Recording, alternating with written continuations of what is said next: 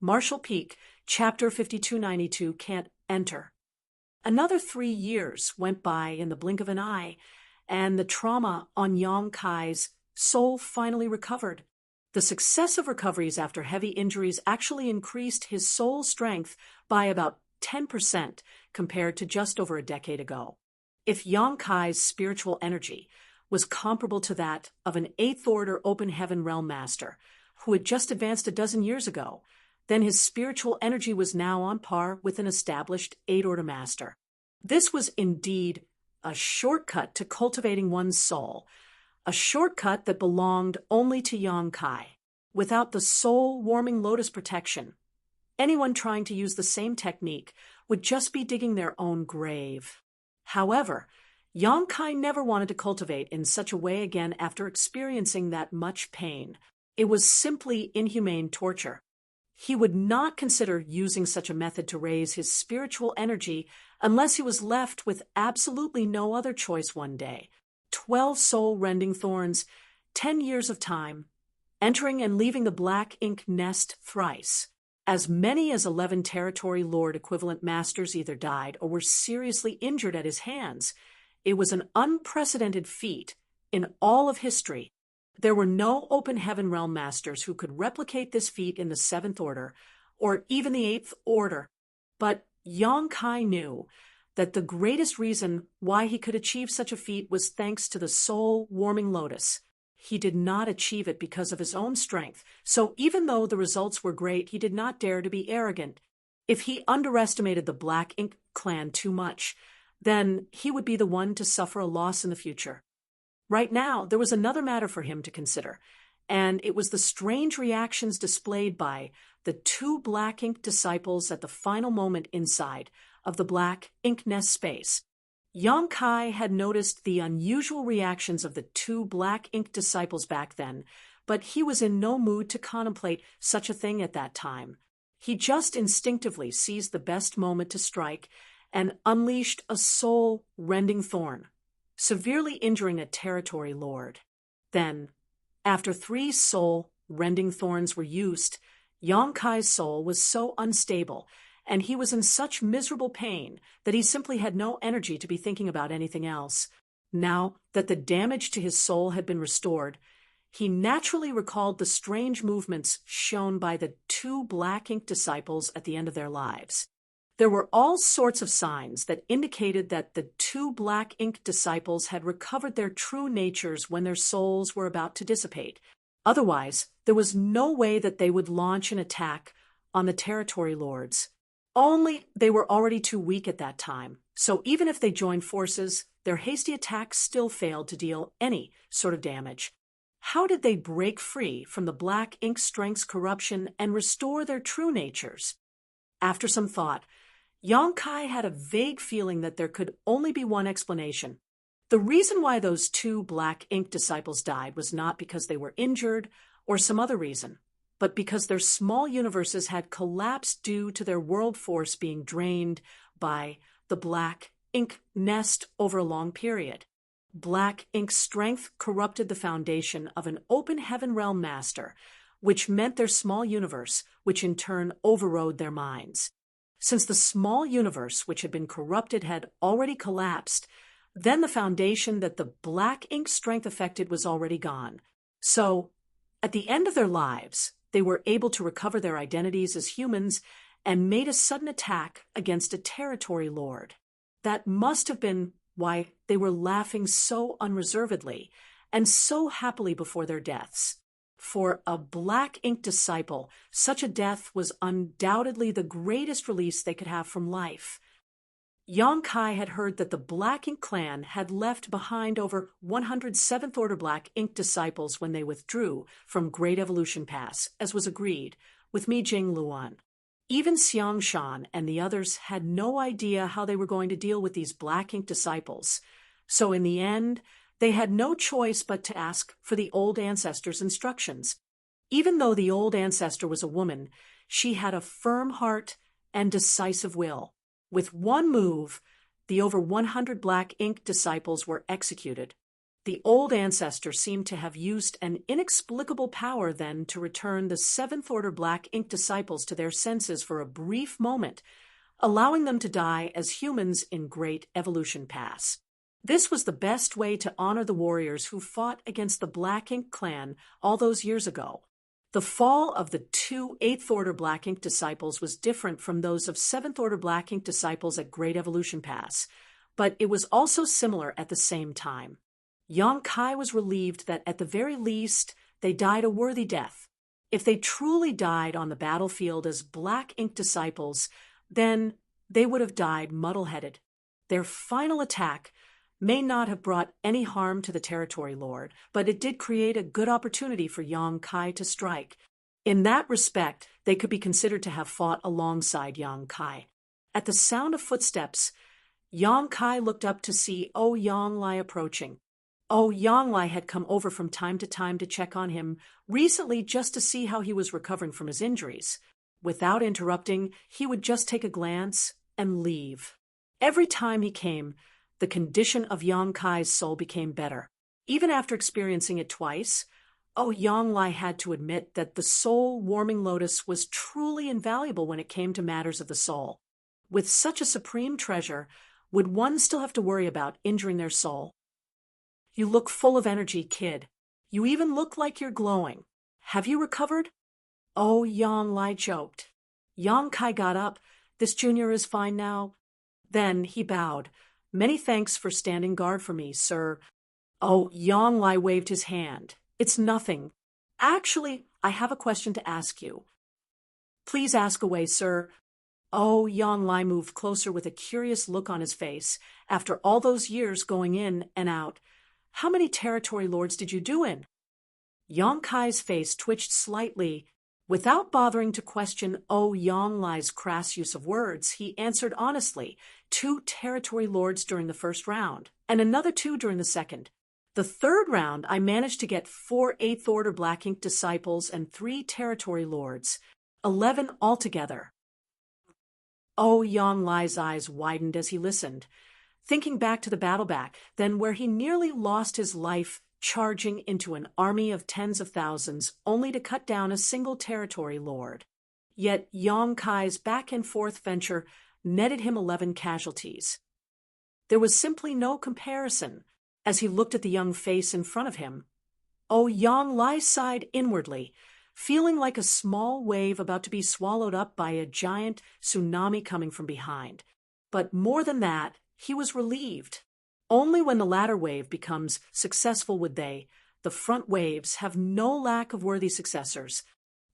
Yang Lai did not know how exactly the battle went on inside of the Black Ink nest space, but he had also heard some scattered information from Mi Jingluan over the years, and learned that Yang Kai was able to achieve this level of success seemingly because of a strange artifact that was given to him by the old ancestor, complemented by the soul-warming lotus. This was something that no other cultivator could emulate. Yang Kai added, "It is certain that the 4 Black Ink disciples perished, but this junior is unsure about the conditions of the 7 Territory Lords." Yang Lai broke out in laughter. "At least one of them must be dead. Previously, I heard your martial uncle me mention that the old ancestor just happened to feel the aura of a Territory Lord perishing during one of her visits to the royal city to see their royal lord. And there might have been more than just one death." Yang Kai nodded. "In that case, this junior's efforts over the years have not been in vain. Sir has come at a good time today. I was just about to make another visit to the Black Ink nest space and require Sir's protection again." Yang Lai's face turned serious. "Boy, one does not play the same trick thrice. After going back and forth from the Black Ink nest, you've killed a total of 11 already. It's too risky to continue. We've already taken a huge advantage of them, so the Black Ink clan will surely be targeting us." Yang Kai shook his head. "Rest assured, sir. If this junior's guess is correct, then we may not need to fight the Black Ink clan this time." Of course, he wasn't afraid even if he did have to fight. He still had one last soul-rending thorn that he was itching to use. "What do you mean?" Yang Lai was confused. Yang Kai explained, It isn't that this junior is trying to hide anything. It's merely a guess at this point. I don't dare to be sure, but we'll know after another visit. Oh, Yang Lai looked deeply at him for a moment, feeling at a loss over whether he should let him continue or not. Yang Kai followed up. If this junior does not return within a few days, then I must have encountered the royal lord inside the black ink nest space. In that event, I will need to ask Sir to please inform the old ancestor and ask her to rescue me. The territory lords were unable to do anything to him, so if they were truly planning to fight, then the royal lord would have to come out personally. However, the royal lord had also been going through hard times during these years. His wounds were not getting any better, and he still had to be wary of old ancestor Xiao Xiao showing up randomly at his doorstep. So where would he find the time to deal with him? So Yang Kai felt that it was unlikely for him to be attacked this time. Oh, Yang Lai's mouth twitched. You really don't stand on ceremony. But that's fine. I'll allow you to go, but you must be careful. If things go awry, withdraw immediately. Don't go quiet on me again for years like last time. I will remember. Yang Kai bowed in response, and then circulated the power within his small universe, opening it, allowing the black ink nest to devour his world force. With the world force as a bridge, he connected his consciousness to the black ink nest consciousness and prepared to enter the black ink nest space. After a moment, Yang Lai looked curiously at him. What are you doing? Yang Kai blinked his eyes and turned to look at him. I can't enter. What do you mean you can't enter? Yang Lai was completely flabbergasted. Yang Kai said, I can't enter the black ink nest space anymore. Previously, when this junior's consciousness connected to the black ink nests, I would immediately arrive at the space, but now it seems to have disappeared. Truly? Yang Lai was astonished. Let me try. Yang Kai did not stop him either and withdrew his power, allowing Yang Lai to try. After a few moments, Yang Lai had a surprised look on his face. I really can't get inside. But how could this be? Yang Kai pondered for a moment. There can only be one explanation for this situation. What is it? Our black ink nest has been cut off by the Black Ink Clan. In other words, the Black Ink Clan has severed all connection with the Black Ink nest in our possession. Can the Black Ink Clan do such a thing? Yang Lai was astonished. Yang Kai explained, based on this junior's understanding, the situation of the black ink nest space is, as such, each black ink nest has its own consciousness, but it doesn't have a will, so it cannot be considered alive. The consciousness of the black ink nest can take the form of a strange space that acts as a platform for the black ink nest spawn from it to communicate with each other and to exchange information. For example, in Great Evolution Theater, the consciousness of the Royal Lord Black Ink Nest is the highest-ranking platform that allows all mid-rank Black Ink Nest consciousnesses to enter it. Similarly, the consciousness of our mid-rank Black Ink Nest can also be a platform that can allow low-rank Blank Ink Nest spawn from it to enter. Of course, we do not have any low-rank Black Ink Nests, so we are unable to ascertain that. The relationship between the mid-rank Black Ink Nest and the high-rank Black Ink Nest is that of subordinate and superior. The former is derived from the latter, and the latter, I'm afraid, has complete control and domination over the former. If the latter has the intention of severing the link with the former completely, then it may not be impossible. Otherwise, there is no other way to explain the situation we have at hand. Marshall Peak, Chapter 5293, Creating a Black Ink Nest. Upon hearing this, Yang Lai was silent for a moment. It's like a woman who gave birth to a bunch of sons, and one of them brought home some unwelcome guest to cause trouble, which angered the woman, so she expelled him from the household and cut off their relationship. Yang Kai didn't know whether to laugh or cry. That sounds about right. Yang Lai laughed. I think I understand now. Just like Big Head Me, If you speak in a roundabout way, it's easy to get someone confused. Yong Kai answered readily. It was this junior, who was not considerate enough. Oh, Yong Lai waved his hand. So that means that the Black Ink clan have completely given up on this mid-rank Black Ink nest in our hands. Yong Kai nodded. That should be the case. Oh, Yong Lai guffawed. Truly, we were wearing out iron shoes while seeking our feet, but now we ended up getting it without any effort instead. As early as when Mi Jinglun requested the Black Ink clan to leave this Black Ink nest behind, he had intentions of building an intelligence network for the human race through it. Only, even if it was him, he would never have expected that the Black Ink clan would put up such a fierce struggle with them over the Black Ink nest, unwilling to back down in the slightest. As a result, there was nothing they could do about it. After 10 years, Yong Kai's efforts have caused the Black Ink clan to give up on the Black Ink nest on their own initiative, which means that Mi Jinglun has now more or less achieved what he initially intended to do. Yong Kai was also surprised since he had only acted to deal with those territory lords. He never thought that they would end up taking over this Black Ink nest completely as well. The Royal Lord Black Ink nest may have completely severed its connection with this mid-rank Black Ink nest, which was in the hands of the humans. However, the mid-rank Black Ink nest did not wither away as a result of it. The crux of the matter was that this connection could be severed. Though the space created by the Royal Lord Black Ink nest could deny access to this mid-rank Black Ink nest, the hierarchical relationship between superior and subordinate could never be broken. In other words, as long as the Black Ink nest in the royal city was not destroyed, then nothing would happen to this Black Ink nest in their hands. Big Head Me will be ecstatic once he hears the news. I'll go and tell him now. Oh, Yong Lai left after saying so. After he left, Yong Kai immersed his consciousness again, opening up his small universe and connecting it to the Black Ink nest's consciousness. Even though he could no longer enter the space created by the Royal Lord Black Ink nest's consciousness, there were no problems when it came to connecting to the consciousness of the Black Ink nest he was inside. Moreover, he no longer had to put his guard up in preparation for any possible attacks. Without any disturbance, Yong Kai easily brought the entire Black Ink nest under his control. As his thoughts shifted, it was as if the Black Ink nest had become his arms and legs, with all of its functions and abilities within his grasp.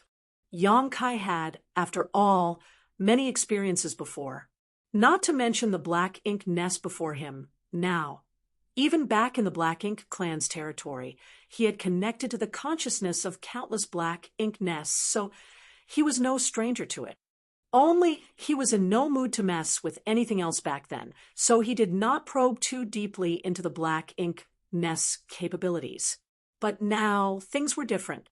The humans were trying to make use of this Black Ink nest to create their own information network. So, naturally, the more he could find out about it, the better. A short while later, Yong Kai had more or less figured out all the Black Ink nest's functions. Yong Kai had to fail many times before finding this technique. Previously, he had been trying to find where the subnests were created, and since the pits were the breeding grounds for the Black Ink clan, he assumed that the subnest would also be born from one of them. In the end, he realized that something was not right about that speculation, and it turned out that the subnests were actually spawned from the Black Ink pool itself. After having found the solution, things were simple from there. With a lot of resources invested, Yong Kai constantly gathered the Black Ink nest's energy inside of the Black Ink pool, and at a certain point, the liquid in the pool began to form waves as if something was about to rise out of it. Under Yong Kai's perception, he could clearly feel that it was a new subnest. The black water parted, and a black growth resembling a flower bud emerged, just like the subnest that he saw back then at Sha Gu Feudal Lord's place.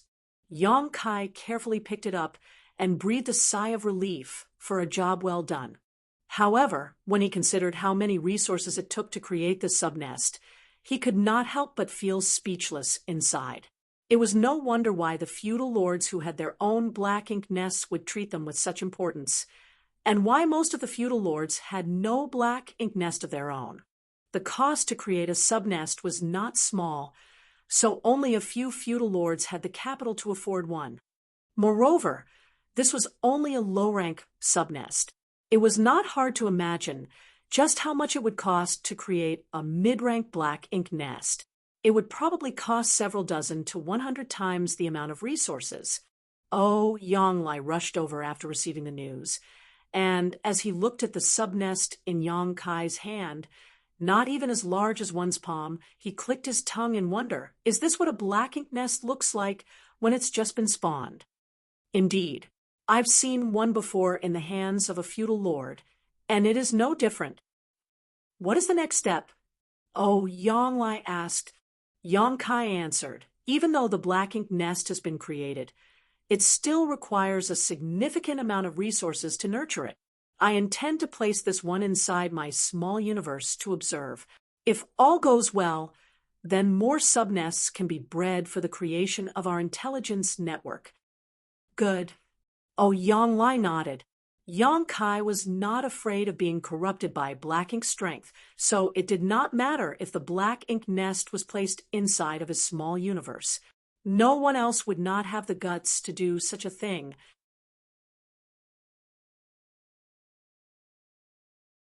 Marshall Peak, Chapter 5294, Worship Day. The humans simply knew too little about the black ink nests and were ignorant in many ways in regards to them. Take the last time, for example.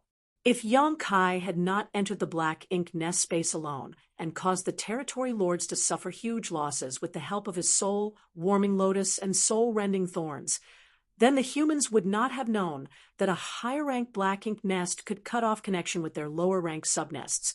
The black ink nests were the foundation of the black ink clan.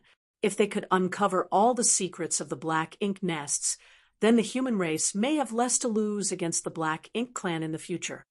The mid-rank black ink nest, in the possession of the Great Evolution Army, was particularly valuable for that purpose. Inside of his small universe, Yong Kai found a suitable area to plant the low-rank subnest before using his world force to seal off a large area around its vicinity, creating a kind of forbidden zone. In this manner, none of the living beings inside of his small universe, whether they be part of the human race or the small stone race, could possibly get close to the black ink nest, which also prevented it from being damaged unnecessarily. There was less to worry about with the human race, as even if they did approach it by accident, it was unlikely for them to raise their hands against this strange thing. However, it was hard to say what the small stone race would do. This was a race with low sentience and acted entirely based on their instinct. Heavens know what reaction they would have if they ever saw the black ink nest. Incubating the black ink nest was not difficult.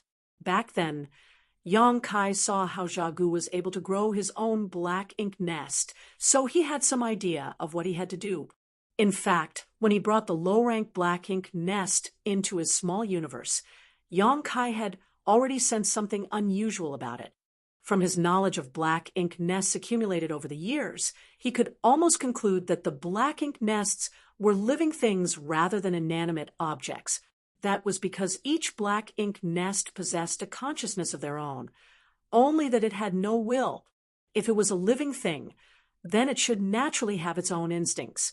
The black ink nest's instinct was to devour all kinds of energy to turn it into nutrients for itself, especially world force, which for it was considered the greatest delicacy in the world. Naturally, there was no lack of world force inside of Yong Kai's small universe, so it was not strange for the black ink nest to react after arriving at this place. Yong Kai did not try and suppress it, but rather allowed the nest to devour the energy. As his madly world force drained away, the black ink nest, which was not even the size of a palm before, could be seen growing at a visible rate.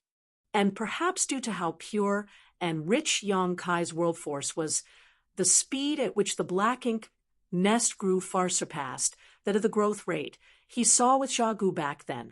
After just a few days inside of the small universe, the black ink nest had already grown to the height of a man. A few more days passed, and it was already many meters tall. More days passed, and it reached as tall as a tall building, and one had to crane their necks to look upon it. In a month, the small black ink nest had grown to a gigantic size. Even though it could continue to grow, Yang Kai could perceive that no matter what, it couldn't grow as fast as it did before. At the very most, it would only increase in size a little bit at a time. Once it reached this point, it was more or less ready.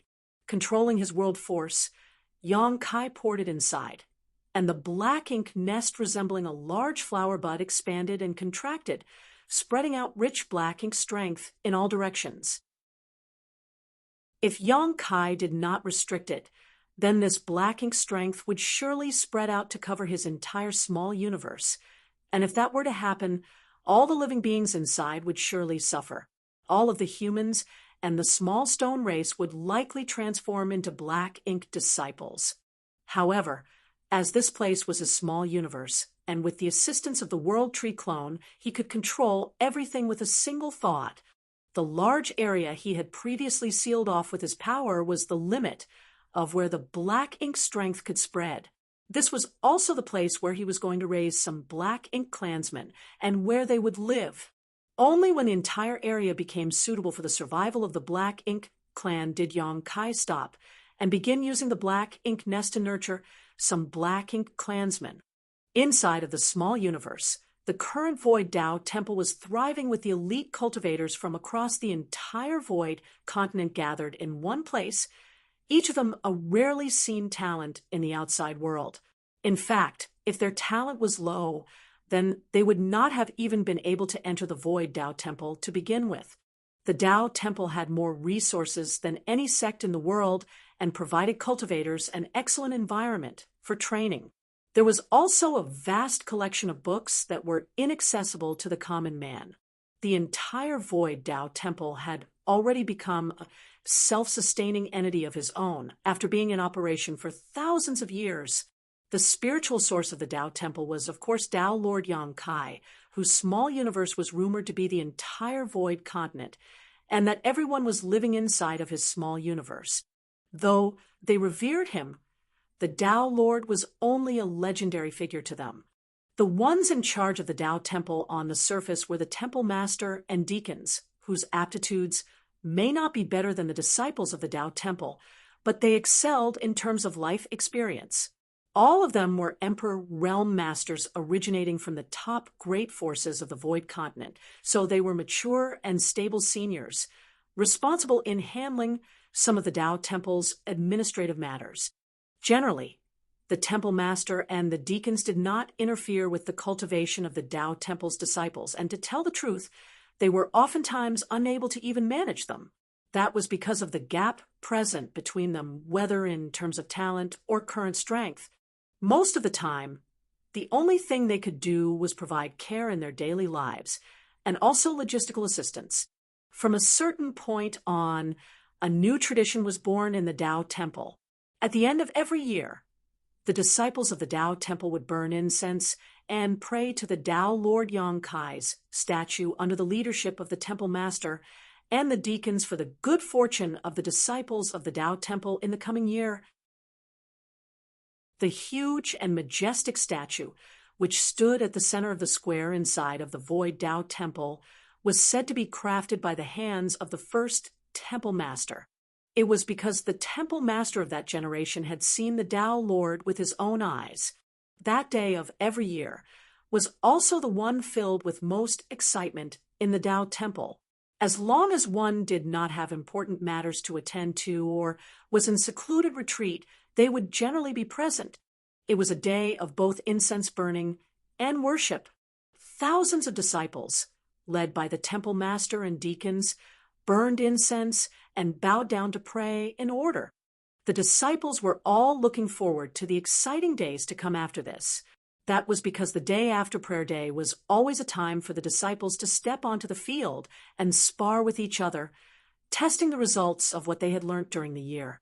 Especially for those who had not been inducted into the Dao Temple for long and whose abilities were still not very strong, They needed to make good use of these few days, as it was a time when they could seek out their seniors to ask for advice on cultivation. Usually, these powerful seniors were all in retreat, so they couldn't be found even if they wanted to seek them out. At the same time, the Tao Temple's shopping district would also be open for the disciples to pick up anything they fancied. Burning incense and praying had now become a major festival in the Void Tao Temple, affecting the entire Void continent along with it. On this day, the sound of gongs and drums reverberated through the sky. With great festivity, as was always the case in previous years, everything progressed without a hitch. However, just as the ritual was coming to a close, an unnatural wave of energy suddenly spread out. Everyone in the square looked up in shock, as if they had been drawn in by something, all looking up at the statue. What they saw shook their hearts. This couldn't be helped, as the eyes of the statue, which was supposed to be inanimate, were now glowing and filled with spirituality. It was as if the entire statue had come to life. Everyone felt as if they were being watched silently as the statue's gaze swept over them.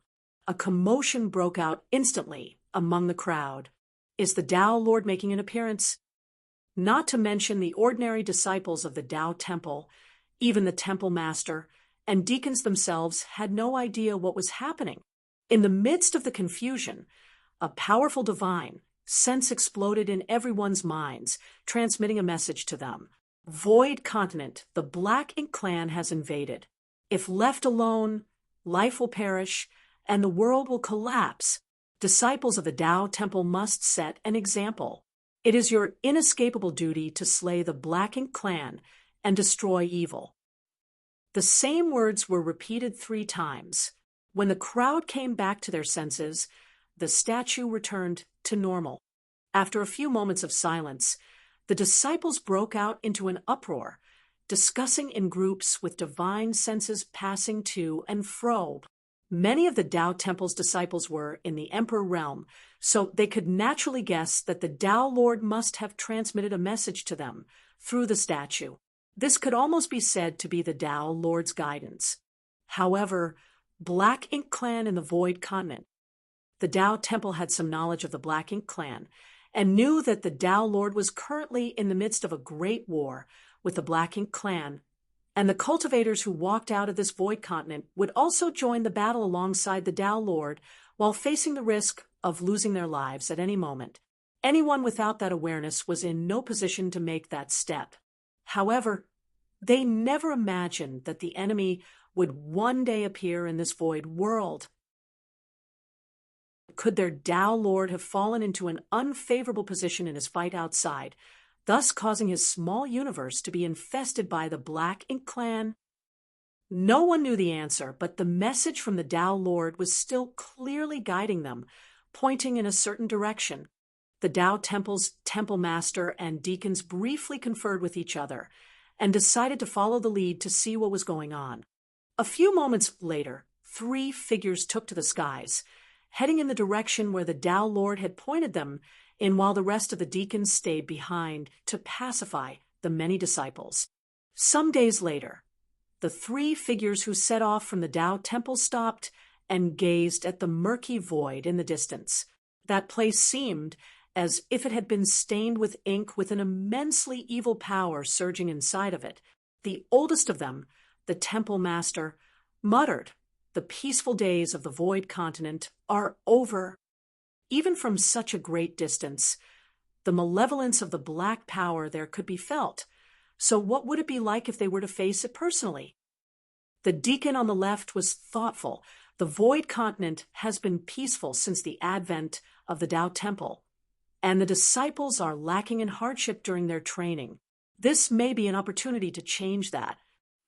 Before the advent of the Void Tao Temple, battle was quite common on the continent, with each major sect vying for territory, talents, and resources. Large fights would often break out, and even the eradication of an entire sect was a common occurrence.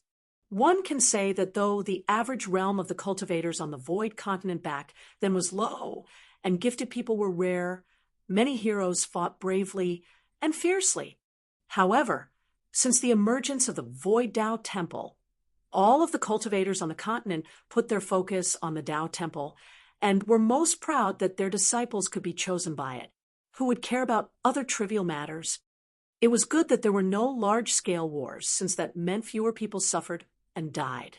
However, this was not an entirely good thing either, since the cultivators raised in such an environment would lack the insight and honing of trials of life and death.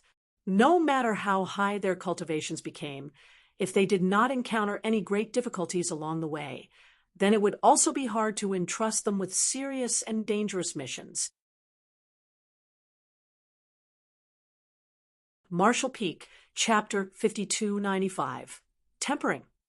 Many years ago, some of the Tao Temple's elders realized this problem, but there was no suitable way for them to solve it. They could not just pick an excuse for the Tao Temple's disciples to kill each other, right? Even if there was some tension between the large sects, they would simply exchange weapons of war for gifts of jade and silk upon the intervention of the Tao Temple's disciples' mediation. After all, every sect, now more or less, had a few disciples who were cultivating in the Tao Temple. The appearance of the Black Ink clan might solve that problem. The old temple master said thoughtfully, "Do you mean to say that this situation is the Tao Lord's intention?" The deacon quickly waved his hands. "A trivial person like me dares not speculate on the Tao Lord's thoughts. I was just putting it forth as I see it." The temple master pondered for a moment and said nothing more. As the deacon said, the appearance of the Black Ink clan in the Void Continent may not be a bad thing. The disciples of the Tao Temple could make use of it to hone themselves in the future. The deacon who spoke earlier looked left, and right before saying, "This is a suitable place to set up a base. If we can build a defense line here, then with the Tao Temple's disciples as the main force and the major sects providing auxiliary support, we can stop the spread of the Black Ink clan and protect the peace of Void Continent's mortals." The temple master nodded lightly. "Very good." With the decision made, one of the three men stayed behind to monitor the movements of the Black Ink clan, while the others hurried back to the Tao Temple. Immediately afterwards, the entire Void Tao Temple was mobilized. The Tao Temple's disciples came from all corners of the Void Continent, so as soon as they were mobilized, the forces of the sects behind them would also begin to move. In less than a month's time, a towering fortress was built in the open lands, facing the Black Ink clan. As if by some divine providence, a large batch of oddly shaped monsters covered in the color of black ink came to attack as soon as construction was complete. The Void Continent's cultivators had known of the existence of the Black Ink for many years, but this was the first time they had seen them, even though these Black Ink clansmen were just serfs who were hardly worth mentioning in the outside world. During the battle, the Tao Temple's disciples charged forward and felled many enemies. However, it was unavoidable for there to be some who were accidentally tainted by Black Ink's strength out of carelessness. Those who were corrupted by Black Ink's strength all lost their wills and began siding with the enemy. At this time, the Tao Lord passed down another decree, granting them the refining techniques for the purifying Black Ink pill. It was only by countering the Black Ink's strength with this method that they were able to avert danger. After several victories, the Tao Temple's disciples wanted to make a counterattack to cut off the problem at its source, but the Black Ink's strength was so dangerous that it was difficult to progress. Thus, they were forced to abort their plans to launch a counteroffensive halfway through and retreat to the fortress to gather their strength. Years went by, with this pattern continuing. Yang Kai opened his eyes. The situation in his small universe had already stabilized, and with the energy supplied by his own small universe, the low-rank Black Ink nest was able to produce a steady stream of new Black Ink clansmen. Once they reached a certain level of strength, they would attack the human defense line and further hone the Tao Temple's disciples. These Black Ink clansmen were not very strong at the moment. After all, their growth period had been too short, so the Tao Temple disciples were enough to deal with them with ease. However, as time passed, stronger and stronger Black Ink clansmen would begin to appear, so Yongkai believed that it would become more difficult for them to be dealt with. However, Yongkai was mainly intending to train his future troops, allowing the Tao Temple's disciples to familiarize themselves with the special characteristics of the Black Ink clan early on, so he naturally would not let things get out of hand.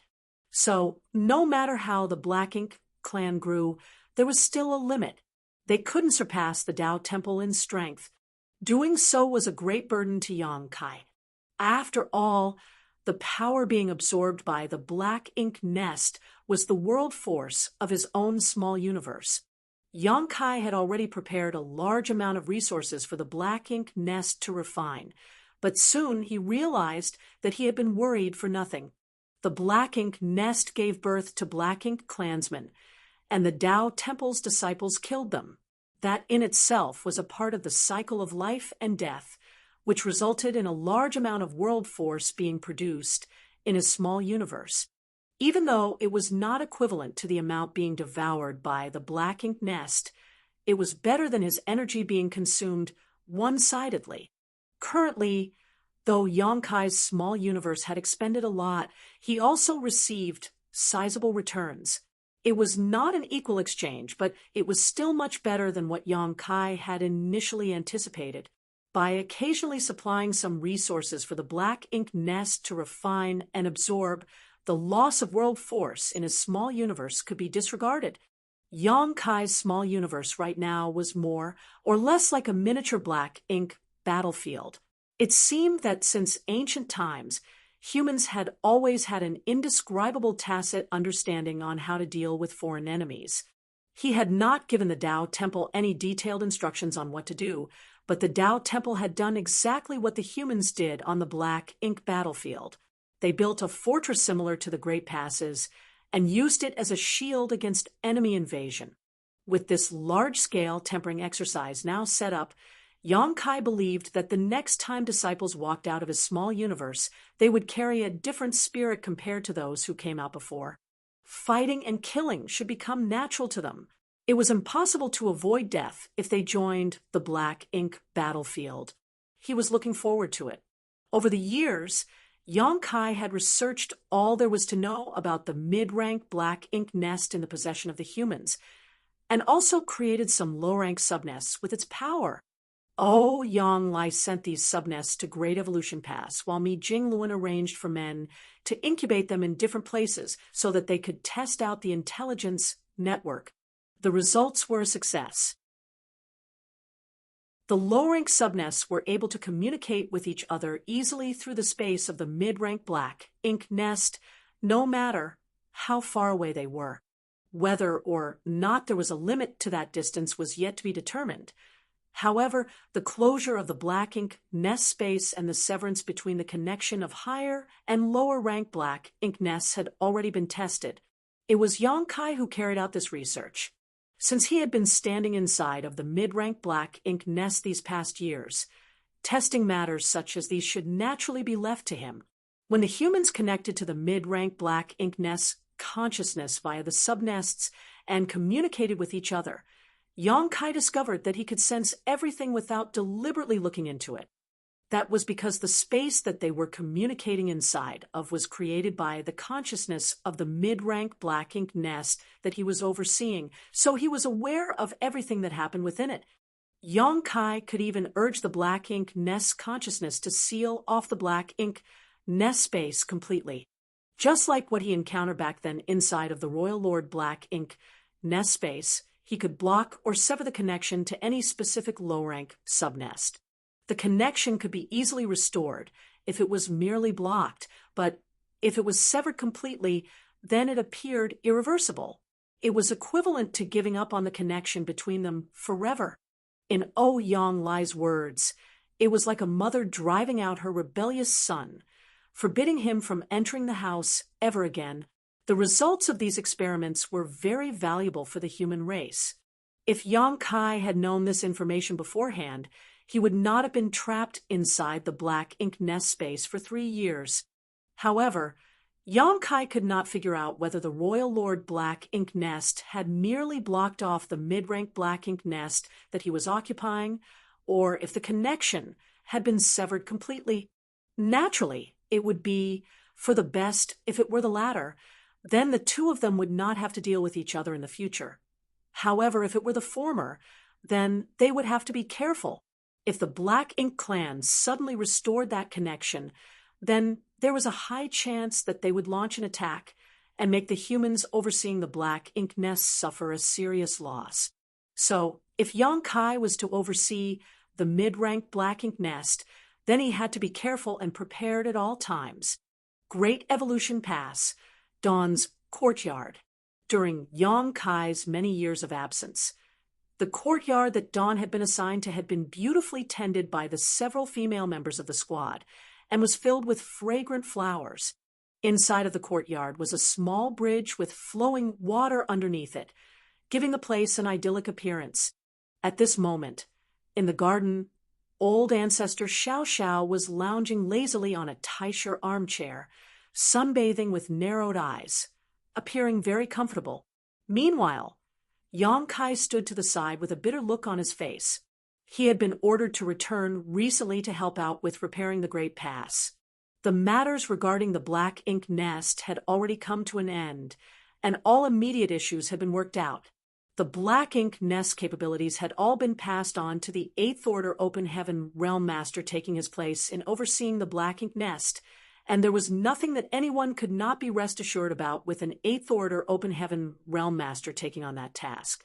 However, Yang Kai reckoned that the ones in charge of overseeing the Black Ink nest in the future were likely going to do so in rotation.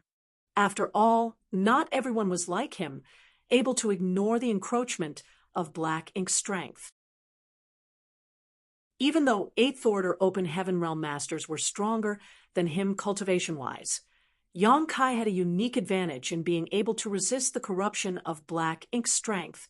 So, the person in charge of overseeing the Black Ink nest would have to be replaced at regular intervals, and with great frequency at that. With the 8th Order Open Heaven Realm Masters taking over, Yang Kai was also happy to regain his freedom and returned to the inner sanctum decisively. These years, he had not been taking part in the rebuilding of Great Evolution Pass since he had been tangled up with matters concerning the Black Ink nest. When he returned to Great Evolution Pass after more than a decade, he discovered that it had changed completely. The entirety of Great Evolution Pass was filled with a somber atmosphere, something that was always absent when the Black Ink clan occupied this place. Great Evolution Pass now finally regained some semblance of how it once was when the humans controlled it. The great passes of the humans could only bring out their true potential in the hands of humans. The restoration of Great Evolution Pass was still in progress, and it was impossible for construction to be completed without at least 100 years of effort. After all, there were far too many spirit arrays throughout the Great Pass, and many artifacts also needed to be repaired or replaced. In fact, Yang Kai was a little bit confused as to why they were doing this. Currently, the foundation of the Black Ink clan in Great Evolution Theater had been severely damaged. There was simply no way for them to be able to attack the Great Pass again. So what was the difference whether they heavily fortified and armed Great Evolution Pass or not? As things stood, as long as the humans did not let their guard down, then the Black Ink clan should never even think about having the chance to retake Great Evolution Pass. Moreover, if he was right, then the human race's crusade should not be too far off. Once the human army took the initiative to strike, then what would the various fortifications be used for? However, despite his doubts, the higher-ups surely had their own reasons to do so, and he was not arrogant enough to question them. When he returned to Dawn's courtyard, all of Dawn's members happened to be resting. Everyone in Dawn had been busy rebuilding Great Evolution Pass, only receiving some free time during the past 2 months. However, they would have to start work again after resting for another month. As they chatted, Yang Kai suddenly remembered something and immediately took it out. It was the beef given to him by Wind and Cloud Pass' old ancestor when he went there to test the space array and pass on a report. He had originally intended for it to be made into soup to share with the members of Dawn, but he had been busy all this while with the black ink nest without any time to spare, so now was the right opportunity to bring it out. Marshall Peak, Chapter 5296, Forcing a Reward. Though Yang Kai originally meant for it to nourish his squad members' bodies, it had no such effect. It was just ordinary beef, while even the weakest in Dawn were in the fifth order open heaven realm. Even a gift from Wind and Cloud Pass Old Ancestor, if it had no spirituality, was nothing more than normal food. However, it was still a gift from an old ancestor, which made it much more symbolic than practical. So, while everyone was free, Yang Kai decided to take it out and share it with everyone. He had only mentioned that it was a gift from Wind and Cloud Pass Old Ancestor, but without saying anything else, Dawn's members were naturally greatly looking forward to it. Fong Ing led a few female members to handle the beef and simmer it into soup while Shin Ao and the others brought out long tables and benches, set out some fruit plates and fine wine, and then prepared for a big feast. This was a rare occasion for everyone on the black ink battlefield where they could all get together and relax, so they naturally cherished the moment well. Even Ning Chi-ji, who was still recovering from his injuries, was helping out. After years of recuperation, Ning Chi-ji's injuries have improved considerably. It should only take a few more years before he fully recovered. Dawn's members were drinking and chatting with each other, having a carefree time. The old ancestor had then arrived, drawn over through the fragrance in the air. Yang Kai had no idea how the old ancestor's nose came about, but when the smell of their soup wafted over, she came running over to get a bowl of her own. Naturally, nobody dared to not welcome the old ancestor. In fact, her visit was a great honor for everyone in Dawn. Only Yang Kai stood by the old ancestor's side with a gloomy face. Looking up, a great sun could be seen hanging in the air, and he could feel the power in his small universe flowing out of him, as if a floodgate had been opened. "What are you pulling that bitter face for? All I'm asking for is a bit of sunshine from you. Is that so difficult?" Old ancestor Xiao Xiao muttered disgruntledly without even raising her eyes. Yang Kai smacked his lips, but, "Old ancestor, it takes a lot for me to maintain this divine manifestation." The great sun hanging in the air was no sun at all, but rather Yang Kai's golden crow cast the sun divine manifestation. Old ancestor Xiao Xiao liked bathing in the sun, a habit that she picked up inside his small universe. During her youth with the hunter couple, the hunter personally weaved a wicker chair for the old ancestor, and the large wicker chair completely enveloped her small body so that she could sit comfortably in the courtyard and enjoy her leisurely time. As her teacher at the time, Yang Kai had seen old ancestor Xiao Xiao relaxing in her yard countless times. The hunter couple were mortals in the end, so as they reached the end of their lives 150 years later, they both returned to the earth. More than 100 years in old ancestor Xiao Xiao's life was but a snap of her fingers, but Yang Kai knew just how important those days were to old ancestor Xiao Xiao, and no matter how much time passed, she would likely never forget even a moment of that period. Fong Ing came at just the right time to save the day. The beef soup was done, and she brought a bowl over. Yang Kai accepted the bowl from her and handed it to the old ancestor with respect. "Your meal, old ancestor."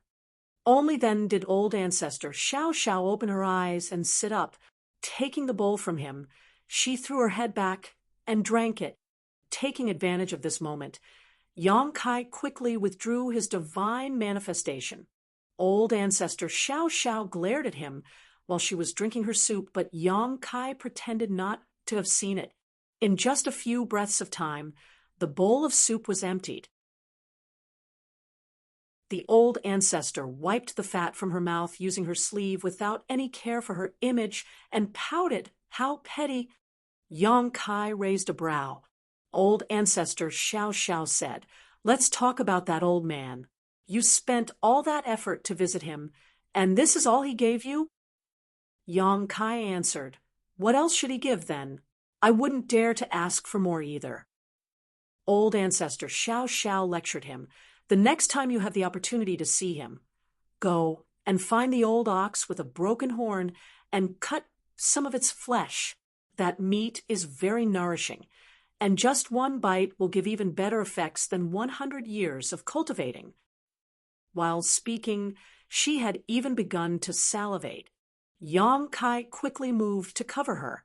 If the members of Dawn were to see the old ancestor like this, she might lose all authority in their eyes. Even if the old ancestor did not care about her image, he still had to help defend it, which was tiring work. That ox, is there something special about it? Old ancestor Xiao Xiao explained. That old man has been taking care of that ox for many years, so it's brimming with spirituality. The other oxen are the common descendants of that old ox that old man often brings out as gifts to others, but you all act grateful, as if it's some good thing. Yang Kai carefully recalled when he saw wind and cloud pass old ancestor that day, and there was indeed an old ox with a broken horn on its head. The many years that old ancestor Xiao Xiao spoke of was probably far upwards of 10,000 years. Any being that old was most likely incredibly powerful. Yang Kai shook his head like a rattledrum. I wouldn't dare. Moreover, without even mentioning whether or not he would be a match for the ox, how could wind and cloud pass old ancestor take things lying down if he really did cut the flesh from his prized ox? Old ancestor Xiao Xiao was the one who wanted to eat beef, yet she came to incite him. It was simply unreasonable. As they were talking, a loud laugh was suddenly heard in the distance. What a strong fragrance of meat. Young boy, did you make preparations beforehand, knowing that you had guests coming? Following the emergence of the voice, Su Linggong appeared, coming in a large stride with two of his disciples behind him, Qing Kuei and Su Yingxue.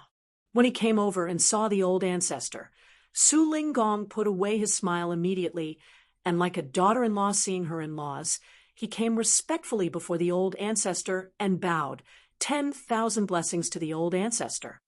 While speaking, he made a look at Yang Kai, asking why the old ancestor was here. Yang Kai returned the look, meaning that the old ancestor came to ask for food. Su Linggong understood. There was not a single person from Yinyang Pass who did not know of old ancestor Xiao Xiao's gluttony. In fact, Su Linggong was not here for any business, just that he had been badly injured during their siege at the royal city and had been recuperating in the years after they occupied Great Evolution Pass. After that, as Yang Kai was busy handling the matters concerning the black ink nest, the two never got the chance to see each other.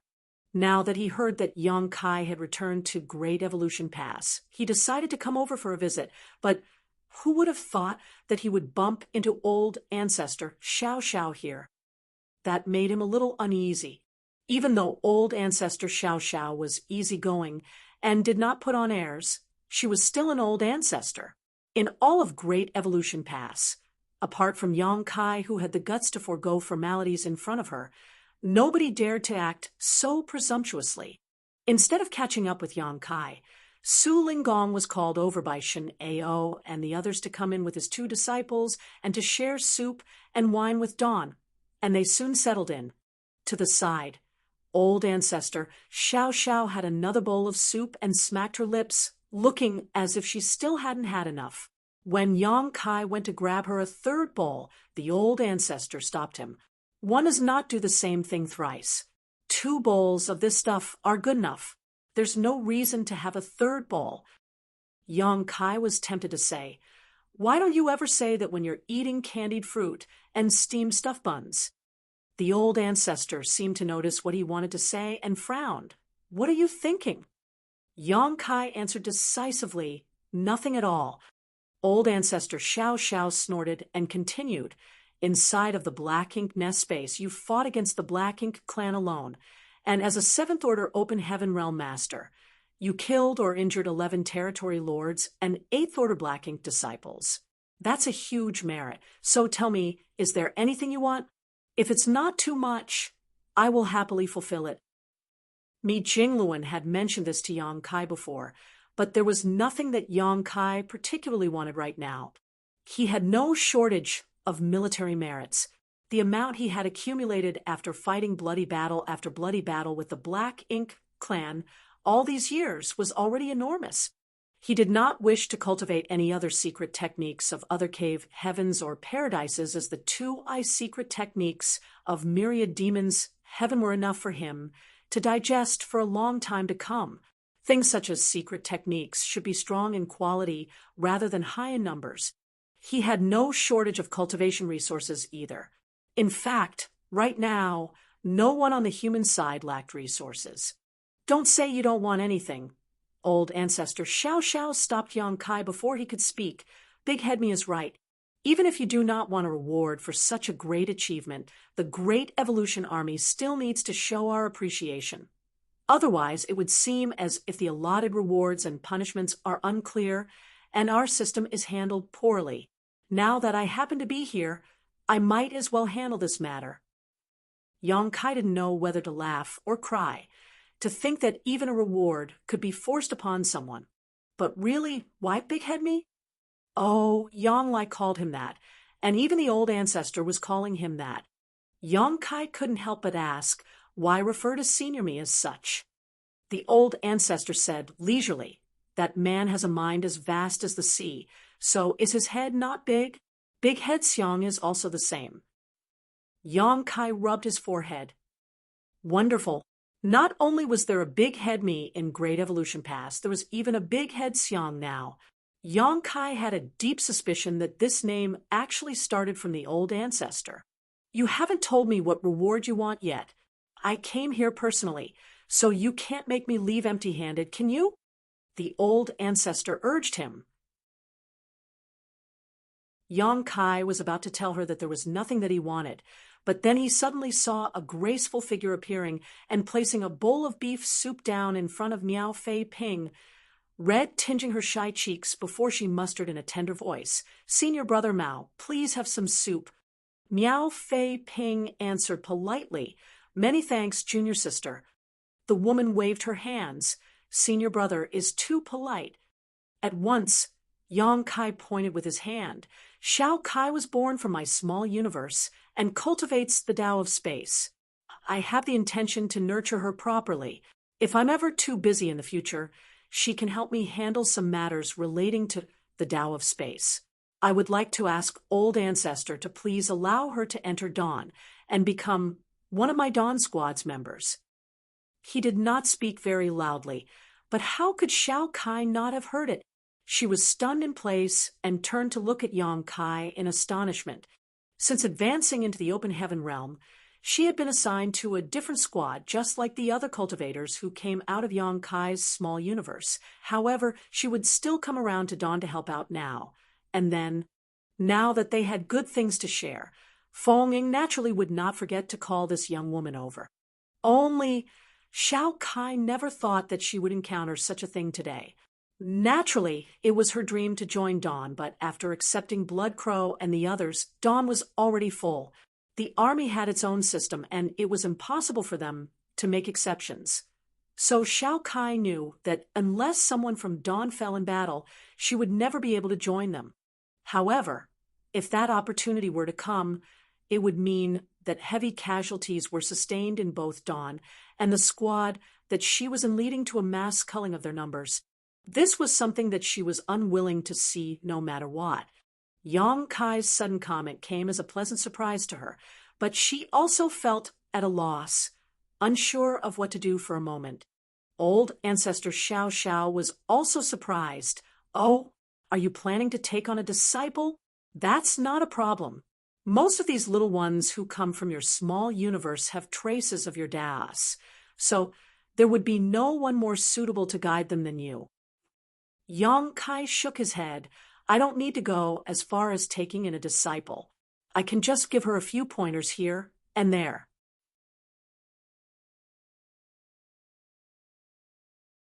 Marshall Peak, Chapter 5297. A bowl of soup to break through to the 8th Order Open Heaven realm. Yang Kai was not even done raising his current 3 disciples, so how could he take on another? To him, 3 disciples were already sufficient. In his life, he was proficient in 3 grand das, and so 3 disciples was just right to receive 1 inheritance each.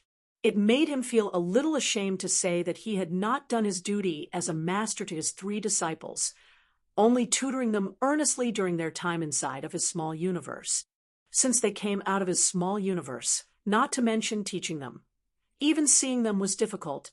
Yang Kai did not even know how the 3 little ones were doing now, but obviously with their aptitudes and them living in the open heaven realm cradle of the star boundary, their future achievements should be boundless. The old ancestor said after pondering for a moment, Dawn is already full at 50 members. Reasonably, you can't accept anyone else. However, since you asked, we can make 1 exception, just this once, but it will not become a precedent.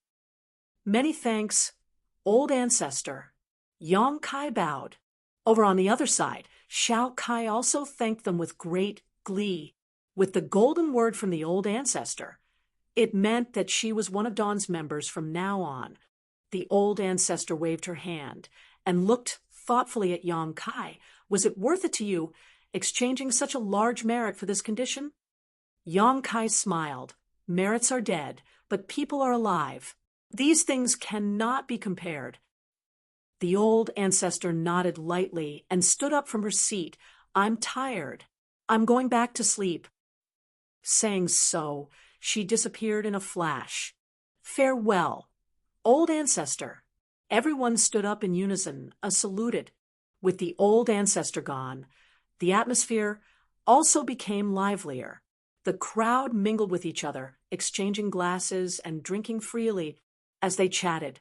Su Linggong was stunned to learn that the soup was made from the beef gifted by Wind and Cloud Pass old ancestor, and soon he sank into a state of introspection.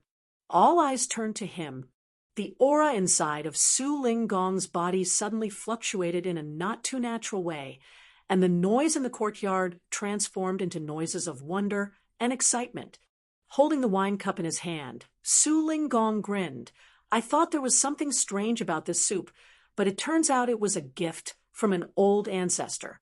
Its effects are extraordinary indeed. After gaining such an opportunity today, I can't let the old ancestor's kindness go to waste.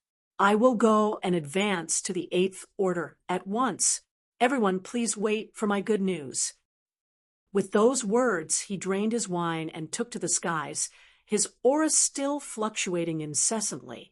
He left the crowd to stare at each other and click their tongues in wonder. Yang Kai did not say much when he took out the beef and handed it to Feng Ying and the others to make soup with, only informing them about its source. The rest of Dawn was filled with anticipation. After all, it was a gift from an old ancestor, so it might have some extraordinary effects.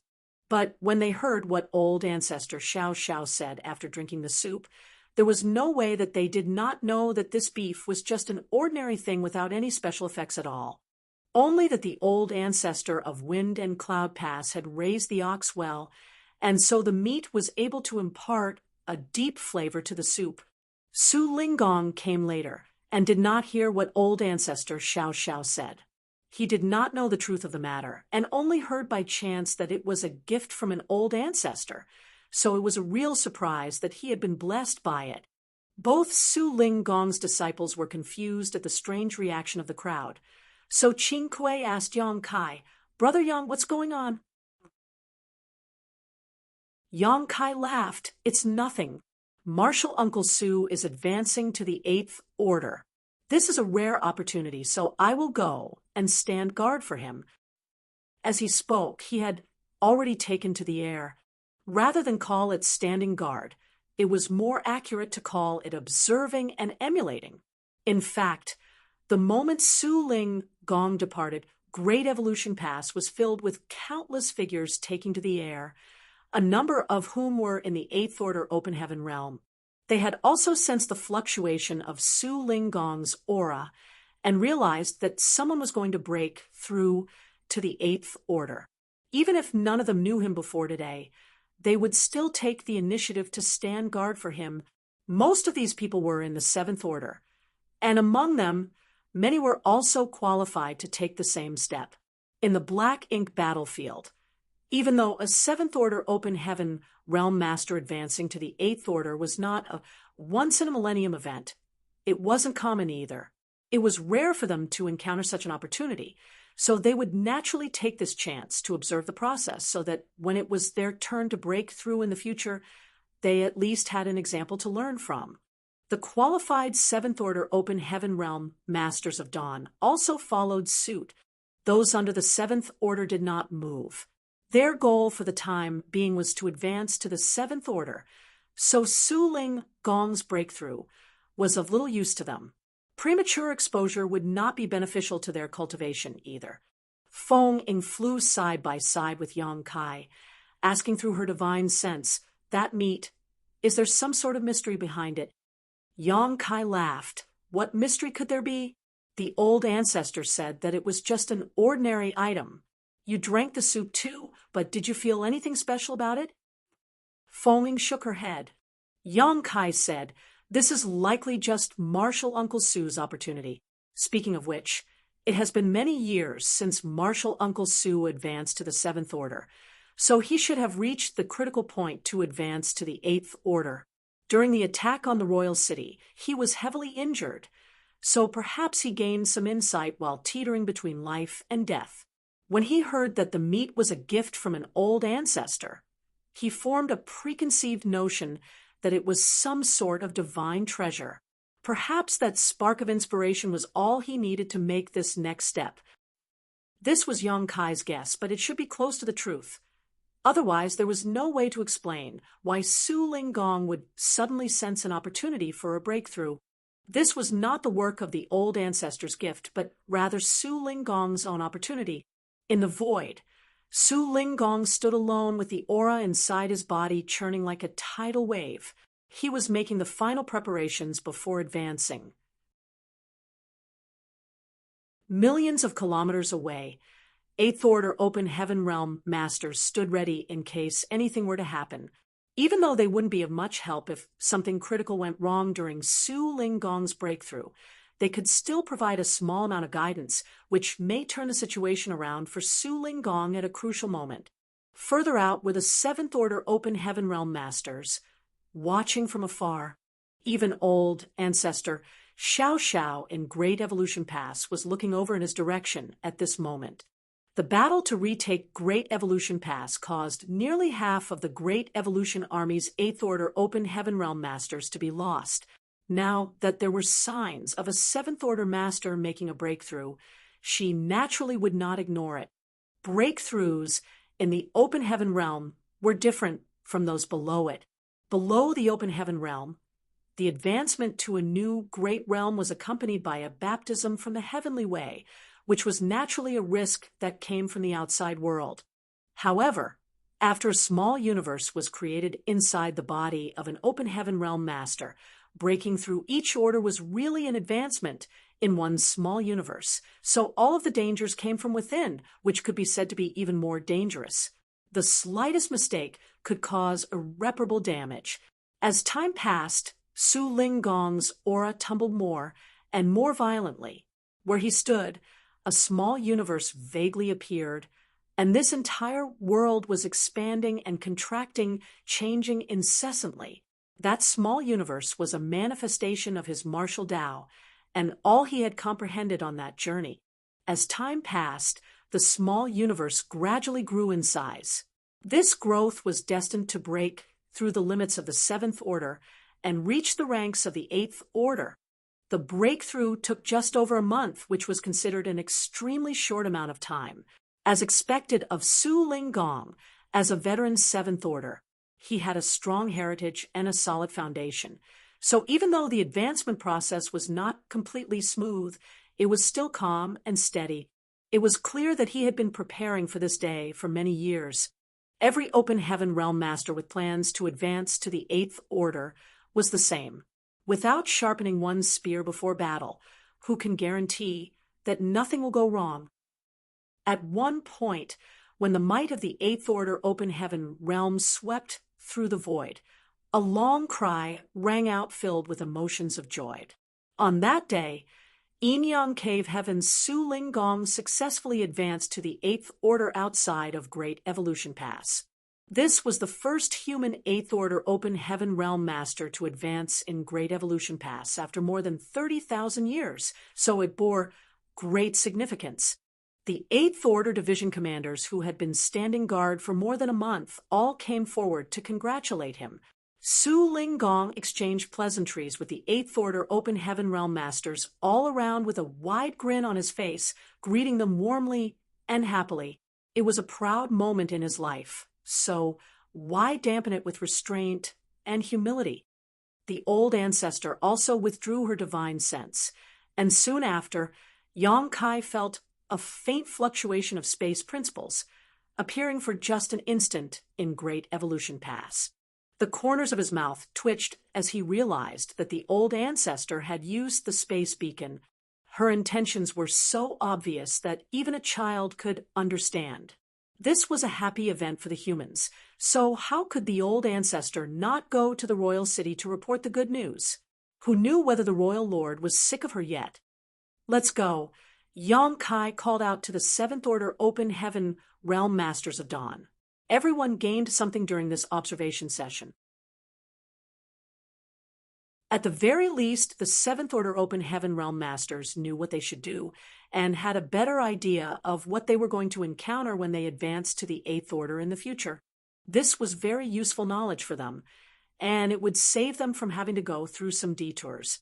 On the way back, everyone was chattering loudly, with only Feng Ying remaining silent. Yang Kai did not pay too much attention to this small detail along the way, and it was only when they returned to the courtyard that Feng Ying said, "Squad leader, I want to enter retreat." Yang Kai looked at her, a little surprised. "Did you have an epiphany?" Feng Ying nodded. Yang Kai smiled. "That's good.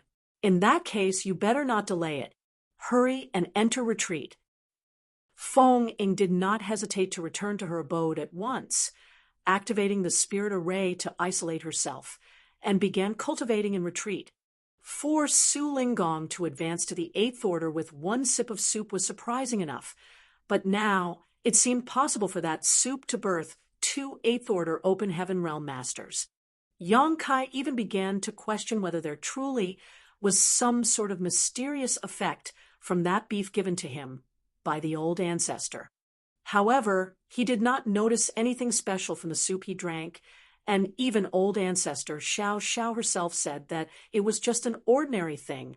Ultimately, opportunities were mysterious and unpredictable things. For many of Dawn's members, the soup was just a tasty meal, but for Su Ling Gong, it was an opportunity for a breakthrough. Observing and emulating Su Ling Gong's advancement then resulted in an opportunity for Feng Ying. Opportunity after opportunity. It was a mysterious and inexplicable thing. Yang Kai had no idea where his own opportunity lay, but he knew that even if an opportunity were to appear in front of him right now, it would be difficult for him to grasp it because he did not have sufficient accumulation in the Seventh Order yet. Only when he had raised his cultivation to the limit and accumulated enough experience would he have a chance to advance to the Eighth Order. Still, Yang Kai had an advantage that could not be matched by others. There were countless living beings inside of his small universe being born, living their lives, growing old, getting sick, and dying, constantly increasing his world force. Additionally, the World Tree clone was always refining that world force, allowing it to become purer and denser than any other Seventh Order Open Heaven Realm Master. The purity of his world force was the foundation that gave Yang Kai the power to suppress his peers in the Seventh Order. Despite being in the same realm, he was able to exert power several times that of an ordinary Seventh Order Open Heaven Realm Master, so he was naturally much stronger. In the long run, it would also provide him with a lot of help when he advanced to the Eighth Order.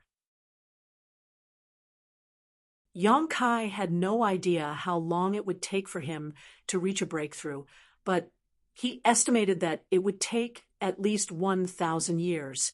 Advancement in the open heaven realm had always been a long journey without any shortcuts.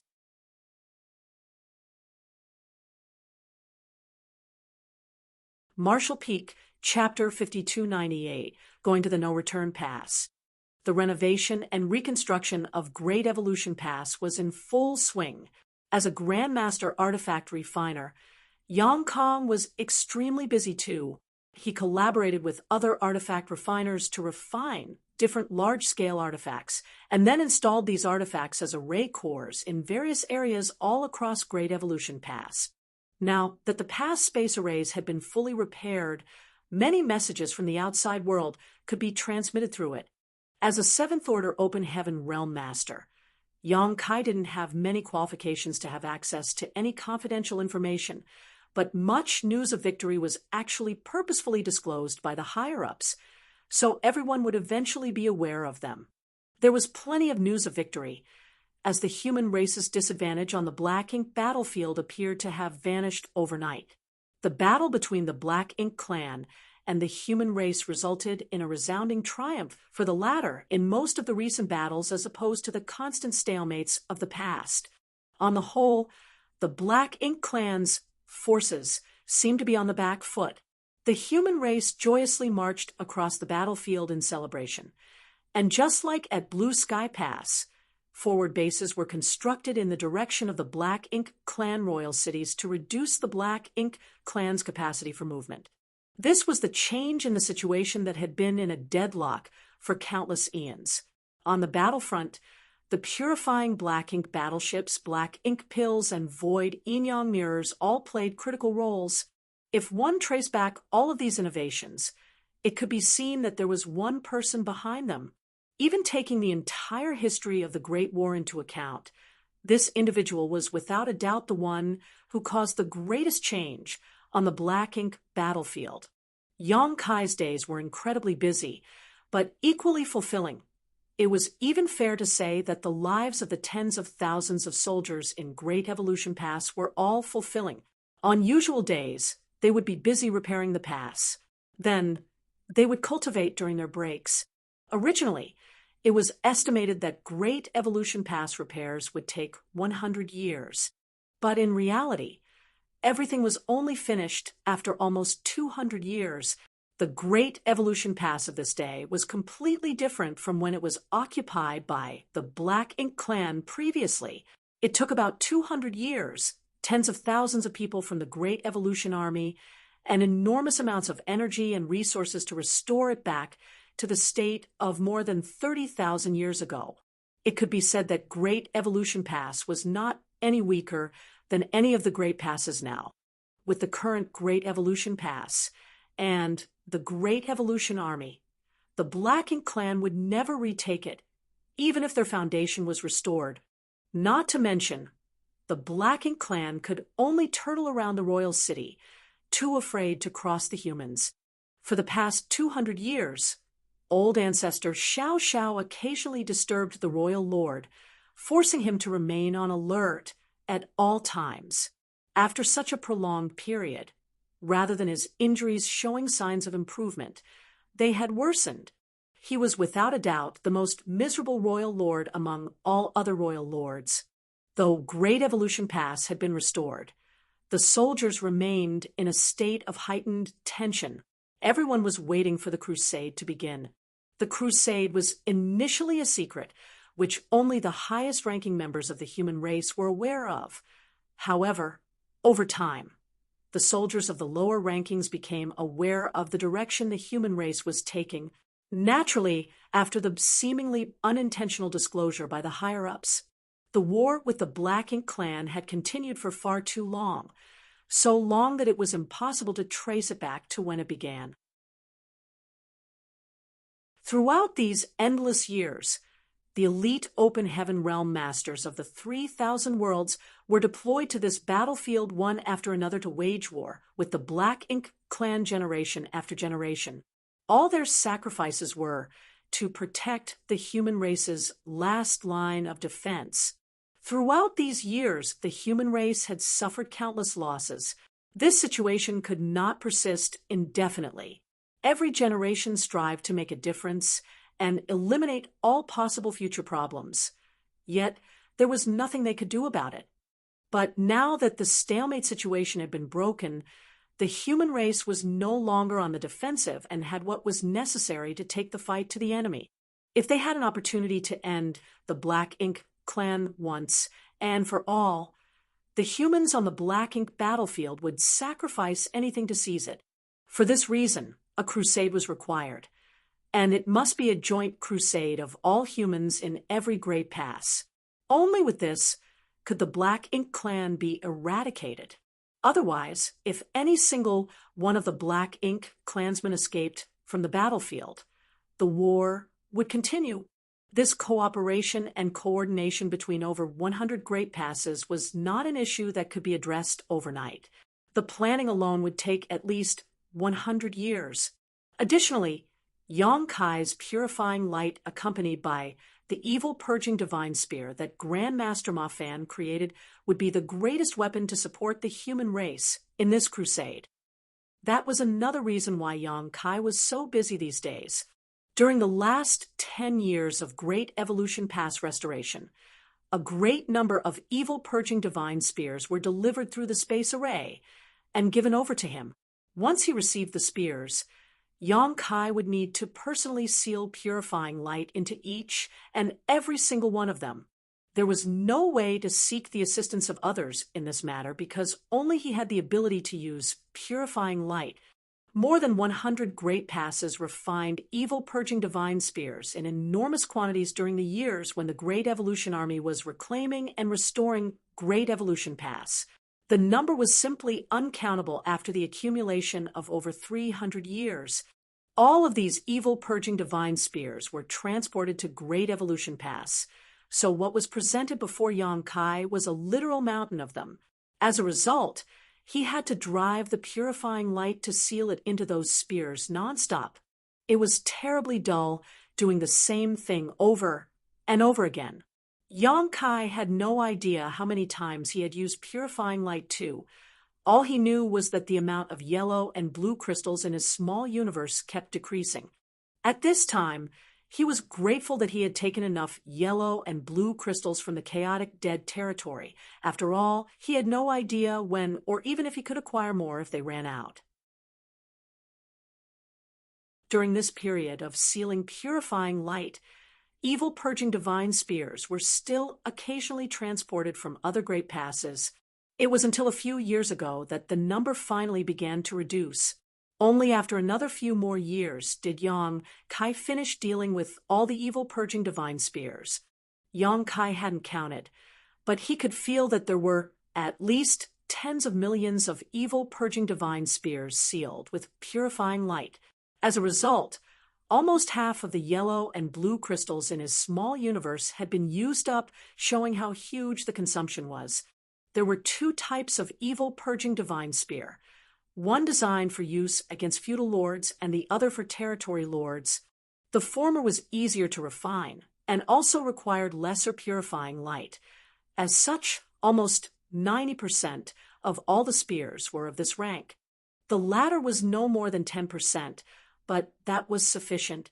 Tens of millions of evil purging divine spears were divided among the 100-plus great passes, with each one receiving almost 100,000 spears.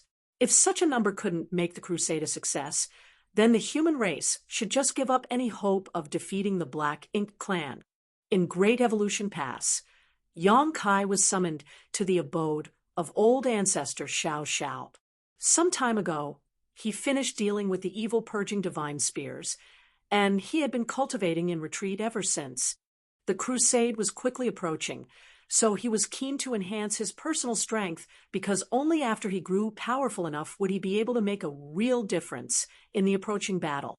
However, he received a summon from old ancestor Xiao Xiao after only a few days of retreat. When he saw the old ancestor, he realized that, as rumored, the old ancestor was not in a good mood. In recent years, old ancestor Xiao Xiao had been disturbing the royal city regularly. Despite the fact that she went and returned whenever she pleased, she was still not in a pleasant mood for some reason.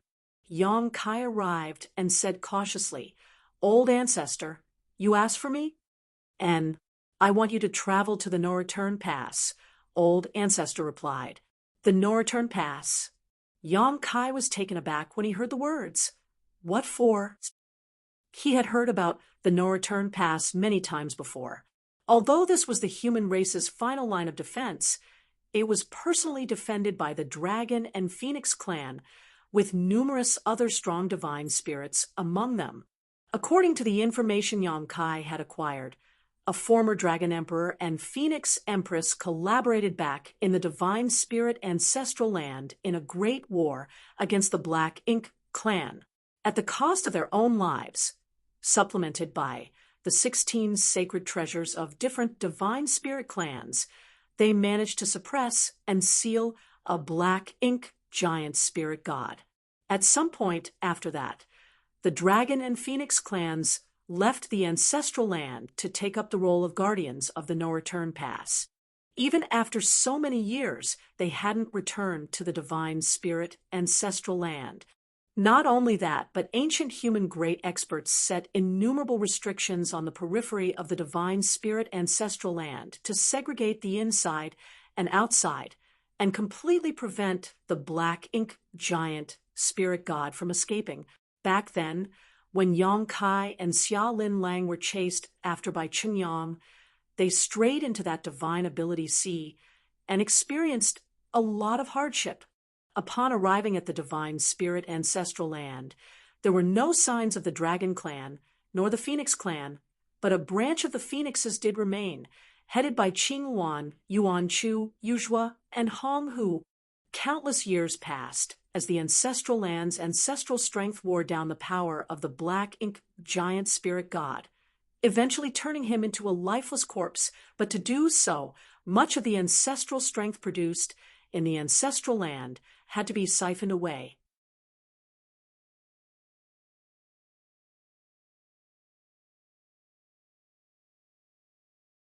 Marshall Peak, Chapter 5299. I've been waiting for you.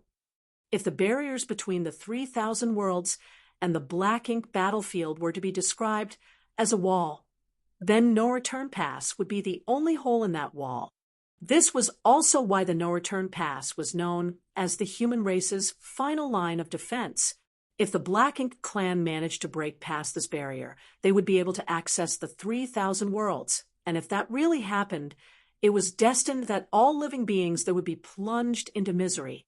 The whole 3,000 worlds would be destroyed and remade according to the Black Ink clan's will. The no-return pass was the last line of defense, while the great passes were the outer line of defense. If one were to stand high enough above and connect each great pass, one would notice that they could be arranged to form a kind of semicircle. This semicircle acted as a barrier to split off the 3,000 worlds from the Black Ink battlefield, with the center of it being the no-return pass. As long as the great passes were not broken, though, the no-return pass would never be disturbed, keeping the 3,000 worlds safe. This was why Great Evolution Pass had to be reclaimed before the crusade could begin. A pass seized by the Black Ink clan would leave an opening in their entire defense line. If Great Evolution Pass was not retaken, the Black Ink clan might exploit this flaw and proceed directly to the no-return pass while the humans were busy with their crusade. At that point, would the human race armies retreat to defend or continue the crusade? The situation was bound to fall into a dilemma. In order to eliminate this potential risk, Great Evolution Pass had to be retaken. Fortunately, the Great Evolution Army had worked hard for more than 100 years and had achieved this objective after enormous sacrifice. There were actually no east, south, west, or north in the vast universe, as there were no fixed reference points, and the terms such as Eastern Army, Southern Army, Western Army, and Northern Army in each great pass were just helpful titles. If directions were to be taken note of, there were only up, down, forward, and backwards according to one's own point of view in the massive void. In a certain sense, the no-return pass lay behind all the great passes. This last line of defense, defended by the Dragon and Phoenix clan, could be considered as a kind of support to the human race. Yang Kai was perplexed in his early years when he learnt that the No-Return Pass was personally guarded by the Dragon and Phoenix clans, as the divine spirit had always been haughty regardless of their origins, something he knew from over 1,000 years of experience. And these were the leaders of the divine spirit, the dragons and phoenixes. How could such supreme divine spirits voluntarily assist the human race in guarding their final line of defense? It should be impossible. After all, they were of different races and held no good will towards the other. The only plausible explanation was that the Black Ink clan was simply that great a threat. The divine spirits also understood the proverb, without the lips, teeth would go cold. In the ancient past, a dragon emperor and phoenix empress did not hesitate to sacrifice themselves to seal and suppress a Black Ink giant spirit god. How could their descendants possibly disregard the sacrifices of their ancestors? This was most likely why the divine spirits had defended the No-Return Pass for so long.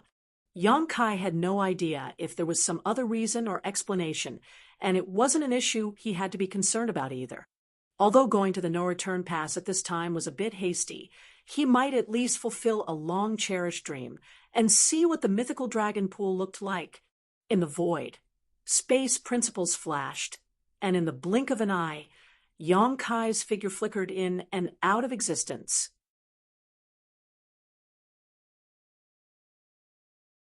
However, Yang Kai did not get the elder's ardent questioning, but rather provocative dragon pressure. A figure dressed in green blocked his path. The figure was tall and dashing and had a noble complexion with bright red lips and glowing white teeth. But the gaze from him was not at all welcoming. He sized Yang Kai up from top to bottom from afar, as if he wasn't sure where to attack first. Yang Kai could tell right away that this individual was part of the Dragon Clan, since the dragon pressure gushing from him was far too obvious. Based on the dragon pressure alone, this individual should be a Grand Dragon, which was equivalent to his present rank. As to who was stronger, it was beyond Yang Kai's knowledge, so he would have to see it for himself. Yang Kai was taken aback. He hadn't yet reached the No-Return Pass, so why did this man block his path? He couldn't help feeling that his obstruction was intentional. Since ancient times, many cultivators had traveled from the No-Return Pass to the other great passes, but few had returned here, yet the man blocking his way was clearly expecting him. This man's dragon pressure was extremely strong, implying that he was also one of the best among the other Grand Dragons. However, to Yang Kai, it was nothing more than a gentle breeze. Not knowing what he wanted, Yang Kai dared not show any hostility, so he took 2 steps forward and cupped his fist. Great Evolution Pass, Yang Kai, has traveled to the No-Return Pass under the instruction of the old ancestor. Allow me to ask, how should I address this fellow brother? I've been waiting for you. The dragon clansman in green shook his head angrily, opened his lips, and roared. His dragon pressure solidified and rushed towards Yang Kai. As he roared, he charged towards Yang Kai, reached out, and grabbed at him. His fair hands resembled a woman's in terms of fairness, yet they possessed deadly power. After all, he was from the Dragon Clan, and naturally had a powerful physique. Even space appeared to shatter under his grasp. Not only that, but Yang Kai also felt mysterious changes around him, which made him think he was surrounded by illusions. Time principles. Yang Kai furrowed his brow, wondering if this Dragon Clan member he just met in the No-Return Pass was skilled in the Tao of Time. Furthermore, his mastery over the Tao of Time did not appear to be mediocre. In fact, if Yang Kai had not also cultivated the Tao of Time, he would have most likely been completely overwhelmed by this mysterious change and been defeated without a fight. When Yang Kai came to his senses, the hand was already in front of him, and there was no way for him to escape. He didn't want to fight someone from the Dragon Clan just after arriving here, but according to what his opponent had said, he was clearly waiting for him. In addition, the moment he arrived, he was greeted by this attack. Thus, was all of this the result of some kind of grudge? But why? There's no resentment or conflict between the two of us. Yong Kai couldn't figure it out, but all living beings acted for the sake of their benefit. If the other party was pursuing him in this manner, he must have a reason for doing so. Even so, in what way could Yong Kai have offended him? Was it because he was not a pure-blood dragon? Yong Kai couldn't help but sigh. Old ancestor Xiao Xiao had ordered him to go to the no-return pass, and it now appeared that there was going to be nothing pleasant to be expected from this trip. It was no surprise the old ancestor didn't tell him anything. He could no longer dodge the hand, so he extended his palm to resist it. On a branch of the parasol tree at the no-return pass sat a young woman in a colorful attire. Her legs dangled slowly in an extremely relaxed manner. A young man stood alongside her, with both of them staring into the void. Ji Lao San still has such a short temper, the woman stated when the man in green made his move. After all, that guy was sent here by the human race's old ancestors. How is Ji Lao San supposed to explain it to the humans if anything happens to that man? The old ancestors of the human race can't control the no-return pass. What's more, this matter involves the dragon pool. Ji Lao San has been waiting for this day for thousands of years, and when he finally got a chance, some human wants to jump the line. How could he possibly tolerate it? Said the young man standing beside her. The woman turned her head. Speaking of which, it's strange the ancient dragons consented to the human race's request. Were they out of their minds? People can hear what you say, the young man replied, as the corner of his mouth twitched. When the woman in bright clothing realized, she stuck out her tongue and swiftly changed the subject. Obviously, the humans must have paid a high price, or else the Dragon Clan would not have agreed to it. How long do you think that human can survive under Ji Lao San's assault? The man replied, "You're asking the wrong question." The wrong question? You should question it the other way around. How long can Ji Lao San survive the assault from that human? You are so optimistic about him? Do you know him? The girl replied in shock. I don't know him, but since the humans are willing to pay such a great price to send him here, it implies that he has great significance. And naturally, he would not be a soft persimmon that can be crushed so easily, the young man replied, shaking his head.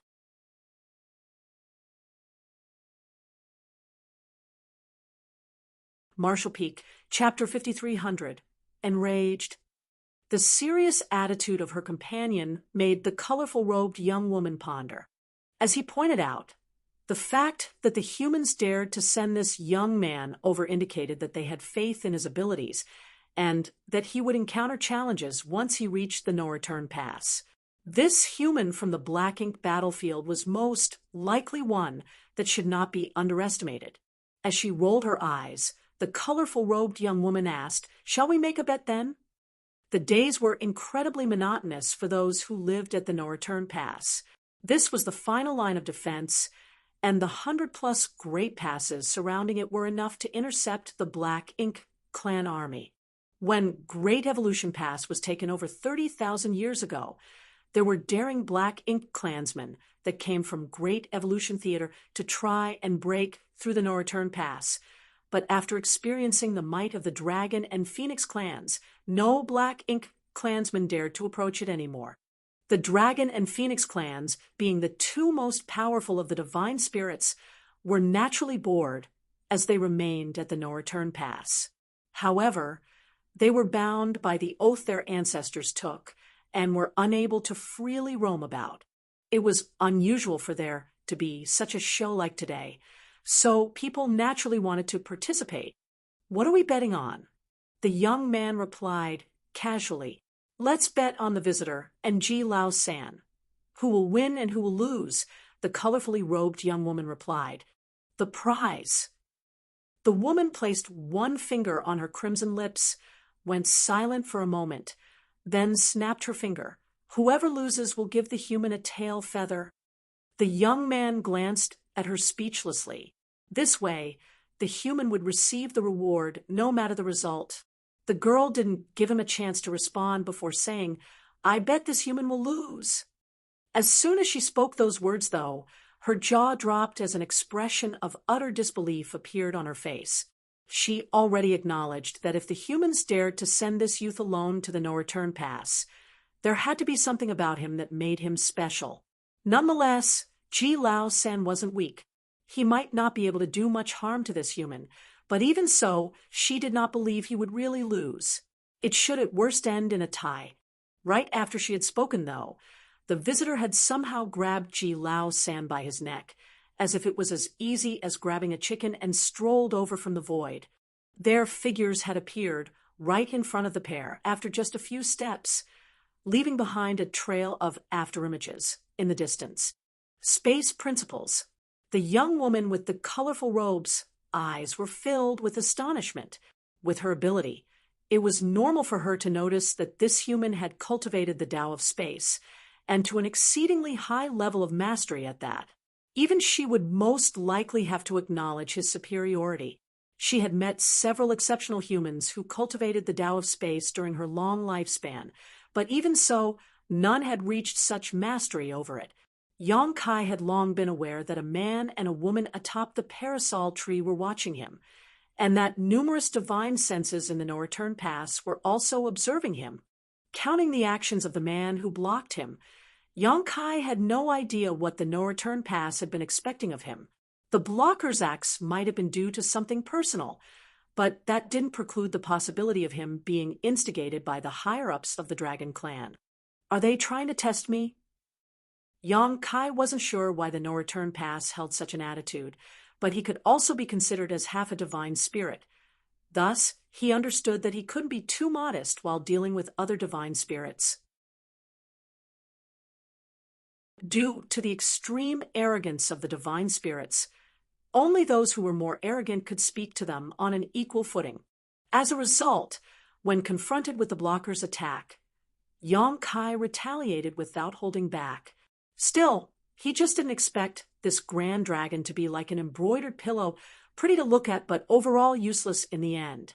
Yang Kai hadn't even used any strength yet, but the opposite party couldn't resist. Thus, currently, he was like a stray cat being dragged around by Yang Kai. This was the simplest conclusion to a battle he had faced since entering the black ink battlefield. Even the feudal lords understood how to fight back, but this grand dragon had no power to resist him at all. Yang Kai raised his head and smirked. "Hello, pretty young lady." The colorful-robed young woman's face twitched, and she replied, "You have a sweet tongue." Yang Kai then passed what he was grabbing onto her, asking, "Does he belong to you?" She smoothed her hair and shook her head. "He's someone else's." "Oh," Yang Kai simply said, recognizing that the female in front of him should be from the Phoenix clan, which was not surprising given that she was perched on the parasol tree. Ji Lao San, on the other hand, who was grabbed by Yang Kai, was exceedingly embarrassed and enraged. He had never experienced such humiliation and disgrace in the tens of thousands of years of his life. Worse yet, all the divine senses in the no-return pass lingered on him, exposing his embarrassment to everyone. He had shamed the other dragons as well. How was he going to face his peers and the Phoenix clan in the future? "Let go of me." He struggled hard, and his cheeks flushed. He couldn't figure out how he was instantly seized without even delivering an attack to his opponent. In his eyes, the other party was nothing more than a seventh-order open heaven realm human. Although a grand dragon was technically equivalent to a seventh-order open heaven master, if a battle took place between them, the grand dragon always had the upper hand. No seventh-order open heaven realm master could compete with a fully grown grand dragon, which was the Dragon Clan's advantage as the head of the divine spirits. This seventh-order human, on the other hand, simply lifted his hand and easily captured him. Ji Lao San felt like he was in a bad dream when he recalled what had happened just now. When he came into contact with his opponent, his strength was immediately restrained, making it nearly impossible for him to access the power of his dragon vein. This was the reason for his humiliation. Quit squirming. Sensing the grand dragon struggle, Yang Kai forcefully shook his arm. That caused Ji Lao San to feel dizzy for a moment, but this only made him feel more embarrassed and irritated. Such humiliation was worse than death for an arrogant grand dragon. Dragon force erupted all over his body, and even the forceful suppression couldn't stop it. When Yang Kai noticed something was wrong, he scowled and lifted his hand, throwing Ji Lao San away. Then he said, "You and I don't know each other. Why did you attack me?" Ji Lao San's dragon force was out because he unleashed his own dragon bead. This was a move that was equivalent to risking his life. Still, Yang Kai had felt he could merely resist the power of this dragon bead. In fact, if he hadn't released him, even if Ji Lao San could escape, his dragon bead was certain to break, severely damaging the ladder's foundation. Yang Kai had a dragon bead too, so he could identify what just happened and what would happen if he took certain moves. It was not prudent to half-cripple a grand dragon before he even entered the no-return pass, so he chose to let Ji Lao San go. It was necessary to demonstrate one's strength when in front of those from the dragon clan. Nonetheless, it was equally important to do so in moderation. When a high-pitched dragon roar erupted, Ji Lao San suddenly transformed into a grand dragon close to 50,000 meters long. The grand dragon's head was held high, and his dragon eyes glared at Yang Kai as if staring at an ant on the ground. His whole body was full of thick dragon scales, as he was clearly inflamed with rage. Yang Kai was as small as dust in the face of this grand dragon. "Trivial human, you dare—" The grand dragon roared violently, and the void around him shook. With a disgruntled expression, the colorful-robed young woman on the parasol tree lifted her hands to cover her ears. "How dare you humiliate me like this? You must pay the price with your life in the name of the Dragon Clan." When Ji Lao San finished speaking, he opened his lips and spat forth his dragon breath, enveloping the ant in front of him. Dragon breath was the most common attack method of the Dragon Clan. Though common, it was extremely strong, especially when delivered by a grand dragon. Even a feudal lord would vaporize if hit by such a blast. What's more, time principles were woven into this dragon breath, so along with terrifying destructive force, it also seemed like the withering of 1,000 years was carried along with this secret technique. No seventh-order open heaven realm master could survive an attack like this. After Ji Lao San's rage had subsided a little, his dragon eyes suddenly widened, as if he was struck by lightning. Against the force of his dragon breath, there was a figure that was moving upstream. That figure didn't seem hurried. In fact, it seemed like it was taking a stroll in a garden. Arriving slowly at Ji Lao San's massive dragon head, he put out his hand to tenderly tap it while saying, "Anger will only bring harm to the body. You should calm down." With one tap, the majestic and massive Ji Lao San felt his dragon veins shiver violently. Being unable to sustain his dragon form, his body shrank rapidly and returned back to his human form. Yang Kai once grabbed him by the scruff of his neck and said while facing the no-return pass, "Great Evolution Pass, Yang Kai has come to the no-return pass under the command of the old ancestor. Is there anyone here?" Noise broke out as the no-return pass gate, which was originally closed, opened. Yang Kai bowed from a distance before entering, dragging Ji Lao San along with him. As he entered the inner sanctum, figures on both sides stared at him. The young man and woman Yang Kai saw on the parasol tree earlier were also present. Those stares were a mix of scrutiny and curiosity. Being able to stand here indicated that these people were either dragons or phoenixes, and they had long known that there would be a human with a dragon source coming to the no-return pass. However, both clans did not know much about him.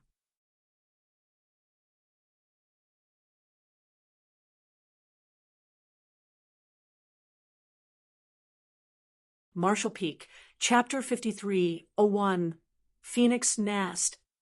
"Let him go," the woman ordered Yang Kai. Yang Kai gazed down at Ji Lao San, who was being held by him, and grinned slightly, Then you have to make sure he doesn't bother me again. The woman gritted her teeth and replied, "Rest assured, he won't bother you anymore." Yang Kai lowered his eyes. The same mistake can't be repeated thrice. I hope he remembers this lesson. Even though he spoke in a casual tone, the message was clear. Ji Lao San provoked him twice, but he simply subjugated him without hurting a single hair on his head. His patience, however, had a limit. If there was a third provocation, the response would undoubtedly be harsher. Of course, Yang Kai wouldn't kill him, but he could beat him to within an inch of his life. Those from the Dragon Clan had great vitality and could recover easily from almost any injury. As long as their source and dragon bead were not harmed, any wound could be restored, no matter how severe it was. With the strange skill Yang Kai displayed previously, Ji Lao San would be powerless to fight back if Yang Kai really wanted to deal with him. However, since when had the Dragon Clan ever been threatened in this way before? As a result, as soon as Yang Kai said those words, a large number of young dragons and grand dragons became enraged, and it was impossible for the female grand dragon who was in front of Yang Kai to stay composed.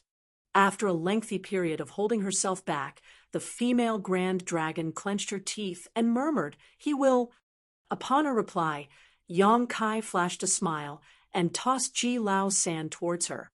When she grabbed him, she gave Yang Kai a threatening glare before turning and fleeing with Ji Lao San in her arms. Great evolution pass Yang Kai greets 3 seniors, Yang Kai said as he turned to face the 3 visibly older people at the gate. He had no idea what rank these 3 held, but according to their dragon pressure, it was clear that they were the strongest present. 2 of them were old men, while the last was an old woman.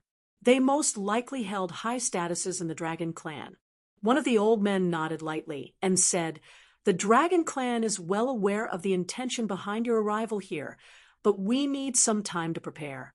You shall temporarily live in the no-return pass and wait patiently for us."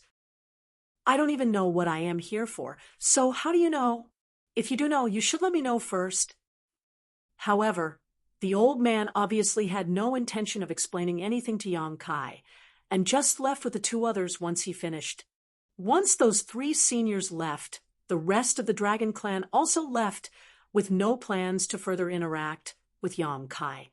Then he was left alone, perplexed. The Dragon Clan's alienation became clear too. This trip to the no-return pass was filled with uncertainty since old ancestor Xiao Xiao didn't explain anything to him before he set out. Furthermore, the Dragon Clan didn't bother to tell him anything either when he arrived. Instead, he was simply told to wait. So, why am I waiting? For how long should I wait? He had no answers. This sense of being completely out of control was quite distressing. Fortunately, Yang Kai was not a child. In a situation like this, his only course of action was to seek information from someone. So, Yang Kai hurriedly turned back, fixing his eyes on the colorful-robed young woman who was preparing to leave, and said, "Miss, please stay for a moment." The young woman stopped when she heard him and turned back with a smile. "Are you referring to me?" Yang Kai then approached her quickly, nodded, and said, "I was impulsive just now. I hope Miss won't mind." His courteous manner was now in stark contrast to the domineering man who had just subjugated Ji Lao San. "What's the matter?" the colorful-robed young woman asked as her eyes flickered with interest. "I'm new here, and I don't know anything. I would like to seek some guidance from you," Yang Kai replied. Blushing, the brows of the colorfully robed young woman became crescent-shaped, and she proudly twitched her brows at her partner, giving an impression of how she was expecting this. Her companion, meanwhile, was unresponsive to her. Yang Kai, on the other hand, pretended he didn't notice. "What do you wish to ask?" inquired the colorfully robed young woman. "I'm not sure what Miss can enlighten me on," Yang Kai replied. The colorful-robed young woman laughed. "You are so strange. Don't you know what you want to know? It's really unreasonable for you to ask me to enlighten you without at least describing what you want to learn." Yang Kai responded with a wry smile. "Please don't blame me. Mississippi, regarding the current visit in the no-return pass, I'm genuinely baffled. I'm not sure what I am supposed to be doing here." "Didn't your old ancestor mention anything to you?" the woman asked curiously. "Not at all." In that case, the woman tapped on her crimson lips and then proceeded to say, "And I'm in a good mood today. Follow me." With that being said, she led the way, and Yang Kai followed closely. After a while, they eventually arrived beneath the enormous parasol tree. The three figures moved around and soon came to a branch. The young woman simply waved her hand, and a portal emerged in front of them. "Space principles?" Yang Kai asked with furrowed eyebrows. Just like how the colorful-robed young woman reacted when she saw Yang Kai's use of space principles previously, Yang Kai's reaction now was arguably the same as hers was. "Come in," the woman said with a triumphant smile that suggested she had anticipated his reaction. Yang Kai followed the woman and her companion into the portal. They soon arrived at a location with stunning mountains and rivers. The view was as beautiful and refreshing as a spring day.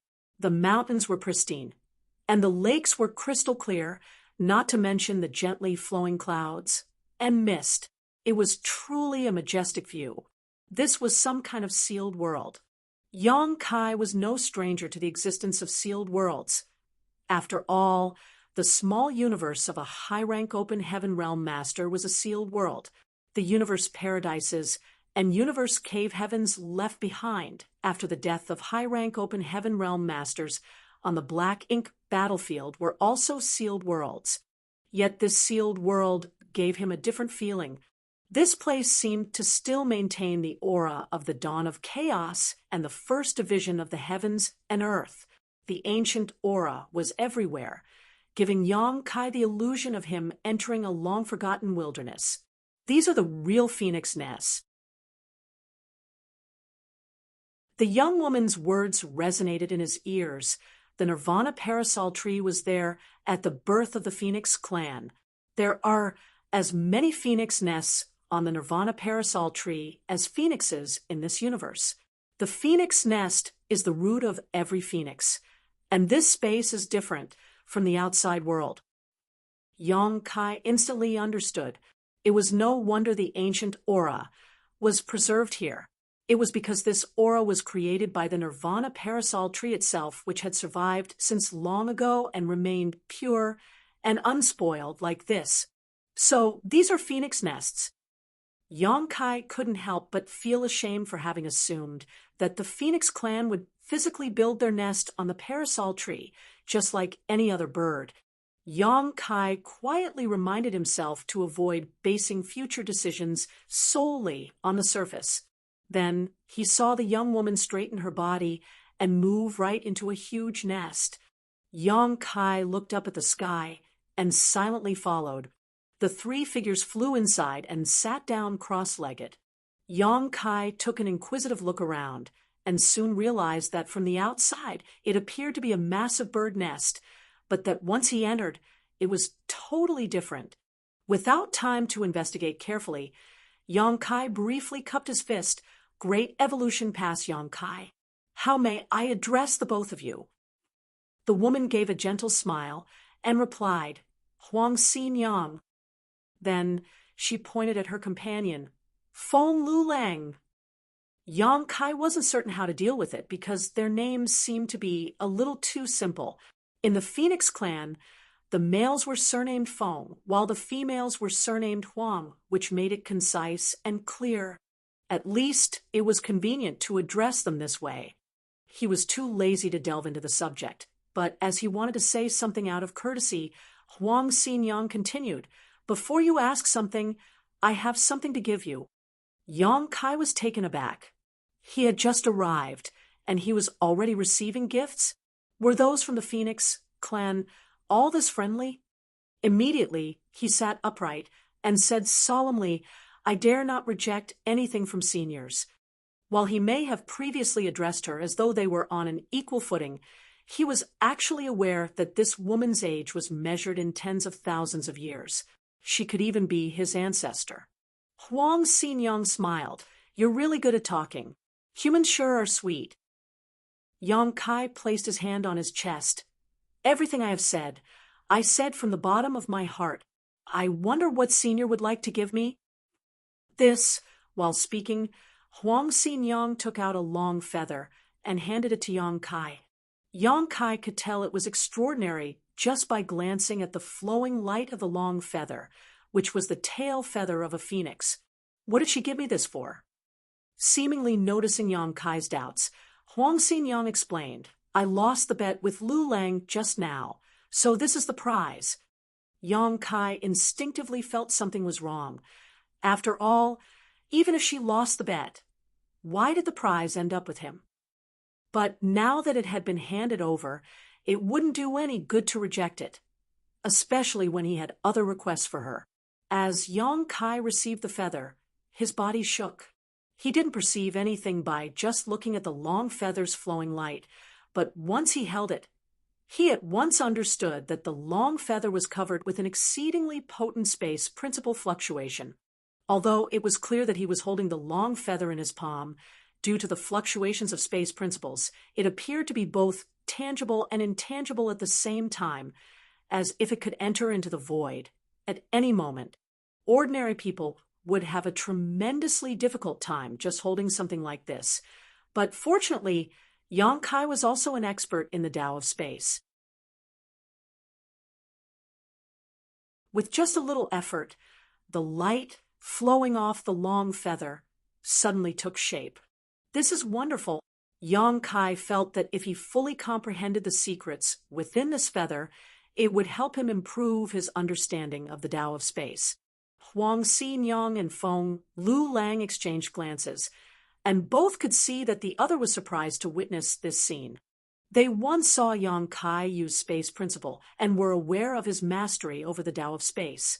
However, now they felt as though they had underestimated him too much. Yang Kai raised his head. Xinyang is an expert in the Tao of space.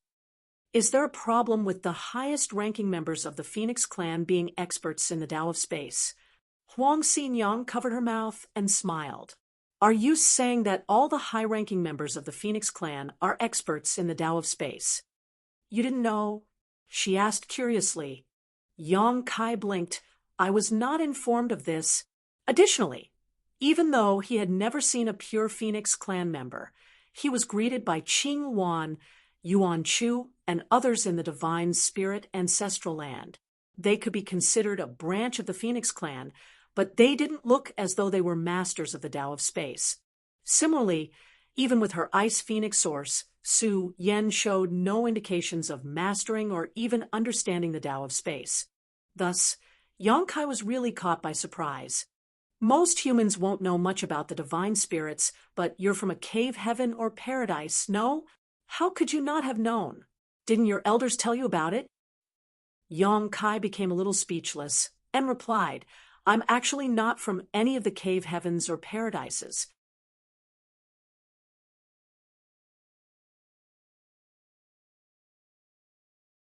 Marshall Peak, Chapter 53, 02, Bloodline Talent. Huang Xinyang understood instantly. No wonder. Since you're not from any of them, it's to be expected that you don't know much about such things. Every divine spirit possesses their own unique bloodline talent, an innate talent that is distinct from that of your human race. Just like how the bloodline talent of the Phoenix clan is the Tao of space, the bloodline talent of the Dragon clan is the Tao of time.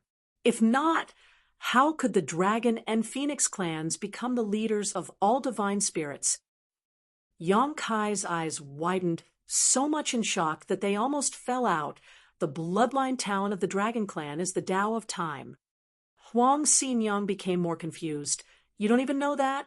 Then, do you cultivate the Tao of time? I do. He nodded. That should be expected. If you don't have a dragon source or have Dragon clan blood in you, how would you be able to cultivate the Tao of time? Yang Kai became speechless upon her saying this, but instinctively he felt something was wrong. His cultivation of the Tao of Time was not heavily influenced by his dragon vein or his dragon source. Instead, it all began for him with a piece of the inheritance left behind by Flowing Time Great Emperor. The opportunity he met by chance previously helped him comprehend the time fly's seal divine ability, which allowed him to begin cultivating the Tao of Time. After much studying, cultivation, and some other opportunities, he had reached his current level of proficiency in the Tao of Time. What did any of that have to do with the Dragon Clan? But if he thought about it further, since the Dragon Clan's bloodline talent was the Tao of Time, it could be argued that his success in the Tao of Time was due to his bloodline talent. It made Yang Kai confused about whether his comprehension of the Tao of Time was due to his Dragon Clan bloodline or his own talent. Suddenly, he shook his head. Wait, Xin Yang, before I came to the no-return pass, I met quite a number of Dragon Clan members, but only one of them was proficient in the Tao of Time. In fact, forget being proficient at it. They didn't even have a foundation in it. How can this be explained? You met Dragon Clan members in other places. Huang Xin Yang was taken aback. Yang Kai gave a serious nod. He was referring to Zhu Qing's branch of the Dragon Clan. There weren't many Dragon Clan members on Dragon Island in the Star Boundary at any one time, but there were always a few, yet none of them had ever cultivated the Tao of Time before Yang Shao. Now, all those Dragon Clan members had traveled with Yuan Chu to the divine spirit ancestral land, located in the depths of the shattered heaven, to continue their cultivation. Since it had been such a long time, they should all have grown stronger. Some of them might even have advanced to become grand dragons. Feng Lulang, who had been silent up until now, cut in. It's not surprising that there are Dragon Clan members roaming about outside. My forefathers once told me that there were other Dragon Clan members that committed mistakes and were exiled from the ancestral land. As a result, Huang Xin Yang appeared to have remembered this as she casually nodded. The ones you met must have been young dragons, he continued while turning to face Yang Kai. Why young dragons? Yang Kai inquired humbly. Yang Kai was quite knowledgeable about grand dragons, as they were equivalent to high-rank open heaven masters in their dragon forms, which were at least 10,000 meters long. But what about young dragons? Huang Xin Yang smiled and explained, anyone below the grand dragon rank is considered a young dragon. Yang Kai understood instantly. It was pretty much what he thought, but the Dragon Clan's hierarchy was really thoughtless. Everything only depended on the size of their true body and their strength. If any Dragon Clan member was unable to break through to become a grand dragon, would they only be able to stay a young dragon for their entire life?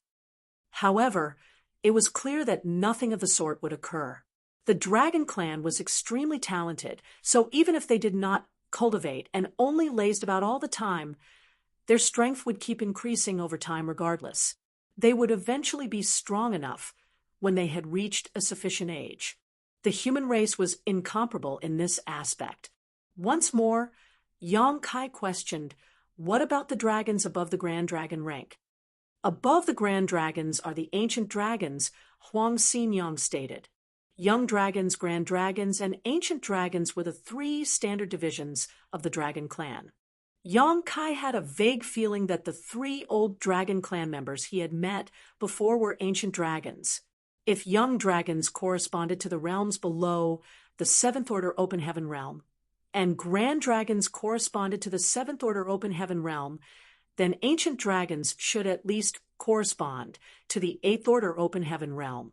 This suggested that the Dragon Clan was likely running out of talent, as there were only 3 ancient dragons in such a large clan. If things continued in this manner, the clan would eventually go extinct. According to what Xin Yang said just now, I assume that young dragons are not proficient in the Tao of Time. Not only the Dragon Clan, but nearly all divine spirits are this way. The 3 stages of our long life are the development stage, the adolescent stage, and the mature stage. The young dragons fall under the dragon clan's developmental stage. As long as they enhance their dragon vein, they will inevitably become stronger and larger. When a young dragon becomes a grand dragon, their bloodline talent will fully awaken, and they will be able to master the Tao of Time. The same goes for the Phoenix clan, but the only difference is that our talent is the Tao of Space, Huang Xinyang replied. So, that's how it is. Yang Kai instantly understood the reason Zhu Qing, and the others still had no grasp over the Tao of Time. Though the Dragon Clan was considered very strong in the star boundary, they were still just young dragons. Their bloodline talent, in regards to the Tao of Time, was still dormant, and would only slowly awaken when they had grown to become grand dragons. This made Yang Kai suddenly think of his adopted son, the little white dragon, Yang Shao. Raising a brow, he asked again, "Are there any exceptions?" Huang Xinyang smiled. Exceptions are always possible. Some have their bloodline talents awaken while they are still young dragons. They are regarded as extremely gifted individuals. However, in the lengthy history of the Dragon Clan, such individuals could be counted within 5 fingers. Yang Kai couldn't help but frown upon her answer. If that was the case, Yang Shao seemed to be quite the gifted one. Yang Kai deserved some credit for the birth of this boy, as Yang Zhao's dragon egg appeared to have some kind of accident after Fu Xuan gave birth to him. Yang Shao had been unsuccessful in breaking free of his shell, resulting in his vitality growing thinner and thinner over time. Fortunately, when Yang Kai went to Dragon Island at that time to stir up trouble, he unintentionally found the location of Yang Zhao's dragon egg. In order to hatch him, Yang Kai put in a great deal of effort. As a result, this young boy had a natural sense of closeness to him and had known him as though Yang Kai was his father, now adopted father, since birth. In addition to that, the relationship between Yang Kai and Dragon Island softened up a bit thanks to Yang Shao. Soon after his birth, this young boy demonstrated his talent in the Tao of Time. Yang Kai initially believed it was because of his own comprehension. After all, he used a lot of his own blood essence when Yang Shao was being hatched, so naturally inheritance from Yang Kai was to be expected. Yet, it appeared now that this was not inheritance from his blood essence. This was unmistakably a Dragon Clan bloodline talent. Yet, Yang Shao had it since birth, while other Dragon Clan members had to reach the Grand Dragon stage in order to awaken it. Later, Yang Shao and Yang Shui received Flowing Time, Great Emperor's legacy inheritance, became his inheritance disciples, and gained possession of the Flowing Time Temple. Looking back now, it was as though everything was predetermined. The bloodline talent of the Dragon Clan was the Tao of Time, and Yang Shao had become the disciple of Flowing Time Great Emperor, which would greatly help him with his future cultivation. Yang Shao was clearly one of the few exceptions that Huang Xinyang spoke of. Of course, this was not limited only to the Dragon Clan, but also other divine spirits.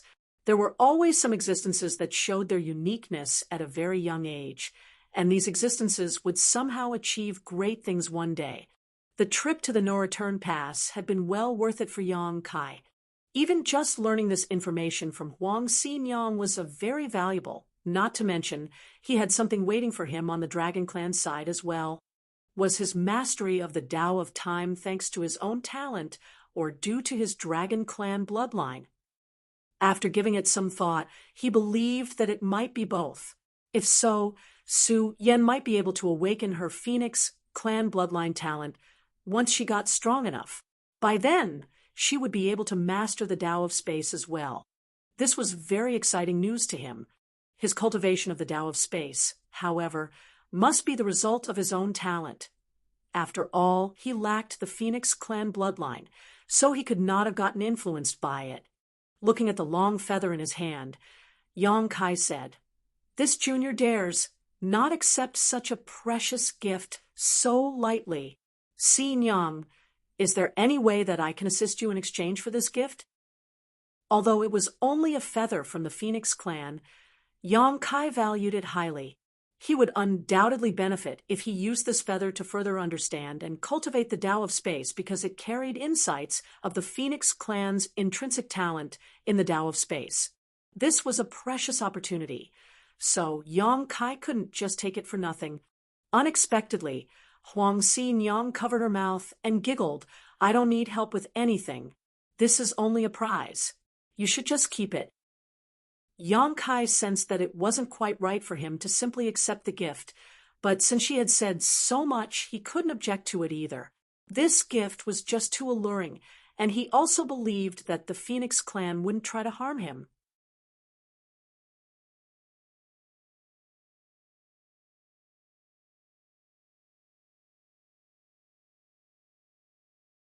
Marshall Peak, Chapter 5303, What Benefits? Having said that, Yang Kai extended his right hand, palm down, and with light pressure, a simple pattern appeared on the back of his hand. At first glance, the pattern appeared to be nothing special but a simple circle. However, as soon as the two phoenixes noticed this mark, their expression darkened. "The Great Sun Mark? You've been to the chaotic dead territory?" Huang Xinyang exclaimed in shock. Feng Lu Lang remained silent, yet his expression twitched nonstop. These two must have identified this mark. Otherwise, they would not have reacted in this manner, and Xinyang would not have uttered chaotic dead territory. "This is the mark of the sun's burning light, and this," Yang Kai remarked with a nod. He stretched out his left hand, and with a slight exertion, a pattern appeared on the back of the hand as well. However, this pattern was different from the one on the right hand. And if the pattern from the right hand were to be inserted into the left one, the two should fit exactly. 2 for 1. The Great Moon Mark. Huang Xinyang was at a loss for words. Now, they understood why Ji Lao San was so vulnerable in the face of this individual. Even with Yang Kai just showing them these 2 marks, the 2 phoenixes felt breathless. So nothing need be said about Ji Lao San, who had been targeted for suppression. In the beginning, there was chaos. When chaos split apart, Yin and Yang were formed. From Yin and Yang, all divine spirits and living beings were born. The sun's burning light and moon's serene glimmer were regarded as the progenitors of all things and the first ancestors of all divine spirits. With these 2 marks in hand, no divine spirit could lift their head in front of Yang Kai. It was also the first time he was aware that these 2 marks had such an effect. The 2 marks he received from the burning light and serene glimmer had always been utilized solely to condense purifying light. However, as he was facing Ji Lao San just now, Yang Kai felt a heat on the back of his hands and unconsciously activated the marks, which resulted in that unexpected situation. Of course, any form of suppression had its limits. Ji Lao San freed himself from the suppression by pushing himself beyond his limits and summoning his dragon bead. However, doing this would ultimately cause Ji Lao San serious harm, and his dragon bead would have been damaged if Yang Kai did not release him promptly. On top of that, this effect was so pronounced because Yang Kai had been facing a grand dragon. If it had been one of the 3 ancient dragons, the effect of the marks would likely have been greatly reduced due to the vast gap in strength between him and them. Ji Lao San picked a bad fight. Huang Xinyang grinned bitterly. Even the Dragon Clan would not dare to undervalue Yang Kai, with these 2 marks adorning his hands. There was a huge chance that Ji Lao San would not have his position in the dragon pool this time. The question had already been answered, and Yang Kai now officially owned the long feather that was in his palm. He carefully put it away with the intention of studying it later when he had more free time. The Tao of Space was, after all, the Phoenix clan's bloodline talent, so he might have some unexpected gains. "Was this long feather from one of your wings?" he inquired once again. Huang Xinyang gave him a sullen look before ignoring him. Yang Kai scratched his head in confusion. Then, as he suddenly realized something, he glanced at her back. "What are you looking at?" Huang Xinyang turned around and glared even more fiercely, to which Yang Kai responded with a wry smile. Huang Xinyang then sighed. Sometimes I am quite envious of you humans. Despite having a short lifespan and a weak body, you have unlimited possibilities. For divine spirits like us, however, we are born with a strong physique and a promising future, but we are incomparable to the human race in many cases. Yang Kai asked humbly, "What do you mean?" "Take you for instance. You have a dragon clan bloodline, so you can cultivate the Tao of time. Plus, you have quite the talent in the Tao of space, so you can use both grand Taos. We phoenixes, on the other hand, only have the Tao of space as our sole bloodline talent, so we can't cultivate the dragon clan's Tao of time. Furthermore, though divine spirits don't encounter many challenges throughout our formative years, we will have to go through much more exacting challenges than you humans if we want to reach our highest potential," she replied. Like the Ninth Order open heaven realm, Yang Kai frowned. Huang Xinyang responded with a nod. Even though there aren't a lot of Ninth Order's open heaven realm masters among the humans, there are still more than 100 of them. It is very challenging for us, divine spirits, to cultivate to such a realm. Take the Dragon Clan, for example. There is only one divine dragon among the whole clan. Above young dragons were the grand dragons, followed by the ancient dragon, then finally the divine dragons. Yang Kai was aware that the dragon source that resided in his body was the golden divine dragon source. This wasn't to claim that he possessed the strength of a divine dragon, as that would be equivalent to a Ninth Order open heaven realm master. Still, his source originated from a golden divine dragon. What's more, it was from a dragon emperor who lived in ancient times. Yang Kai had become aware of this when he entered the Crystal Palace in the Divine Spirit ancestral land to cultivate. Theoretically, every Dragon Clan member had the potential to become a divine dragon, but that was only in theory. In reality, there weren't many Dragon Clansmen that succeeded in growing into a divine dragon since ancient times. Furthermore, only the strongest of divine dragons were granted the title of Dragon Emperor. The Phoenix Empress, on the other hand, was the title that corresponded to that title in the Phoenix clan. Yang Kai laughed as he heard Huang Xinyang bemoaning herself and said, "It's not that simple. The vast human population is the reason why there are so many Ninth Order open heaven realm masters. On the other hand, there are only a few members of the Dragon and Phoenix clans. Having one divine dragon is already quite a high ratio. That may be the reason, but given that the divine spirits are rare to begin with, how would we know that it wasn't due to the restrictions of the heavenly way?" Huang Xinyang smiled. Her words made Yang Kai think. Then, Huang Xinyang continued, "You came to me to ask the reason why Ji Lao San was so hostile to you earlier, right?"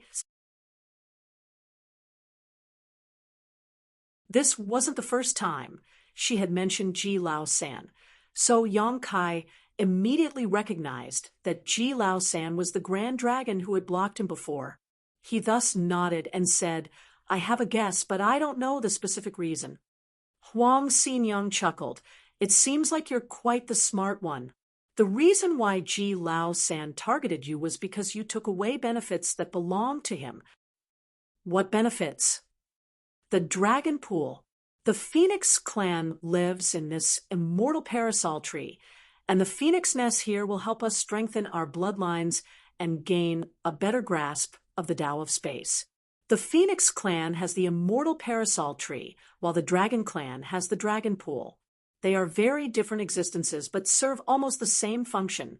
A member of the Dragon clan can quickly enhance their dragon vein when they cultivate in the dragon pool, saving them a lot of time. However, the dragon pool isn't always accessible. The time between each opening is at least a few thousand years, with the last time it opened being 3,000 years ago. Ji Lao San has been waiting for this day for such a long time. Plus, it is finally his turn this time.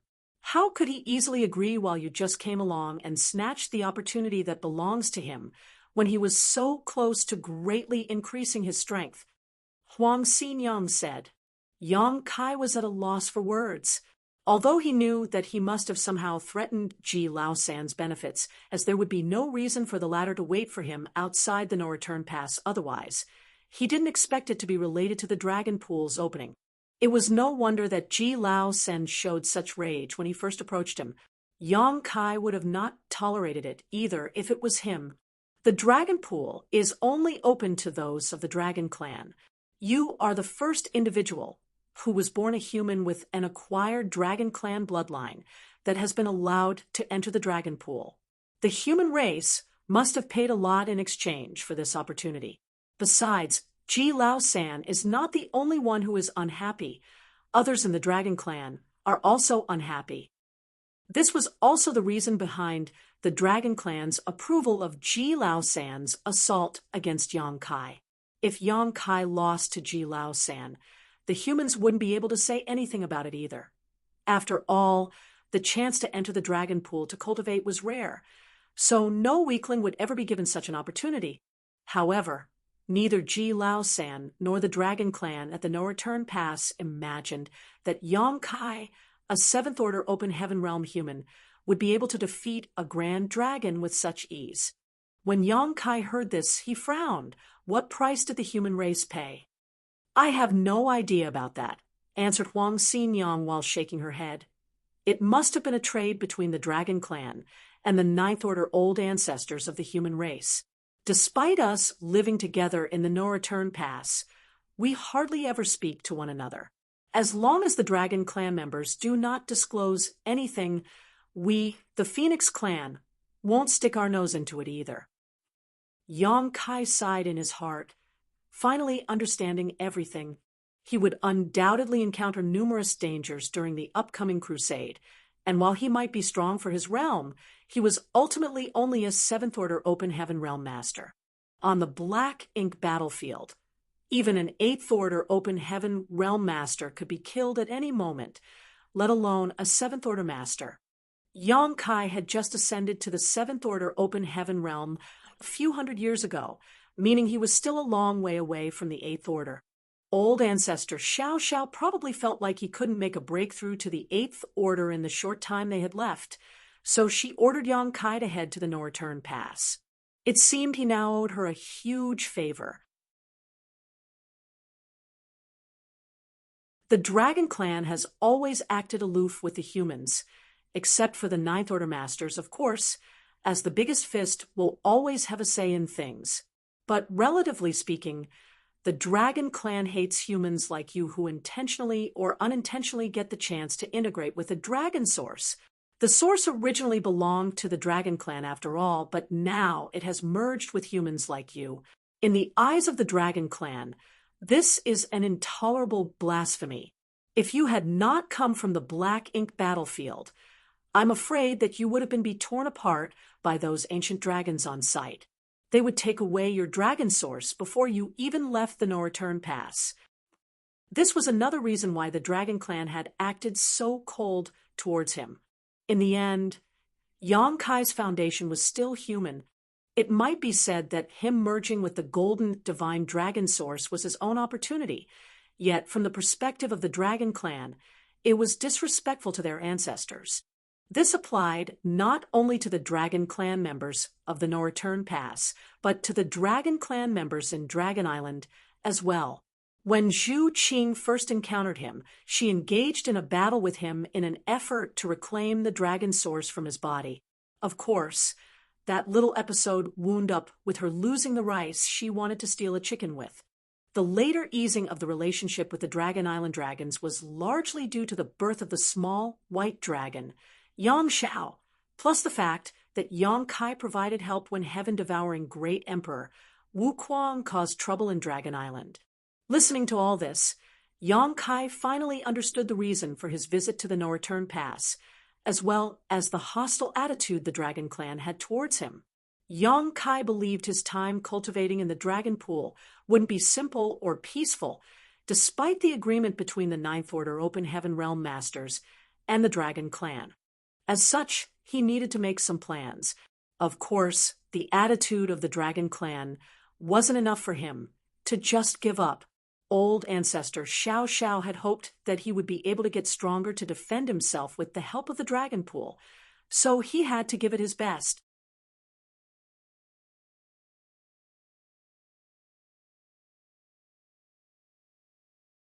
Marshall Peak, Chapter 5304, Staying Overnight in Another's Home. When will the dragon pool open? Yang Kai asked again. The dragon force of the dragon pool has recently surged, indicating that the opening of the dragon pool will be in the coming months. However, the opening of the dragon pool is a significant occasion for the dragon clan, so they are still in preparation. Yang Kai only feared that he would have to wait for several dozens to hundreds of years. If so, there was no point, as the crusade would have already started or even ended by then. Such a situation wasn't impossible either, because for races with as long a lifespan as the divine spirits, several dozen to hundreds of years was just like a snap of the fingers to a mortal. If it was only a matter of a few months, Yang Kai could still afford to wait. After pondering for a while, Yang Kai asked, since the bloodline talent of the Phoenix clan is the Tao of space, why didn't the human race come to you for help to repair the universe temples in the 3,000 worlds during the early years when they were only damaged and not yet disabled? In the end, he was asked to solve this particular problem, causing him to spend a lot of time studying the universe array in the universe temple in order to repair those abandoned universe temples.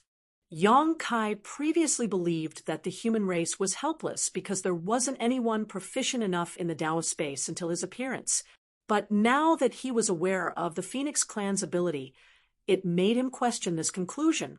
It is true that those in my Phoenix clan are naturally skilled in the Tao of space, but this is a bloodline talent that we innately possess, which is very different from the human race's mastery over the Tao of space through rigorous training and studies.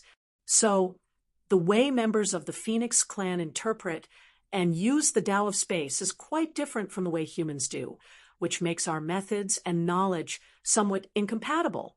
Additionally, repairing the universe temple not only requires knowledge of the Tao of space, but also of the Tao of spirit arrays, so it wasn't an issue that the Phoenix clan could easily resolve.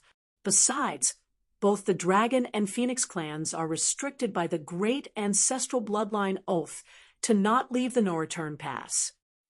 Oh, Yang Kai plainly remarked, to think of it. Though the Phoenix clan members were proficient in the Tao of space, it didn't mean that they knew how to repair the universe arrays. On top of that, there was the great ancestral bloodline oath. Yang Kai didn't know much about what this great oath mentioned, but since ancestral bloodlines were involved, it was clearly something quite serious. He also inquired about some Dragon clan information that wasn't confidential, so Huang Xinyang answered him honestly. After half a day, Yang Kai stood up sincerely to show courtesy. Many thanks, Xinyang, for dispelling all of my doubts. He would still be perplexed at this point if Huang Xinyang hadn't explained so much to him. Even though there would always be a path to the destination, it would be preferable if he had known what he was about to encounter sooner, so he could prepare himself. Looking at it now, the Dragon clan and the Ninth Order's old ancestors must have reached an agreement. The Dragon clan would uphold its end of the bargain as long as Yang Kai did not willingly withdraw. Regardless, Yang Kai was unsure if there would be any obstructions along the way. It's nothing. It has always been boring living in the no-return pass all these years. It's unusual for something interesting and fun to happen, so it was quite nice being able to watch the show just now, Huang Xinyang said honestly. As to whether her words would offend the Dragon clan, they clearly wouldn't. They were prideful, but not neurotic. I have another request, and I hope Xinyang will agree to it. Yang Kai bowed with a sincere attitude. He had to humble himself as he requested help. It didn't matter because Huang Xinyang might appear to be a young woman, but she should already be quite old. Tell me, then, I'll decide. Since Huang Xinyang was not a fool, she didn't agree immediately. Yang Kai chuckled upon her reply and said shyly, This is this junior's first visit to the No Return Pass, and I have nowhere to stay. The Dragon Clan doesn't seem to have the intention of welcoming me either. I'm part of the Dragon Clan nevertheless, so it is sad to see them treating me like an outsider. Can I temporarily stay here at Xin Yang's place, since there is still some time before the Dragon Pool opens? You won't let me live on the streets, will you? You want to borrow a place at my residence? Huang Xinyang looked at him and chuckled. It's not for nothing. Xinyang, do tell me if you need any help, or perhaps I can pay for it. Added Yang Kai hastily. What do you have that would benefit me? Huang Xinyang spat disdainfully. Putting aside that Yang Kai wouldn't be very wealthy as he was only a 7th Order Open Heaven Realm Master, even if he had anything valuable, Huang Xinyang might not be interested because divine spirits like her had acquired many great things over the course of their long lives. Yang Kai hurriedly took out a set of yellow and blue crystals and handed them over. Xinyang, are these good enough? He had a lot of wonderful things in his possession, but Yang Kai surmised that the only items that could impress a phoenix were the yellow and blue crystals. After all, these things came from the chaotic dead territory and were the condensed power of Big Brother Huang and Big Sister Lan. The sun's burning light and moon's serene glimmer were the common ancestors of all divine spirits, so these crystals should be quite alluring to the divine spirits. However, he was somewhat unsure as the yellow and blue crystals, which he always regarded as resources to generate purifying light, didn't hold any special meaning to him. He took them out just to give it a try. What surprised him was when Huang Xinyang saw the yellow crystal and blue crystal, her eyes lit up and she swiftly snatched them up. After some examination, she looked up and asked, "Are these from the chaotic dead territory?" "You're right." Yang Kai gave a big thumbs up to Huang Xinyang. Xinyang's eyes are as sharp as a hawk's. You have excellent observation skills. Huang Xinyang did not react to his obvious toadying. She put away the crystals as she turned her palm, saying, "Good. You really do know how to show your sincerity. I'll let you temporarily live here." "Many thanks, Xinyang." Yang Kai rejoiced. Then, "This junior shall go take a rest. It has been a tiring journey here. I won't be disturbing Xinyang for now." With that being said, he rushed away in a blink of an eye. The inner space of the phoenix nest was actually really large. Watching his leaving figure, Huang Xinyang shook her head and said, "That slippery brat." Feng Luliang, who had been silent the whole time, said suddenly, "You normally don't like to interact with humans. You sure were acting very differently today." The arrival of humans was not rare at the No Return Pass, as it was the only transit point between the 3,000 worlds and the black ink battlefield. So fresh manpower was sent here quite frequently. Still, over the years, Huang Xinyang never had such interaction with any human. Huang Xinyang glanced at him and pointedly stated, "I don't believe that you didn't feel it." Feng Lulang replied, "It seems like it's not my imagination. That kid has a Phoenix Clan's aura on him." "This is also what I find to be unusual," Huang Xinyang replied with a nod. "He already possesses a dragon source, so he couldn't possess a Phoenix source as well, right? The coexistence of dragon and Phoenix sources in a single body is impossible. It should be that he has recently been in close contact with someone from our clan." Huang Xinyang shook her head. "As far as I know, he has been on the black ink battlefield for hundreds of years and has had no chance to come into contact with anyone from our clan. Even if he had, the aura would have quickly dissipated. I'm not sure why this is happening either. Those from the Phoenix Clan are rare, and most of them are currently living within the immortal parasol tree. However, there are still some who wander outside. I have no idea if they are still living or not, but perhaps we can locate one of them if we identify who he interacted with," he replied. "That's why I want to keep him here." By keeping Yang Kai close, they could observe him more easily. Although Yang Kai had taken out a set of yellow and blue crystals, which contained the essence of the burning light and serene glimmer from the chaotic dead territory, They were actually quite useless to Huang Xinjiang. Just when they were talking here, though, the entire phoenix nest shook abruptly, making Huang Xinjiang's beautiful face pale. Atop a mountain, some distance away, Yang Kai was sitting cross-legged. His world force surged, and space principles rippled, resonating with the rich space Tao essence contained in this sealed world.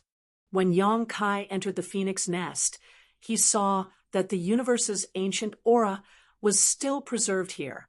Additionally, because it was a phoenix nest of the Phoenix Clansmen, space Tao essence was incredibly rich and abundant.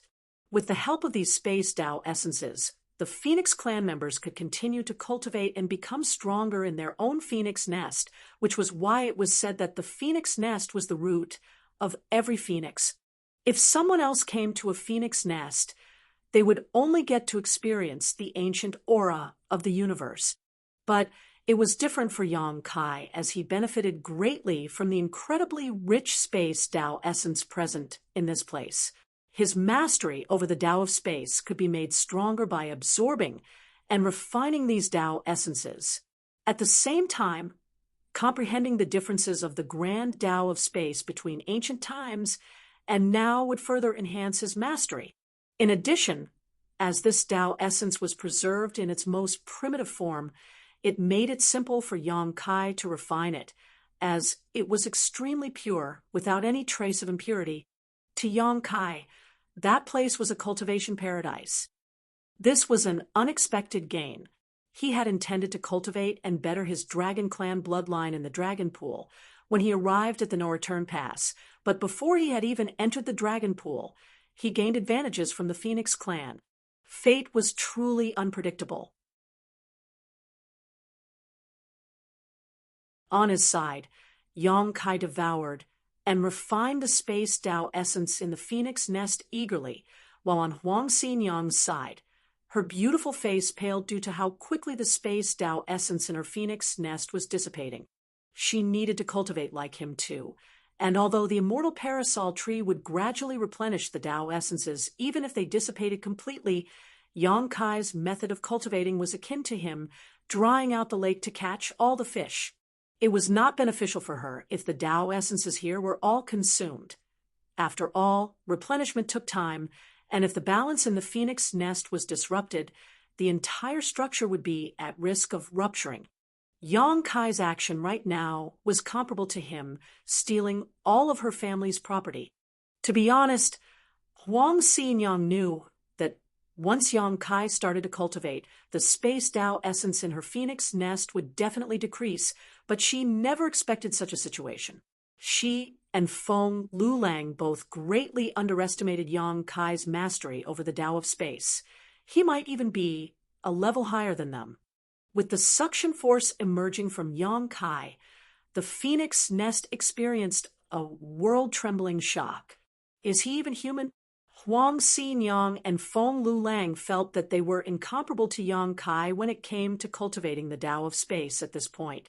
A loud cry echoed throughout the phoenix nest as Huang Xinjiang shot into the air, quickly rushing over to Yang Kai.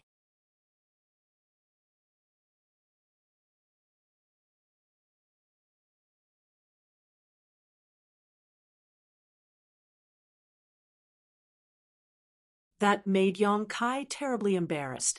Just say no if you're not willing to lend me a place. Why come out and scold me? After appealing his case for some time, Yang Kai approached another branch, gave a respectful salute, and then asked for a place to temporarily live. Due to his proficiency with the Tao of space, it was simple for him to locate the hidden phoenix nests on the immortal parasol tree. However, the Phoenix Clan members' attitudes towards him remained essentially the same. If they had a mild temperament, they wouldn't show up at all and just ignored him, allowing him to just yell outside for a bit. As for the hot-tempered ones, they either opened the door to scold him or assaulted him in moderation to chase him away, with no intention of hurting him. Yang Kai realized there was likely no hope of seeking shelter from the Phoenix Clan after getting rejected about 7 or 8 times in a row. He was also unsure whether the Phoenix clan had some sort of mysterious way to communicate with each other. Either way, all the Phoenix clan members should have already known what happened between Huang Xi-Nyang and him previously, or they would have no reason to reject him so stubbornly. Borrowing a place to stay for a month or two wasn't an issue. The problem was him stealing from the owner while lodging in their home. How would anybody let him inside after learning about such thievery? Now, he was not permitted to enter the Phoenix nest, and the Dragon Clan did not welcome him. Despite how large the no-return pass was, Yongkai actually had no place to stay. This was certainly one of the most distressing situations he encountered after so many years of cultivation. Again, he arrived in front of another portal, bowed to salute, and asked sincerely for a place. As expected, there was no reaction. Perhaps this was a mild-tempered phoenix, so they did not bother with or assault Yongkai. No matter the situation, he couldn't just force his way in if the owner didn't open the door.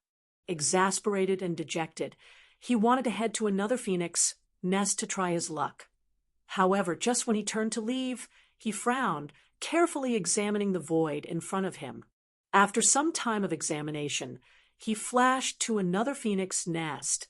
He had changed multiple locations before making his way over to Huang Xi-Nyang's phoenix nest.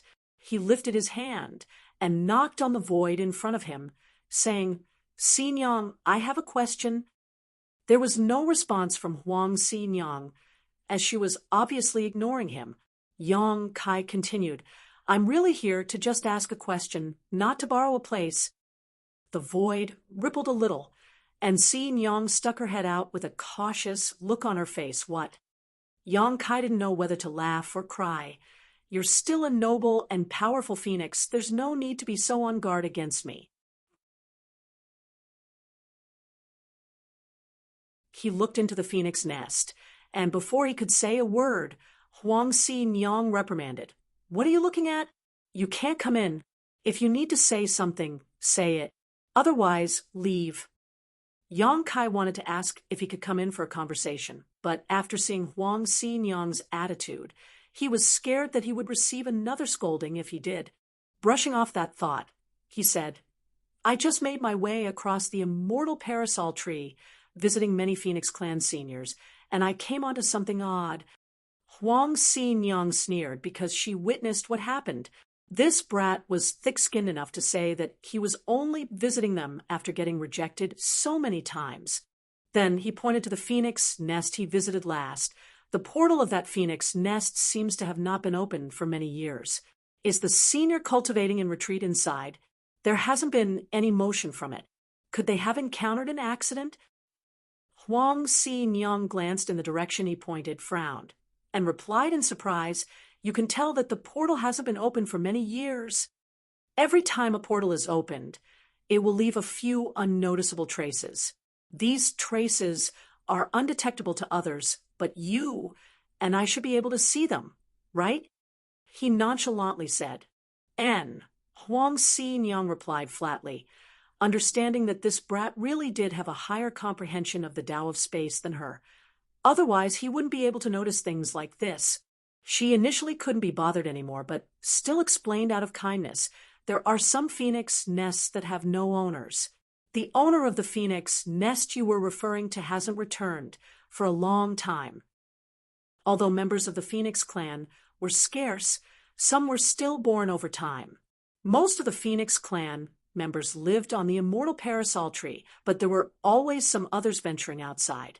The majority of these venturing Phoenix clan members had been involved in accidents and perished, whereas some might have come across accidents where they were stuck and were unable to flee. The Phoenix nest of these members remained, but nobody had entered them for many, many years. Yongkai's eyes lit up when he heard it. An ownerless Phoenix nest?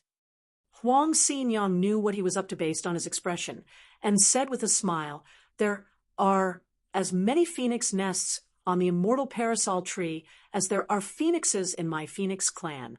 A Phoenix nest is the origin of a Phoenix clan source. In other words, the existence of both is interconnected.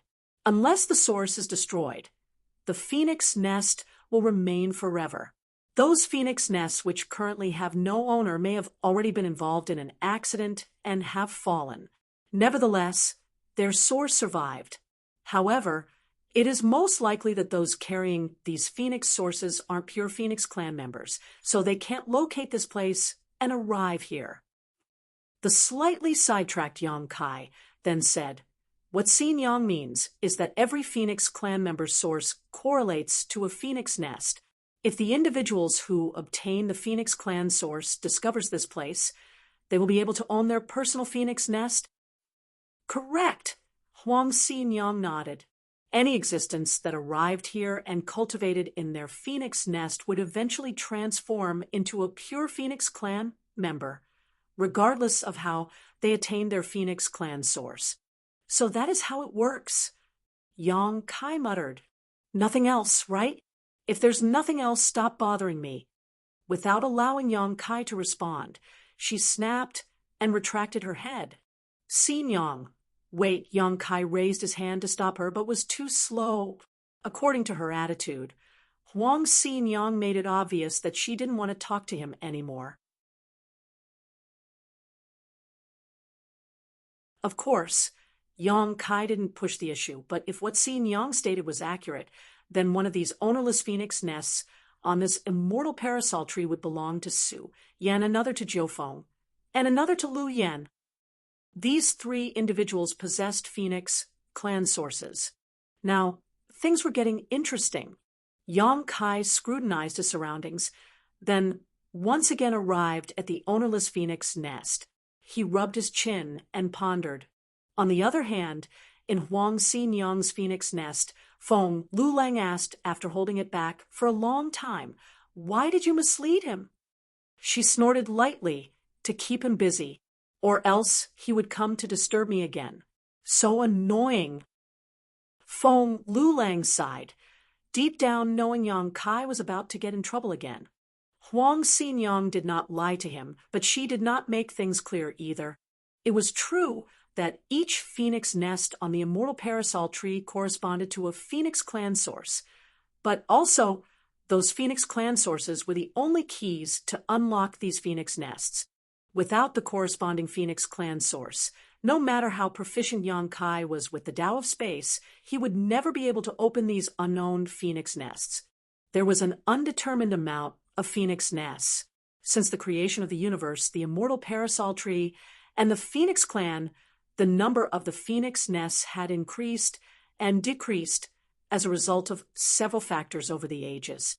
A greater number of phoenix nests indicated a greater amount of phoenix sources remaining, and decreased phoenix nests indicated decreased phoenix sources. Nonetheless, these two factors were unrelated to the life or death of a phoenix, even when a Phoenix Clan member fell due to an accident. As long as their source remained, their phoenix nest would never be destroyed. If anyone obtained that source by chance and cultivated it in a phoenix nest in the no-return pass, they would have the opportunity to shed their former body to be reborn as a pure member of the Phoenix Clan.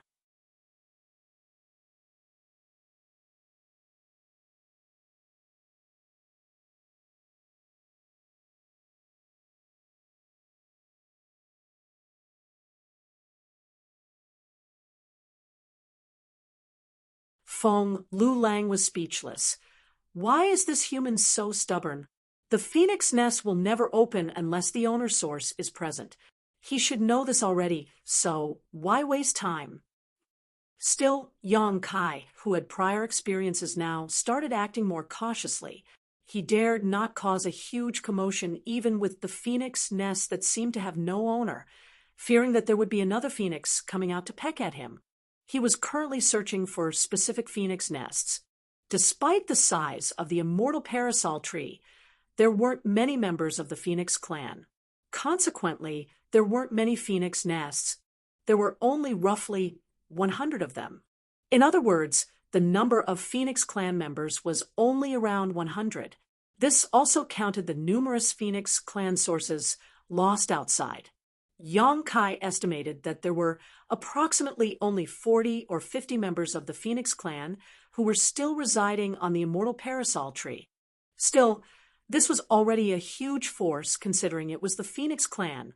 Each mature dragon was equivalent to a high-rank open heaven realm master, and due to their long lifespan and inherited bloodline, they only required time to strengthen themselves to ascend to the level equivalent to the 8th Order Open Heaven realm without having to go through many risks. A process similar for all divine spirits. Since there weren't many phoenix nests, Yong Kai had little trouble locating all of them, and after 4 hours, he stood in front of a specific one. This was another phoenix nest that had not been opened for many years. If Yong Kai hadn't felt a trace of a familiar aura flowing out of this phoenix nest, he would not have been able to determine whether there wasn't an owner inside or not.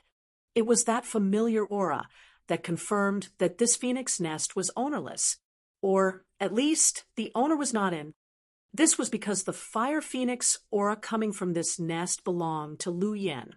The phoenix source that Lu Yen owned today dated back to Martial Flame, Great Emperor, who had attained the phoenix true fire by chance many years ago. After cultivating with it, Martial Flame eventually ascended to become a great emperor of the star boundary. It was during that period that heaven-devouring great emperor Wu Kuang had caused chaos.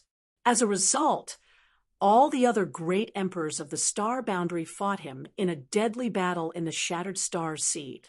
In that battle, Wu Kuang's body was destroyed as a result of his defeat.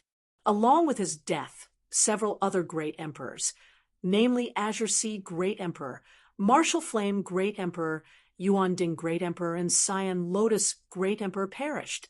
That was the time when Wu Kuang overpowered everyone else and ruled like a tyrant. But in the end, his actions led to public outrage, which ultimately got him killed. It was later revealed that Wu Kuang faked his own death and many years later was resurrected. However, the tale of him using his own power to kill numerous great emperors remained, fascinating all who heard it. No other great emperor had possessed strength on par with Wu Kuang's. After the fall of the Martial Flame Great Emperor, the Phoenix True Fire remained in the Shattered Star Sea. When Yong Kai traveled to the Shattered Star Sea for training, he obtained the Phoenix True Fire and later gave it to Lu Yen to refine. Consequently, he could easily recognize the aura of this fire phoenix source because he was very familiar with it. The Phoenix True Fire, strictly speaking, was actually a phoenix source. The aura that was just barely noticeable on the phoenix nest in front of him undoubtedly came from the same source as the Phoenix True Fire that he gave to Lu Yen. Now that this had been confirmed, Yong Kai could act boldly, without having to fear a Phoenix clan member showing up to deal with him. But to his disappointment, despite being certain that Lu Yen was the Phoenix Nest's owner, he was still unable to open it. He didn't continue because he knew that the Phoenix Nest wasn't that simple to open from previous experience. After half a day of searching on the immortal parasol tree, Yong Kai stood in front of another phoenix nest.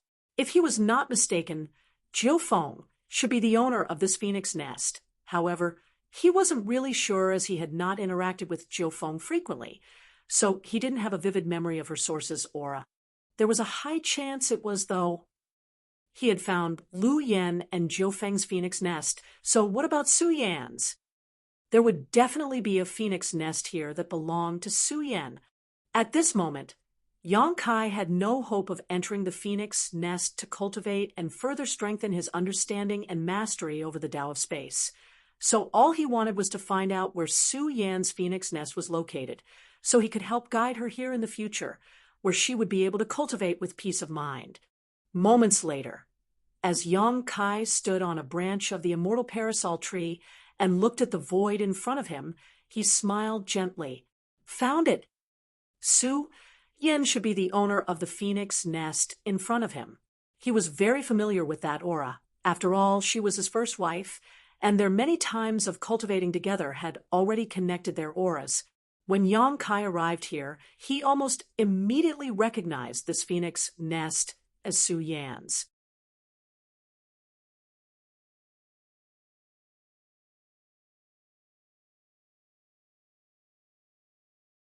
Marshall Peak, Chapter 5307. How did he enter? This familiar aura made Yang Kai sigh in reminiscence. He had not seen Su Yan for hundreds of years before entering the black ink battlefield, and now several hundred more years had passed, yet his parting with her and the others felt as though it only happened days before. To a master like Yang Kai, the higher their cultivation, the less emphasis they put on time.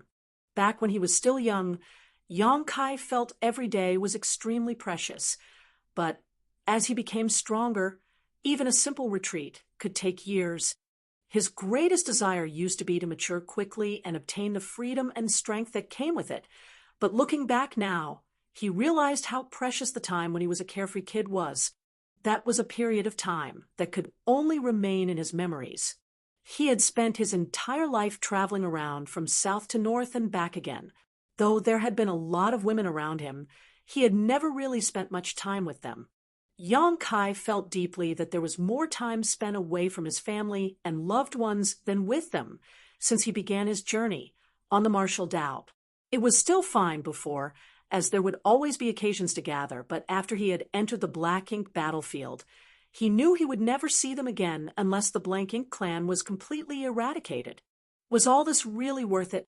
He thought to himself, but Yang Kai's expression quickly changed to one of determination.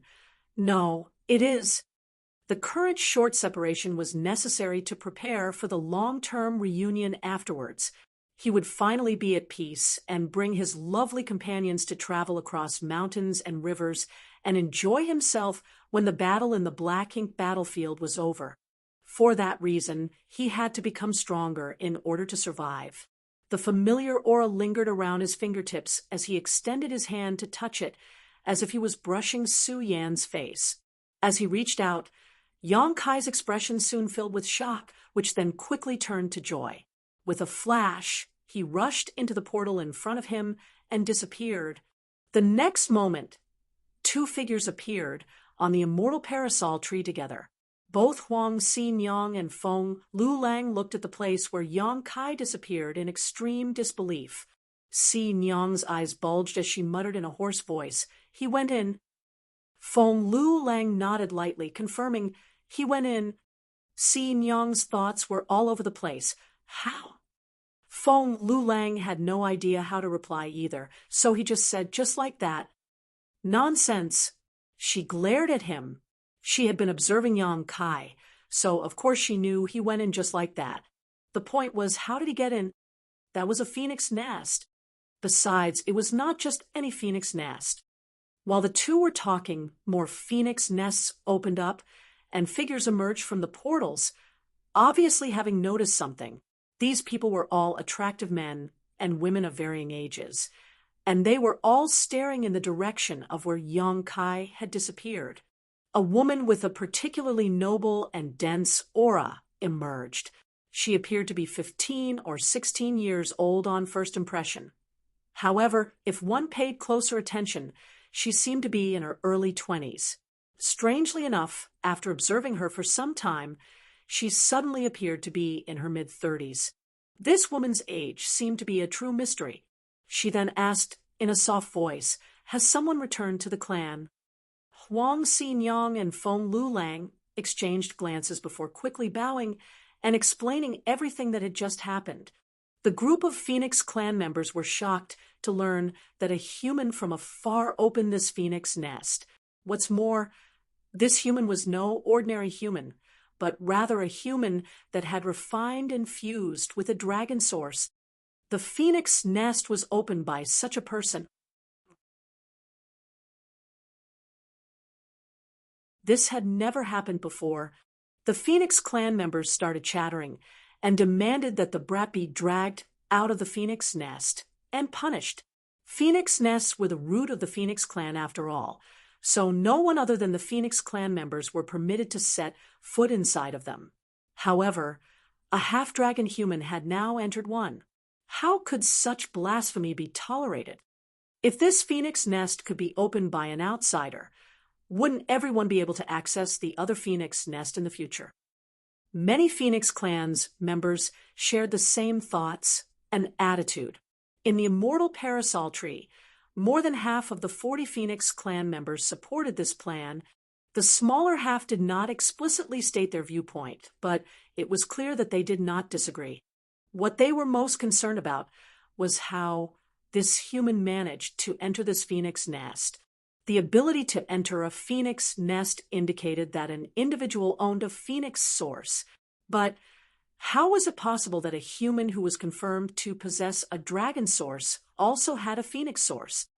Despite the dragon and phoenix clans being said to coexist side by side, certain things like their sources could never coexist inside a single individual.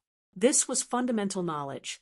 After countless years of peace and tranquility, the immortal parasol tree became lively because of Yong Kai's unprecedented actions, and almost all the Phoenix's clan members that were able to come out from retreat came out. The Dragon Clan was immediately alerted by the commotion, and many of them throughout the no-return pass released their divine sense, immediately understanding the whole story in an instant. The incident shocked the Dragon Clan as well. The human who was sent over to take advantage of the Dragon Clan had entered a phoenix nest of the Phoenix Clan before even stepping foot into the Dragon Pool. Having lived with each other for so many years, how could the Dragon Clan not know about the mysteries of the Phoenix nest? They were equally perplexed as to how a bastard who refined a dragon source would be qualified to enter an ownerless Phoenix nest. It had been many millennia since the no-return pass had been this lively. Even though masters from the 3,000 worlds would frequently be sent to different great passes through the no-return pass, their stays here were always brief. Additionally, due to the authority of the Dragon and Phoenix clan, these humans were also well-behaved in the no-return pass, not daring to be the least bit presumptuous and always departing with haste. This human, on the other hand, not only embarrassed the Dragon Clan when he first arrived, but he also violated the Phoenix Clan's sacred home. It made everyone speechless. Phoenix Clan's issue, though, was not the business of the Dragon Clan. Thus, all they did in this situation was observe the commotion. On the parasol tree, the Phoenix Clan members were filled with rage, especially the young phoenixes that denounced Yong Kai loudly. On the contrary, the older phoenixes soon fell silent, their eyes filled with pensive light.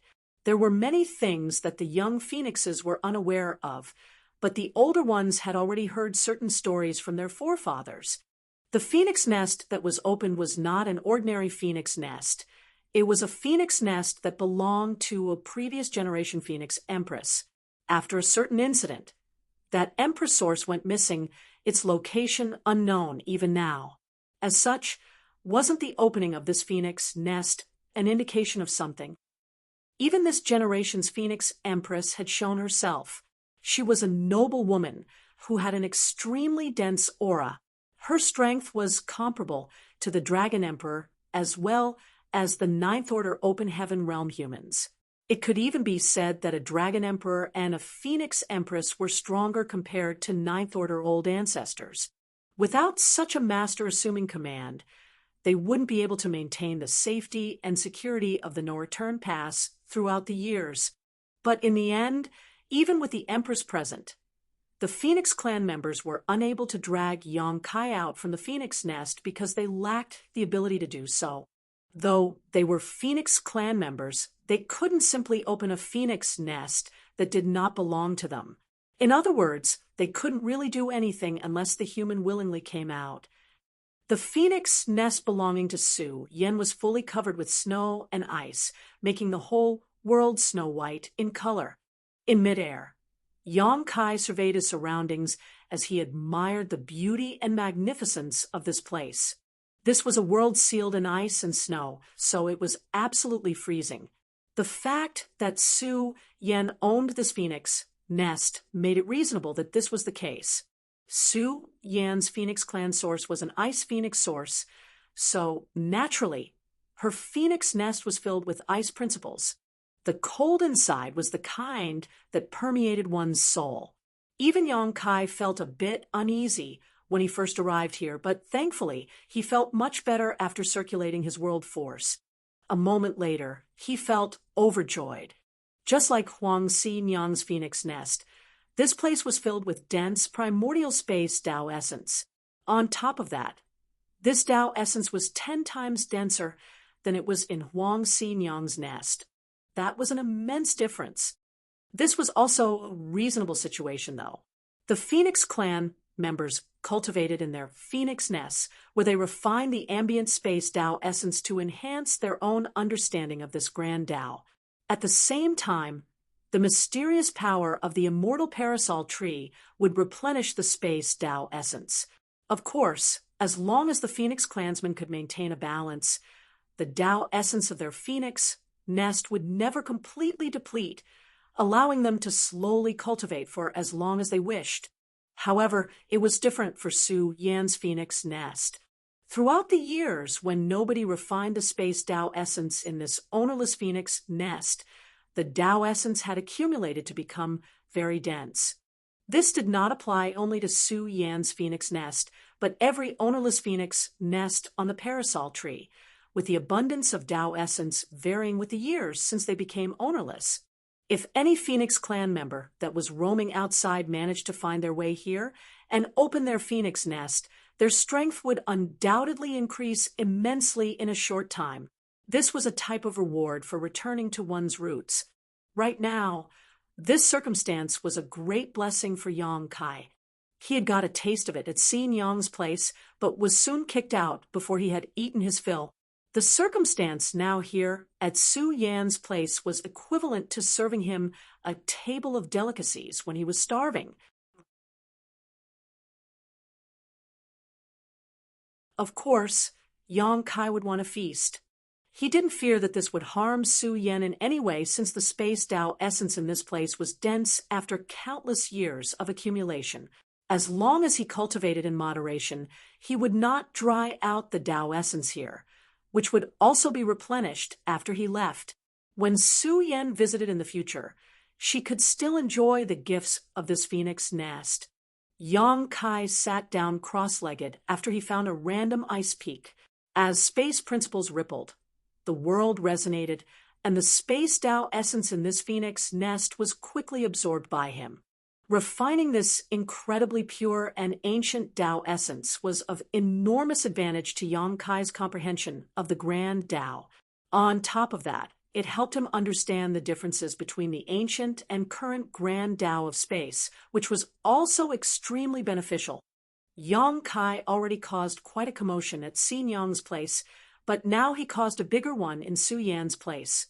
He seemed to have transformed into a bottomless abyss, incessantly swallowing the ambient space Tao essence.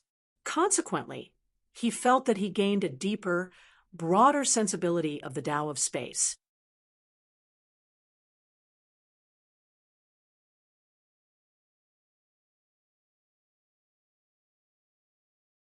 Marshall Peak, Chapter 5308. Why are you all here?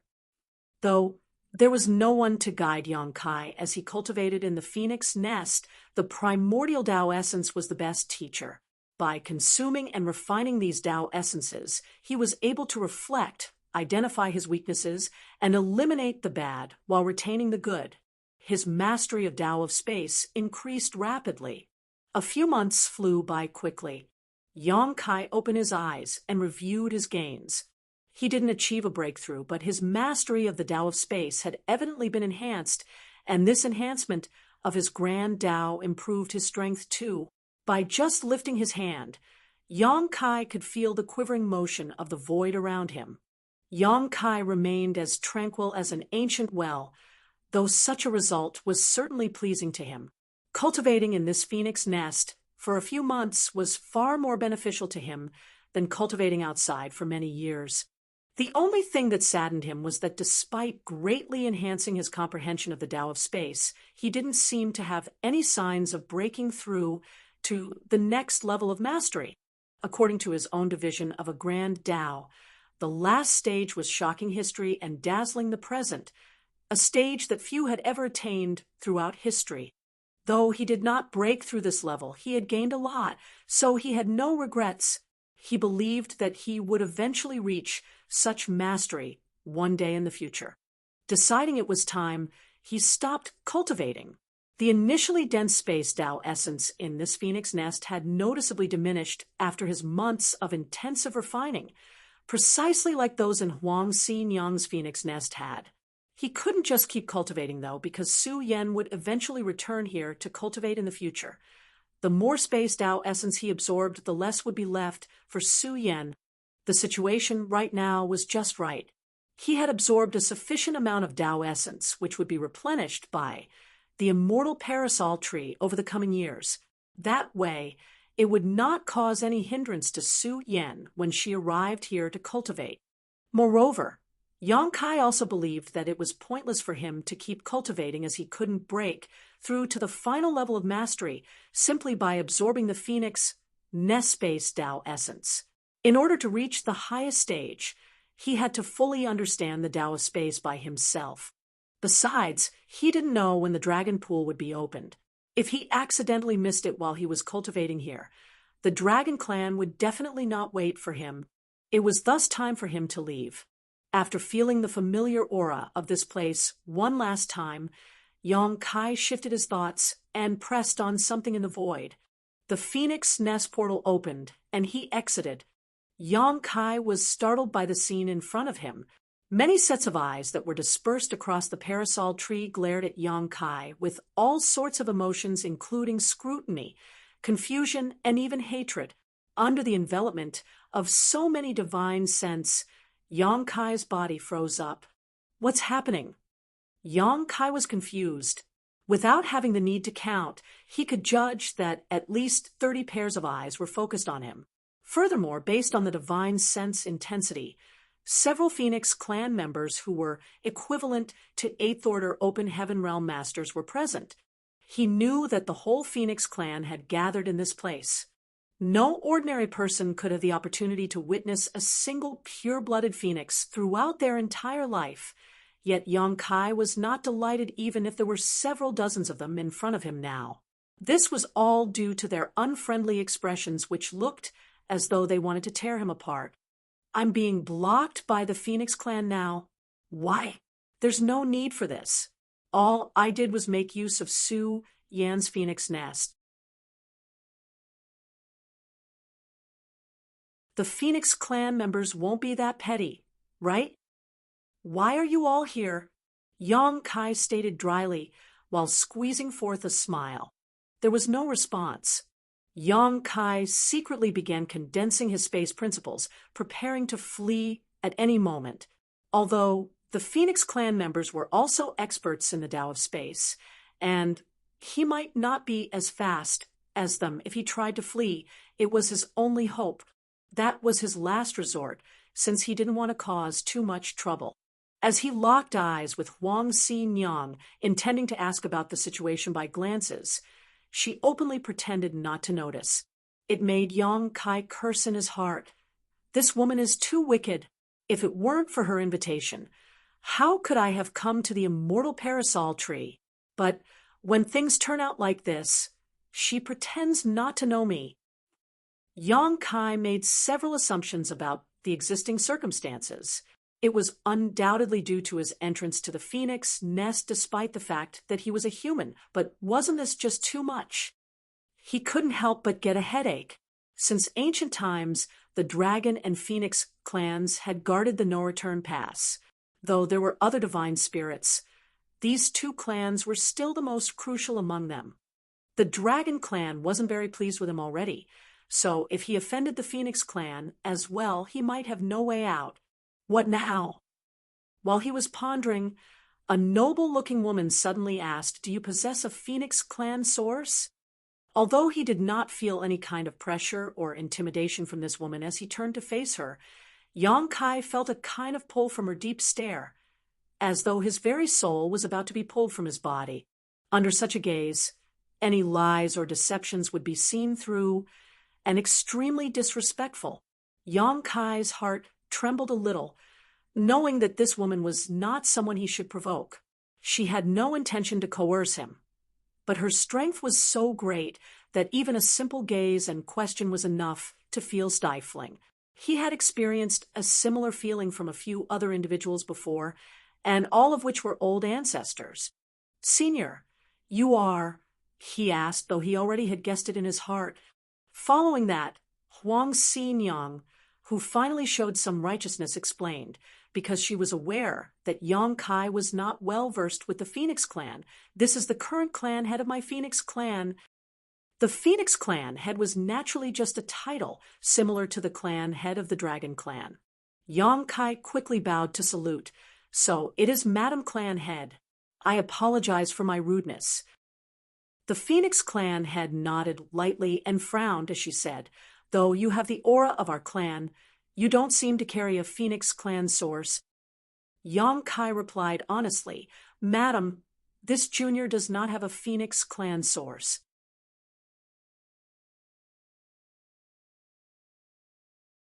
"Then, have you come in contact with a Phoenix clan member before this?" she asked again. Yes, Yang Kai was secretly at a loss for words.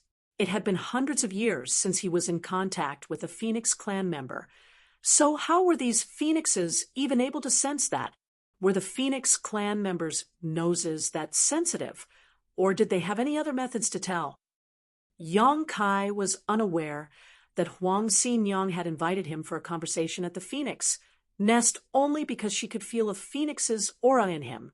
Otherwise, how would any Phoenix clan member allow a random stranger to enter their Phoenix nest, given their haughty character? Even the Dragon clan members that were living in the no-return pass with them wouldn't get such treatments. How is the individual you came in contact with doing right now? The Phoenix clan had asked once again. Yang Kai thought for a while before replying. She is doing well and should currently be cultivating in the divine spirit ancestral land. The ancestral land, she muttered softly with a hint of nostalgia on her face. The ancestral land was something long not mentioned by both the Dragon clan or the Phoenix clan. Ever since they took charge of the no-return pass, they had never visited the ancestral land. It appeared to be some sort of fate that a Phoenix clan member entered the ancestral land to cultivate.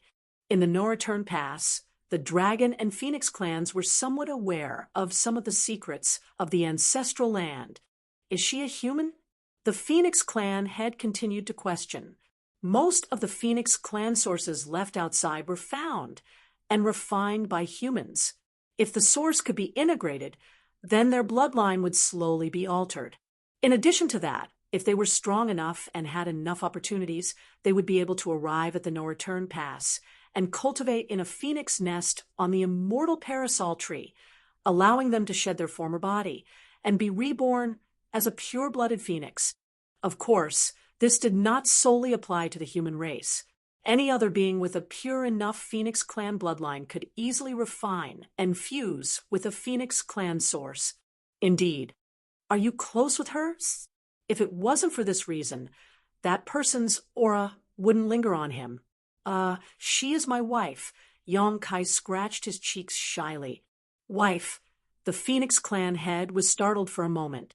Though the Phoenix clan structure was different from the human races, she could somehow understand the meaning of the term wife. A woman with a Phoenix source became the wife of a man with a dragon source. This type of occurrence had hardly happened throughout history. Both the Phoenix clan and the Dragon clan were equally arrogant. What was more was that there were not many sources of these two clans left outside. Have you both bonded? The Phoenix clan had asked again. Yang Kai's face blushed. This woman. How could words like that leave her mouth? How am I supposed to answer that? Furthermore, wasn't it normal to perform such acts as partners? Why does she have to ask about everything? Yes, he murmured in response. This time, many members of the Phoenix clan were unable to control their anger.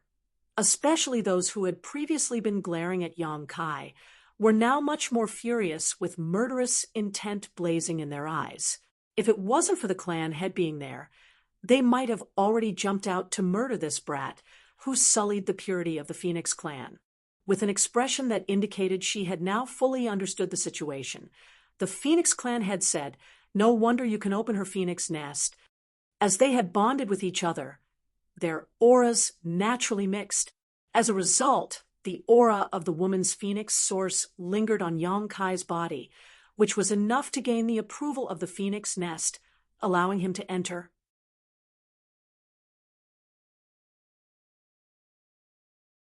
Of course, if enough time passed and the aura faded or dissipated, the phoenix nest would not be accessed so easily. It could only be said that the Phoenix clan member aura that lingered on Yang Kai was just enough to get the approval of the phoenix nest. After listening to the Phoenix clan head's words, Yang Kai suddenly understood too. "Senior, you mean that the reason why I could enter the phoenix nest is due to the remnants of my wife's aura?" She nodded lightly. "There is no other explanation than this." Yang Kai nodded in agreement. In fact, he had made a guess when he entered the phoenix nest, but he wasn't that concerned about it because he was just too happy at that moment. This woman's words had just helped to confirm his initial suspicions. Otherwise, it wouldn't make sense for him to be able to enter Su Yan's phoenix nest, but not Lu Yan's or Jiu Feng's. Putting Jiu Feng's aside, as Yang Kai rarely interacted with her, he had actually quite often been together with Lu Yan. The only thing he lacked with her was the interchanging of auras. In that case, it was all thanks to Su Yan that he managed to enter the phoenix nest. The ancestral land. The Phoenix clan head murmured softly again. She would not have paid it any mind if she didn't know the whereabouts of other Phoenix clan members. But now that she knew there was one cultivating in the ancestral land, she felt it was time to find a way to bring her home.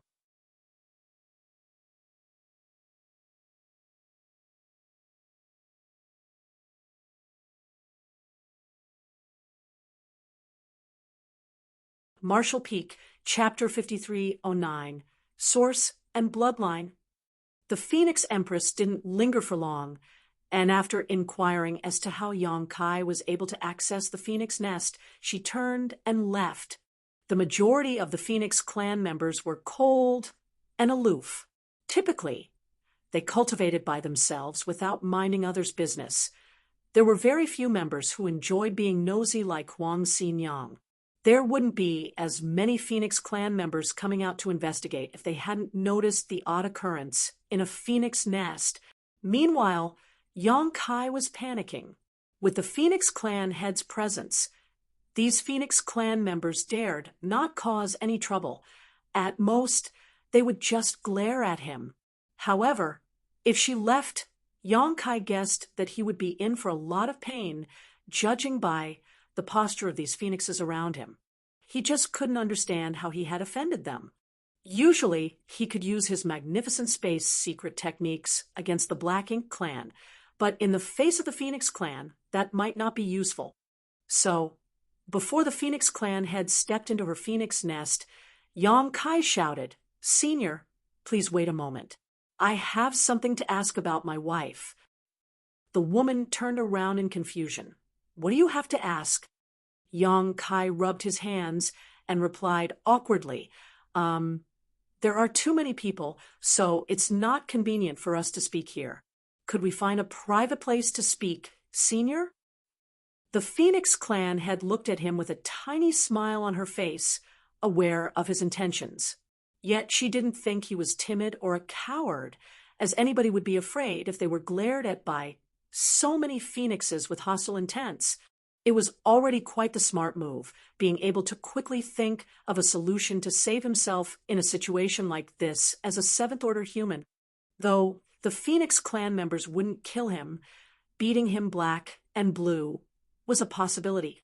Thus she nodded lightly and said, "Follow me." Without having to perform any action, a portal appeared in the void, followed by her entering it. Yang Kai was overjoyed, and he hurriedly followed her. As he made his way through the crowd around him, he couldn't help but smile and say, "Excuse me, excuse me." The phoenixes didn't stop him, as it was clear that the clan head was offering him shelter. If they made the situation difficult for him, it would be the same as not respecting the clan head. Consequently, they could only give way. even though they felt tremendous indignation. Moments later, Yang Kai entered the portal as well. Huang Xinyang, who watched from start to finish, sneered, "He's quite the bold one." Yang Kai's situation was somewhat related to her, so she initially wanted to invite him to her phoenix nest to hide from the Phoenix clan members temporarily, but who knew this brat was bold enough to seek help from the clan head herself. He really doesn't see himself as an outsider here. Meanwhile, Feng Lulang, who was standing next to Xin Yang, frowned slightly. "He's too sly. I don't like him." The setting of Su Yan's phoenix nest and the current Phoenix clan head's phoenix nest were polar opposites. This place was scorchingly hot as dense fire principles filled the air. Yang Kai instantly understood that the current generation leader of the phoenixes was a fire phoenix. He was still surveying the surroundings as he followed the Phoenix clan head into the phoenix nest when she asked, "Is there really something you wish to ask, or was that just an excuse?" In a more serious manner, Yang Kai replied, "I actually do have something to ask." In the previous moment of crisis, he didn't give it much thought because all he wanted to do was to use the status of the Phoenix clan head to escape, but now he genuinely had a question. She nodded lightly. "Go on."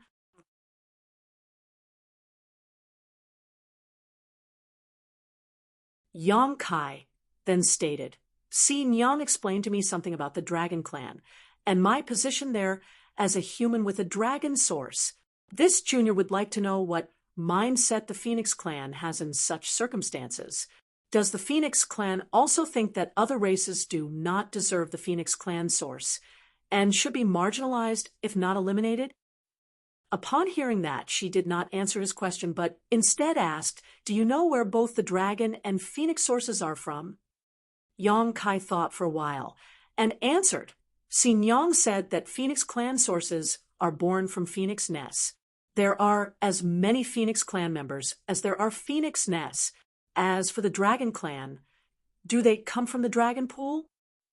No one had told him about the origin of the dragon sources, but since the dragon pool was the root of the Dragon Clan, it was not surprising that Yang Kai thought of it this way.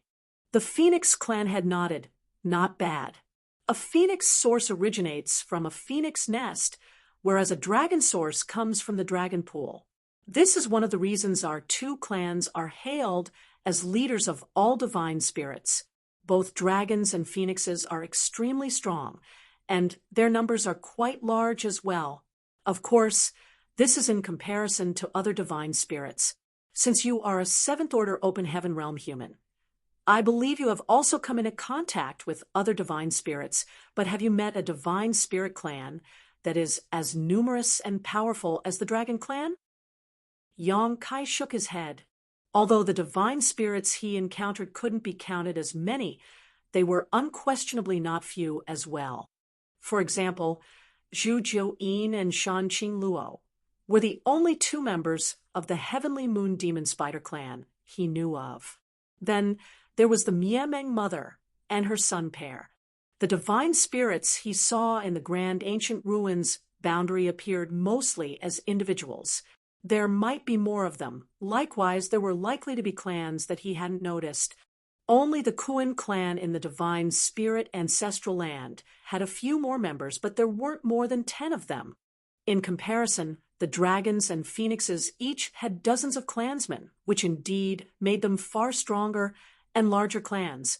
Logically speaking, the more powerful a race, the more problems they would face in terms of reproduction. But the situation was somewhat different for the dragon and phoenix clans. Due to their ability to produce the dragon and phoenix sources, the dragon pool and phoenix nests were the foundation of these two clans. With more sources, naturally, there would be more clansmen. And as long as the dragon pool and the phoenix nests were not destroyed, both clans would never go extinct. In contrast, other divine spirits did not have such advantages. The continuation of their bloodline and reproduction solely depended on the bonding between clansmen.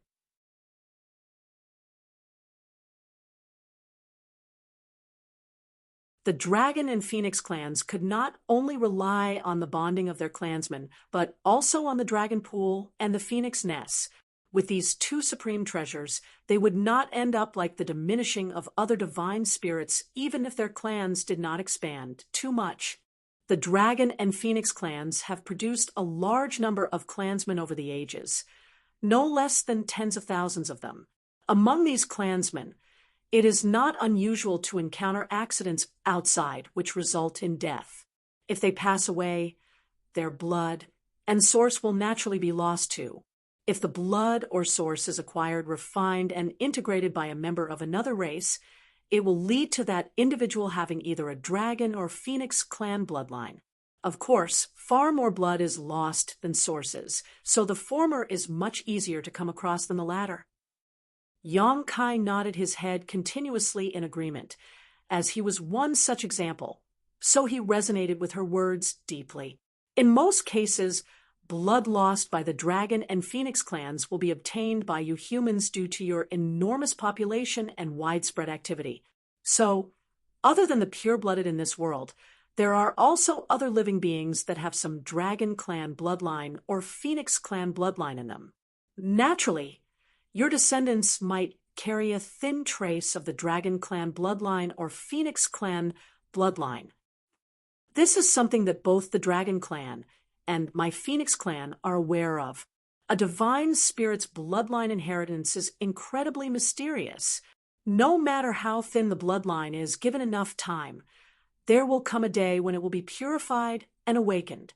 One becomes more and more like a dragon or phoenix as that day approaches, regardless of whether you are originally human or a member of any other race. However, bloodline alone is insufficient if one wishes to become a true dragon or phoenix. A source is also required. In reality, the source and bloodline are complementary. Those who possess a divine spirit source are definitely owners of a divine spirit bloodline, but many may have a divine spirit bloodline, but not necessarily own a source. Do you understand so far? Yang Kai nodded. The source is the root, and the bloodline is the derivative of the source. Just like the flood dragons, though they have a dragon clan bloodline, they do not have dragon clan sources. Indeed, this is exactly how it works. However, if these flood dragons manage to purify their bloodline to a certain extent, a source can evolve from it. When that occurs, they can transform into a true dragon and become an official member of the dragon clan. So, does that mean if I could refine my dragon vein to a certain degree, I would officially be part of the dragon clan? Yang Kai seemed to have some thoughts in his mind. The Phoenix clan had looked at him briefly and said, "You can put it that way. This is the same for the Phoenix clan as well." Yang Kai couldn't help but think of Qing Wan and others in the divine spirit ancestral land. According to the woman's words, existences like Qing Wan and Yuan Chu all possessed strong Phoenix clan bloodlines, which would only require one last step before evolving into sources. After taking that step, they would officially become pure-blooded Phoenix clan members. Of course, even if they didn't take this step, they were still powerful divine spirits. It is just that. You know how the dragon clan is. There is an abundance of living beings in this world with dragon clan bloodlines, whereas there are very few who have a Phoenix clan bloodline. Yang Kai gave an awkward laugh. It's the nature of a dragon to be lascivious. It's still acceptable if you solely possess a dragon clan bloodline. The dragon clan wouldn't care about that since there are many living beings that have a dragon clan bloodline as a result of the dragon clan's own actions.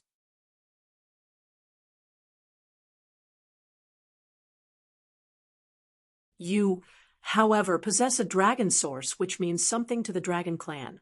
If your source is taken away and returned to the dragon pool, the dragon clan will undoubtedly have an additional heir in the future. Yang Kai frowned. The dragon clan do such things? To which she shook her head and replied, "Not anymore. If it was a long time ago, they would certainly do so. While it is also conceivable for you to strengthen your bloodline and eventually turn into a pure member of the Dragon Clan. That is merely a possibility. Instead of clinging to that faint hope, it was preferable for them to simply extract your source and return it to the Dragon Pool. The Phoenix Clan head was referring to an extremely ancient period when she said that it was a long time ago, but the Dragon Clan definitely did such things back then. However, given Yong Kai's current standing, it was clear that the Dragon Clan didn't like him, but wouldn't do anything to him either. What about the Phoenix Clan? This was the issue that Yong Kai was concerned about. The Phoenix Clan head knew what he was thinking, so she smiled and said, "Rest assured, the Phoenix Clan will not be as unscrupulously as the Dragon Clan. Since your wife has the Phoenix Clan source, that is her opportunity, and it also means that she is a member of my Phoenix Clan. If she comes to cultivate in her Phoenix nest in the future, she will certainly be able to fully awaken her Phoenix Clan bloodline." Yong Kai heaved a sigh of relief upon hearing her words. The Phoenix Clan was indeed far more friendly than the Dragon Clan. "My wife can come and cultivate in her Phoenix nest?" Yong Kai asked again. Of course, she nodded. This was great news. Su Yan had already been cultivating in the divine spirit ancestral land for some time, which meant her strength must have been greatly increased. If she came to her Phoenix nest to cultivate now, she might be able to purify her bloodline and become a pure-blooded Phoenix Clan member. After all, her source was no ordinary source, but the source of a Phoenix Empress, even stronger than the woman in front of Yong Kai now. He had to find a way to bring Su Yan and the others over here, but now that he was on Black Ink battlefield, it was pretty challenging for him to do so. It seemed like he had to ask for a favor from the Phoenix Clan.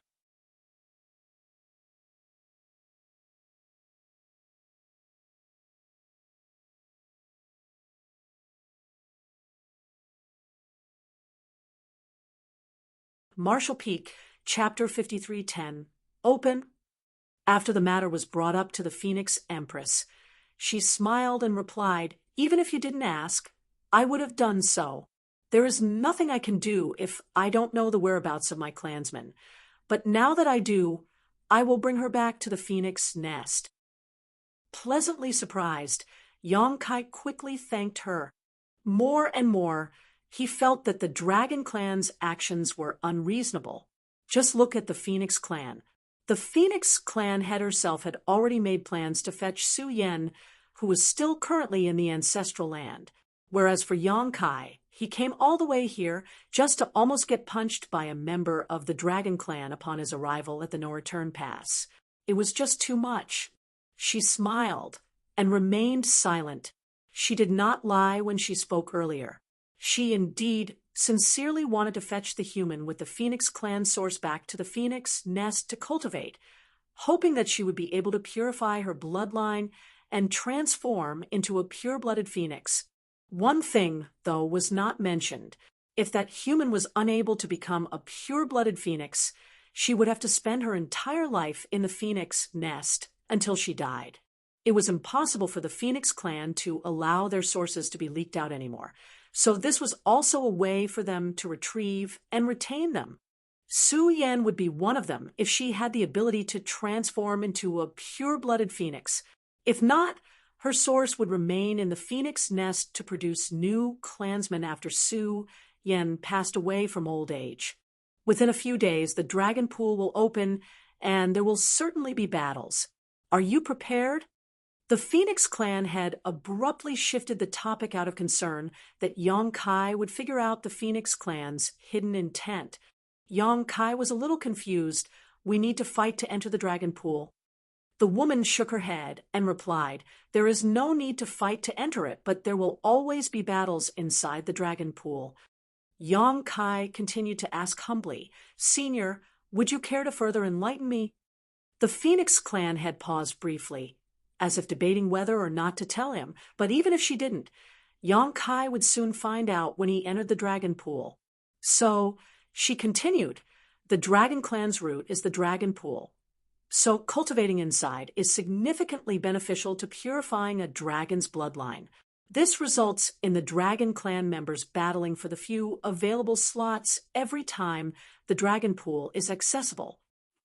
There was a limited number of spots available in the Dragon Pool. No one told Yang Kai about this before, but he had guessed it himself. Otherwise, Ji Lao San would not have blocked him on his way to the no-return pass.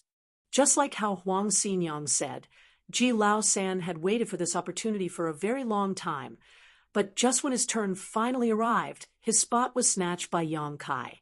How could Ji Lao San tolerate it?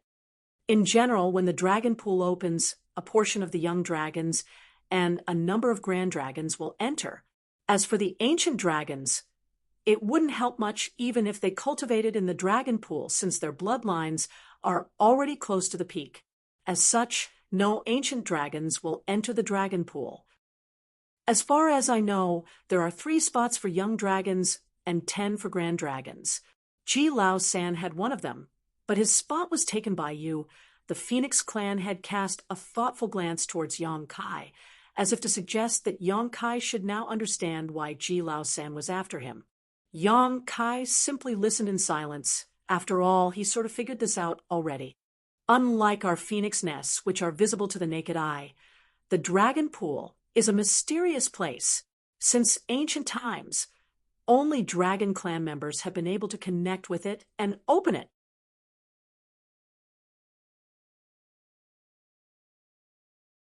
It is also solely the Dragon Clan members who have entered the Dragon Pool who would know exactly what the Dragon Pool is like. Even the Phoenix clan is not fully aware of the details. That being said, from what I understand, the deeper you dive into the Dragon Pool, the greater the benefits you can obtain. So when you enter the Dragon Pool, you should head as deep as you can. Who knows? You might be able to gain something unexpected if you can dive deep enough.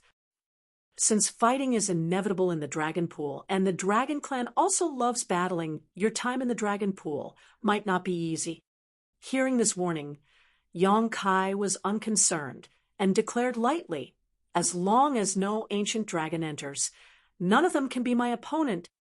Yang Kai was also a grand dragon, so why would he be afraid of other young and grand dragons in the Dragon Pool? After entering the Dragon Pool, those Dragon Clan members would be fine if they didn't make trouble for him, but if they dared to do so, they would definitely be humiliating themselves. The Phoenix clan had appeared to want to warn him about something, but after some consideration, she replied as she softly nodded, "Fair enough. That is all I know about the Dragon Pool." With a courteous bow, Yang Kai said, "Many thanks, Senior, for enlightening me." The woman simply waved her hand and replied, "You must be worth it, since the human race is willing to send you here. Even though the Dragon and Phoenix clan are different from you humans, everyone's stance on the black ink battlefield remains the same. You would have learned of these things when you entered the Dragon Pool, even if I didn't mention them to you."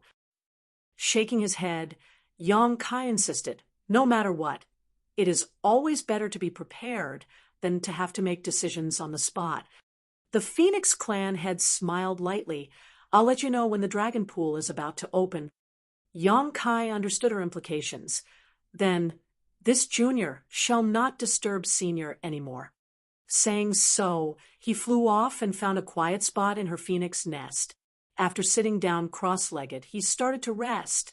He didn't refine or absorb the ambient space Tao essence here because he had already gained enough from Su Yan's Phoenix nest, so it would be pointless to do so again. Instead, he needed to figure out how to digest and absorb his recent gains. Besides, the Phoenix clan head was kind enough to allow him to temporarily take refuge in her home. It would be extremely ungrateful of him to also try to steal her belongings. Several days went by.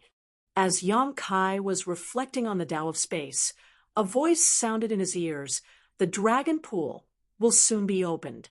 You should go." As the words sounded, the void in front of Yang Kai rippled, and a portal formed. Yang Kai instantly stood up, paid his respects to the Phoenix clan head, then stepped through the portal.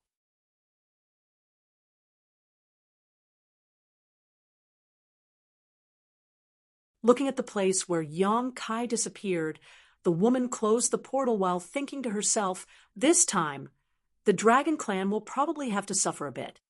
The Dragon Clan was unable to determine what kind of source Yang Kai had refined because he hadn't shown any of its aura since arriving at the no-return pass. So they only thought of it as any ordinary dragon source. After all, the Dragon Clan had left behind a sizable number of sources outside, many of which now belonged to living beings that had a Dragon Clan bloodline. Those sources were not conceived by the Dragon Pool, but rather born after a bloodline had reached a sufficient purity. The Dragon Clan didn't know about his source, but the Phoenix Clan head had some guesses, because he was able to access that Phoenix nest. In ancient times, a Dragon Emperor and Phoenix Empress of a certain generation sacrificed their lives to seal a black ink giant spirit god. They had fallen at that time, and their sources vanished along with the shattering of the void. Back then, the Black Ink clan was threatening the 3,000 worlds. Consequently, the Dragon and Phoenix clans lacked the time and resources necessary to search for the Emperor and Empress sources due to the urgency of the situation. After many years, when the situation finally stabilized, no traces remained to be followed. The Dragon Emperor and Phoenix Empress source of that generation were thus lost forever. However, based on the situation of the Phoenix nest, even though the Phoenix Empress source was missing, it should still exist somewhere. Otherwise, the corresponding Phoenix nest would also be destroyed if the source had been destroyed. Since the Phoenix nest remained, it indicated that the source was safe. Only its location remained unknown. Now, many years later, a human boy with a dragon source arrived at the no-return pass, received the approval of that generation's Phoenix Empress Phoenix nest, and easily entered it. There were several indicators that suggested the source refined by this human should be that generation's Dragon Emperors. Since the sources of the Dragon Emperor and Phoenix Empress were lost at the same time, it was no surprise that they would be found at the same time too. If this was the case, those trivial grand dragons would be no match for him, and even the ancient dragons of the Dragon Clan might face a lot of pressure in front of him. At this moment, dozens of the Dragon Clan members had gathered in the massive square of the no-return pass. However, except for a few young dragons, all other Dragon Clan members had transformed into their human forms. Those few young dragons lacked the proper fine control over their power, so they found it less energy-consuming to simply remain in their dragon form. Though they were titled young dragons, some were several thousands of meters long. Some were hovering above the square, while some were curled up nearby, dragon pressure lingering in the air.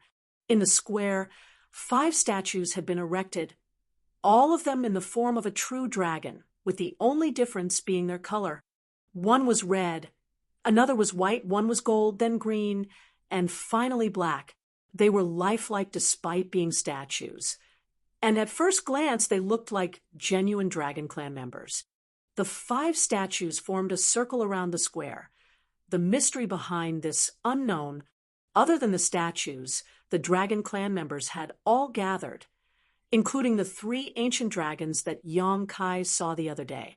When Yang Kai approached, the Dragon Clan members seemed to be making some preparations, and the 3 ancient dragons were each murmuring something. There was no room for any mistakes because the opening of the dragon pool was a huge affair to the Dragon Clan.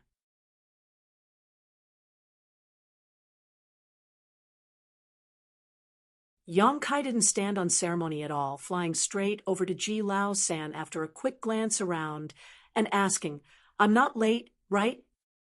Ji Lao-san was concentrating when he heard the voice. As he turned his head to see that it was Yang Kai, his expression darkened with rage. When Yang Kai first came to the no-return pass, Ji Lao-san was humiliated by him.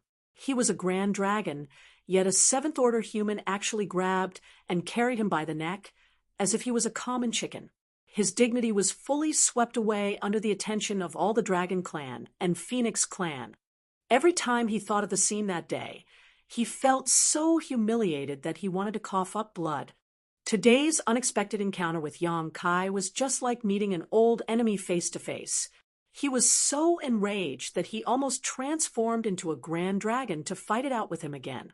Fortunately, he understood that now was not the time to act impulsive, so he kept his temper under control, snorted bitterly, and disregarded Yang Kai directly. Despite being rebuffed, Yang Kai acted like he and Ji Lao San were close friends, and he chatted nonstop. "Your brother Ji, right? We've met before. Could you tell me what to look out for when entering the dragon pool? This is my first time, and I don't even know what to do after entering dragon pool. If brother Ji knows something, please teach me a thing or two." Ji Lao San gave him a cool look while remaining silent. Yang Kai then continued with pursed lips, "Brother Ji, you are a dragon clan member after all. You wouldn't be that petty, right? The previous occasion was really a minor misunderstanding. Why take it personally? If nothing works, I am willing to be carried by the neck by you once." As the saying went, never mention someone's pain. No matter how good Ji Lao San's self-control was, he couldn't bear it anymore and shouted, "You court death." With an innocent expression, Yang Kai blinked at him and asked, "Why is brother Ji so angry?" Just as Ji Lao San was about to speak, one of the ancient dragons abruptly opened his eyes and glared in their direction. He did not say a word, but the coercion in his silence was replete with warnings. Ji Lao San froze, whereas Yang Kai quickly controlled his demeanor.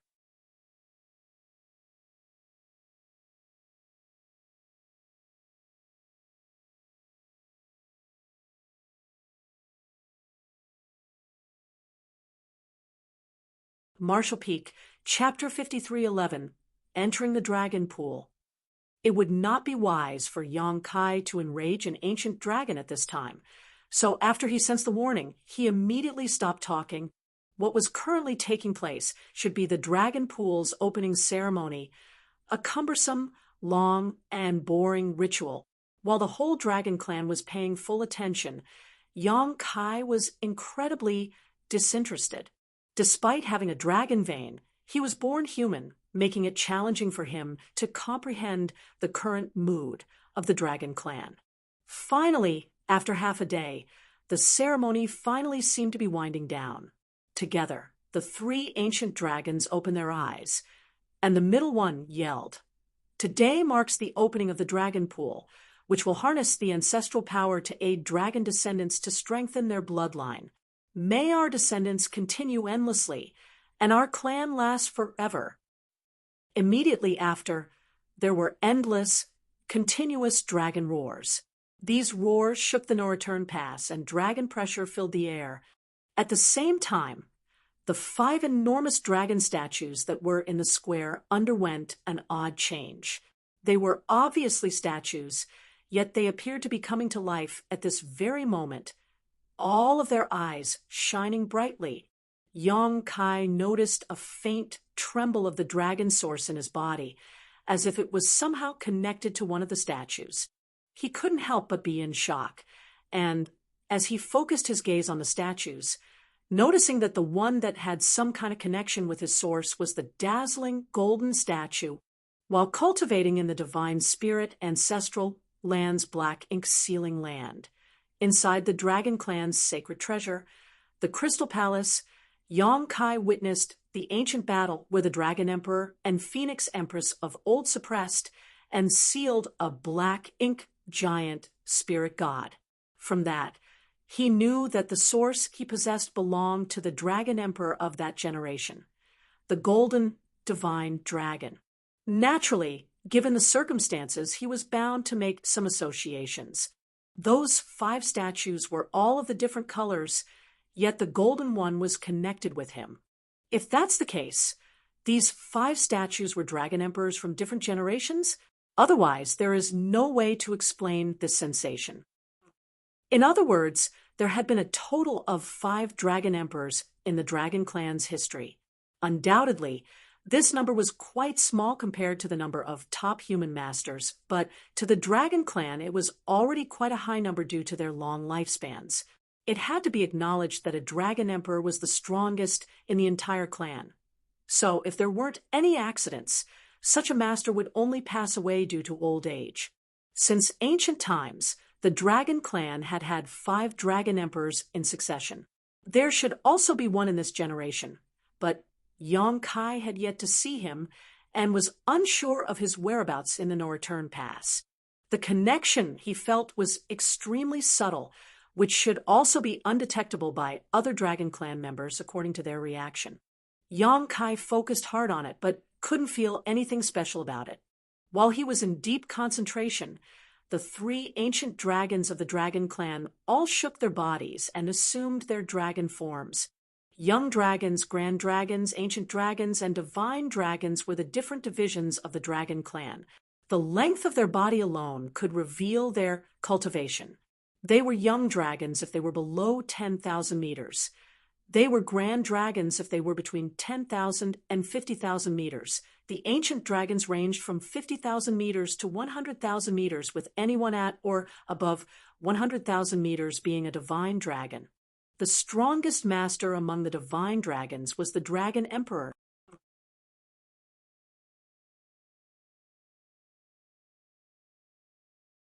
For instance, Ji Lao San's dragon form, which measured close to 50,000 meters when he previously transformed, could be deemed the upper bound of being a grand dragon. If he entered the dragon pool this time, he would certainly ascend to the ranks of ancient dragon.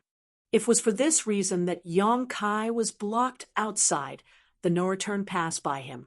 How could Ji Lao San easily let this go when Yong Kai had taken his chance to ascend?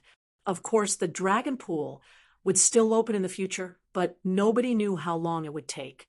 The 3 ancient dragons had obviously been cultivating for a very long time, so they had basically reached the 100,000 meters limit. If they had fully transformed to their original size, the No Return Pass might not be able to contain them.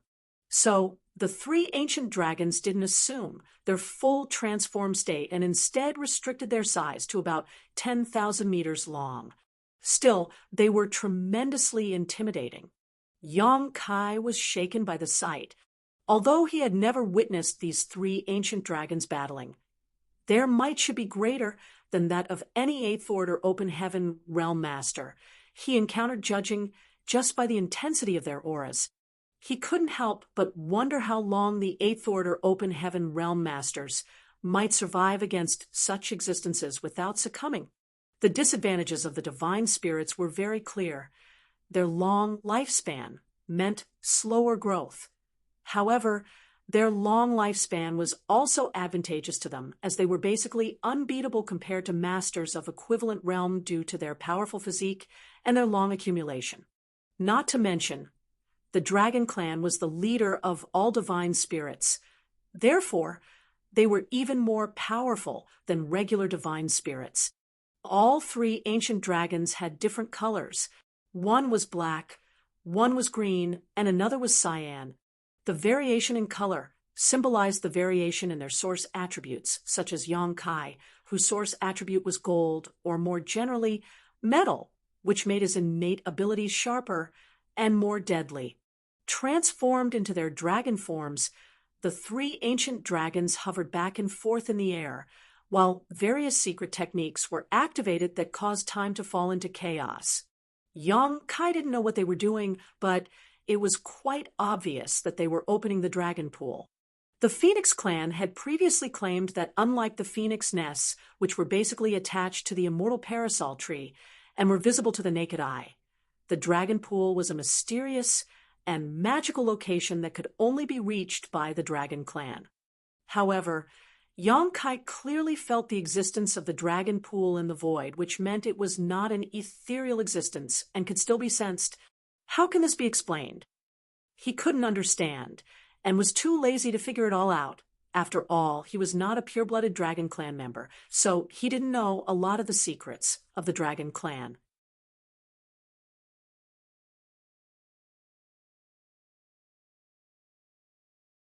The 5 Dragon Emperor statues grew more and more lifelike as a result of the 3 ancient dragons' actions. The magical power from the statues quickly infused and converged into one. Yong Kai stared, and observed that the power was slowly rotating amongst the 5 statues, its speed increasing more and more. Less than an incense stick later, a vortex-like portal appeared in the center of the 5 statues. Yang Kai felt an incredibly violent force emanating from that vortex, and he knew in his heart that this was the entrance to the dragon pool. The force was so strong that even he dared not underestimate it. Looking around, all the Dragon Clan members had no reactions, as if they were just waiting. After another moment, the whirling vortex settled and transformed into a stable portal. Immediately, the ancient dragon who had just spoken roared, "The dragon pool is opened. Enter now." As soon as he completed his sentence, 3 figures flashed in the direction of the vortex, followed by 10 more afterwards.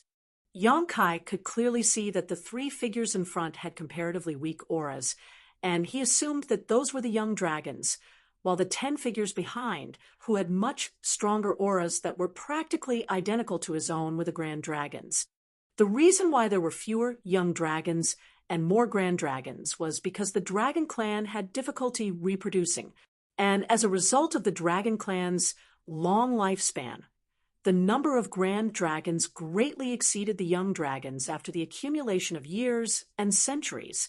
Just like what the Phoenix Clan had told Yang Kai, there were 3 young dragons slots and 10 grand dragon slots during this opening of the dragon pool.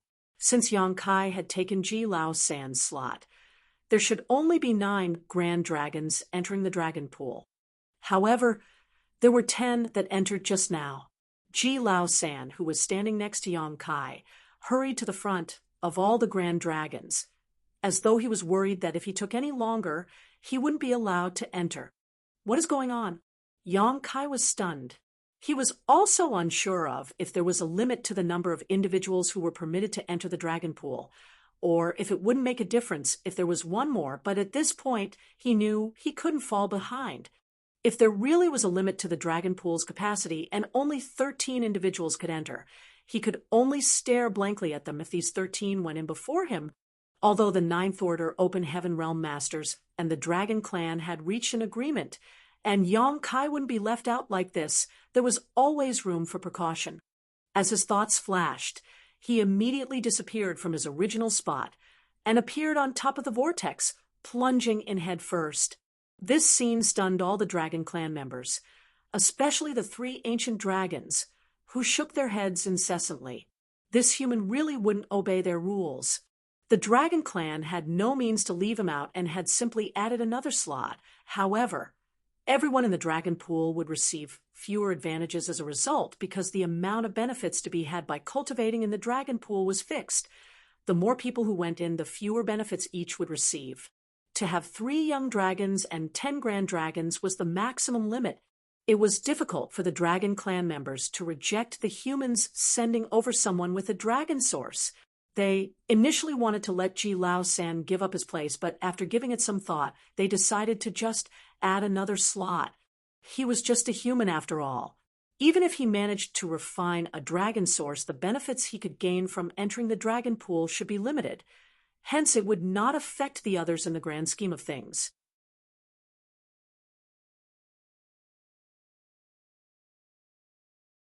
Every time the dragon pool was open previously, the young dragons would enter first, followed by the grand dragons. But now, that human ran in first. It couldn't be helped, though, as he was proficient with the Tao of Space. The whole thing happened so quickly that even the 3 ancient dragons were not able to stop him. Still, his actions made the ancient dragon's expression darken, and they secretly made the decision to never agree to such a request from the human race again, no matter the compensation offered. What does he think the dragon pool is? Behind Yang Kai, the 3 young dragons and 10 grand dragons followed, and entered the dragon pool orderly in an extremely quick manner. After every acknowledged Dragon Clan member entered the dragon pool, the 3 ancient dragons sealed the portal. It would take several years before the portal would reopen. When it was open next, there would hopefully be an increase in the number of grand dragons and ancient dragons. At least 2 of the 10 grand dragons had a chance to join the ranks of the ancient dragons by their calculations. The other grand dragons were still short on their accumulations and had only entered the dragon pool this time to strengthen their bloodline. It wouldn't be until the next time that these grand dragons would have a chance to break through. Yong Kai was wrong when he made the assumption that the dragon clan only had 3 ancient dragons. After all, how was it possible that there were just 3 of them after so many years of accumulation? It was just that these 3 were the oldest and the strongest, so they were the leaders of the dragon clan, in charge of all day-to-day activities, including the dragon pool's opening. Inside the dragon pool, Yong Kai was shocked. He couldn't help but feel strangely at home as soon as he arrived at this place. Compared to what he experienced in the star boundary, it was entirely different here.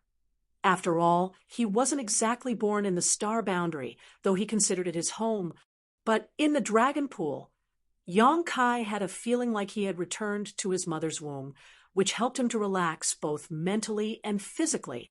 It might be due to the magical power of the dragon pool that Yong Kai, without taking the initiative, transformed into his grand dragon form the moment he entered. It seemed like they could only exist in their dragon forms in this place. His over 35,000 meters dragon form indicated that he was quite strong even among the grand dragons. Yong Kai didn't take any action immediately, and instead silently assessed his body while sensing his surroundings. His dragon vein was oddly active, a sign of his bloodline surging. On the other hand, the environment around him felt like an extremely deep pool, with water all around him. Is this how the dragon pool got its name?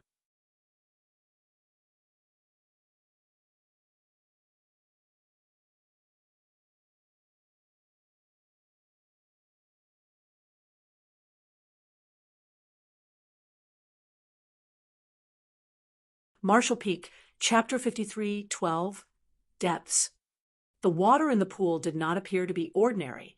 Instead, it had an unusual power that, if absorbed and refined, would greatly help a dragon enhance their bloodline. Yong Kai faintly understood why the dragon clan valued the dragon pool so much. This place could strengthen a dragon's bloodline power, and it also existed as the root of the dragon clan.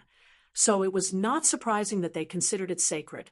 Before he could savor the wonders held in the dragon pool's water, there was a burst of dragon roars all around, followed by the forms of true dragons appearing all around. After following him into the dragon pool, the 3 young dragons and the 10 grand dragons also transformed into their dragon form involuntarily, just like him.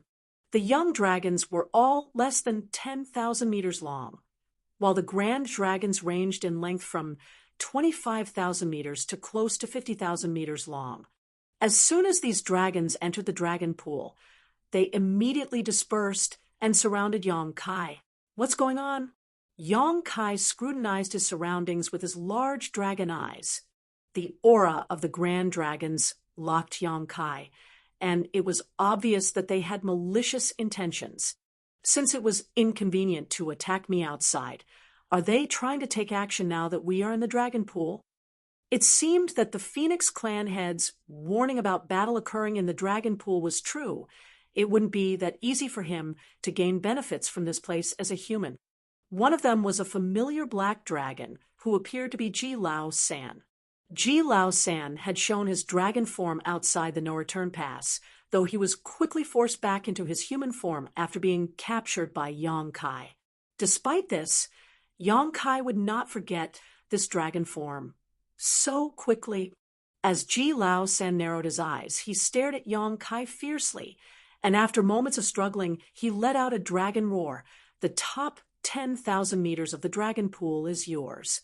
If you dare to dive any deeper, don't blame us for not being polite with you. Yong Kai listened in a daze.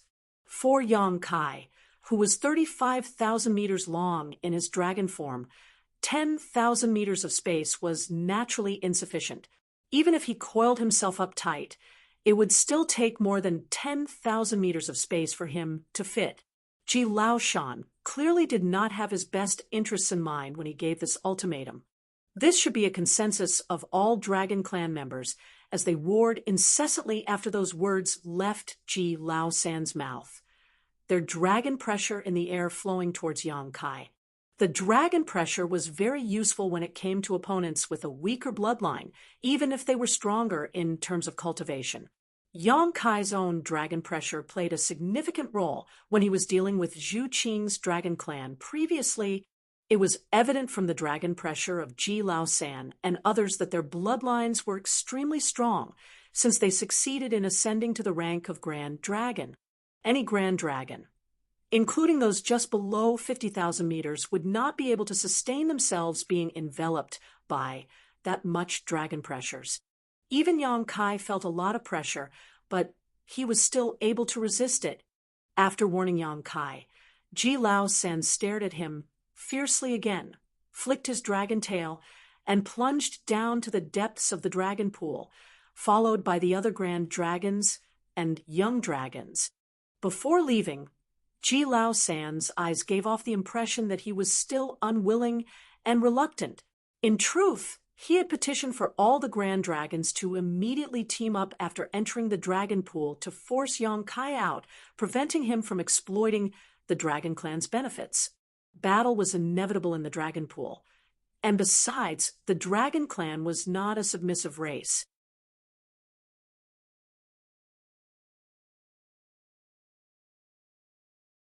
The dragon clan frequently engaged in deadly battles each time the dragon pool was opened in an effort to occupy a better position, with the winner being able to gain more advantages. However, the three ancient dragon elders rejected this idea. After all, the Ninth Order Open Heaven Realm old ancestors were the ones who arranged this whole thing, and they had paid quite the price in order to send Yang Kai over. Furthermore, the three ancient dragons knew that Yang Kai, as a Seventh Order Open Heaven Realm Master, seemed to be important to the human race's upcoming crusade in some way. If they outright forced him out without allowing him to gain any advantages, it would be hard for them to explain to the human race. Since he couldn't be forced out, the only option was to let him stay in the dragon pool's shallowest part. Although not much, there would be benefits for him in this situation, and it wouldn't harm the dragon clan's interests. Thus, they wouldn't be violating their deal with the human race. Regarding this way of handling the situation, Ji Laoshan was somewhat reluctant because Yang Kai shamed him so greatly that all he wanted was to rip him to pieces to vent his rage. However, he had to comply with the elder's words while deep down, he hoped that Yang Kai wouldn't be so obedient, so that he would have an opportunity to discipline him and reclaim the dignity he had lost. On the other hand, Yang Kai was left helpless as the grand dragons and young dragons dove deeper into the dragon pool. He was not an idiot, though, since Ji Laoshan allowed him to occupy the dragon pool's shallowest place and prevented him from descending any further down. Didn't that indicate that there were more advantages to be had by diving further? Yang Kai was naturally unconcerned about Ji Laoshan's threat.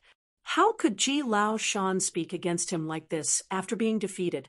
As long as these Dragon Clan members didn't join forces, he feared nothing. He did not, however, instantly dive deeper into the dragon pool because he wanted to verify his theory, so he remained in place and silently observed the situation.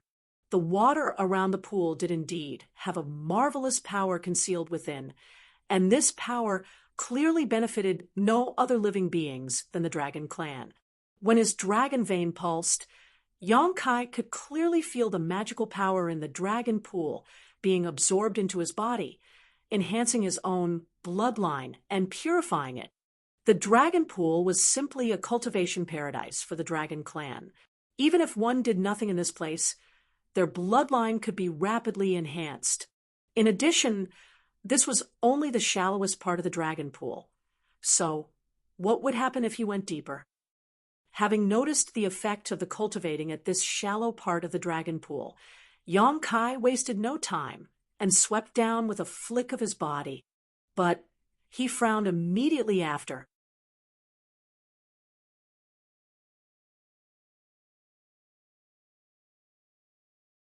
He initially wanted to manipulate space principles to hurry deeper, but was taken aback when the space principles, which he usually used at any time and anywhere, could not be activated in this place. Is there some kind of restriction in the dragon pool?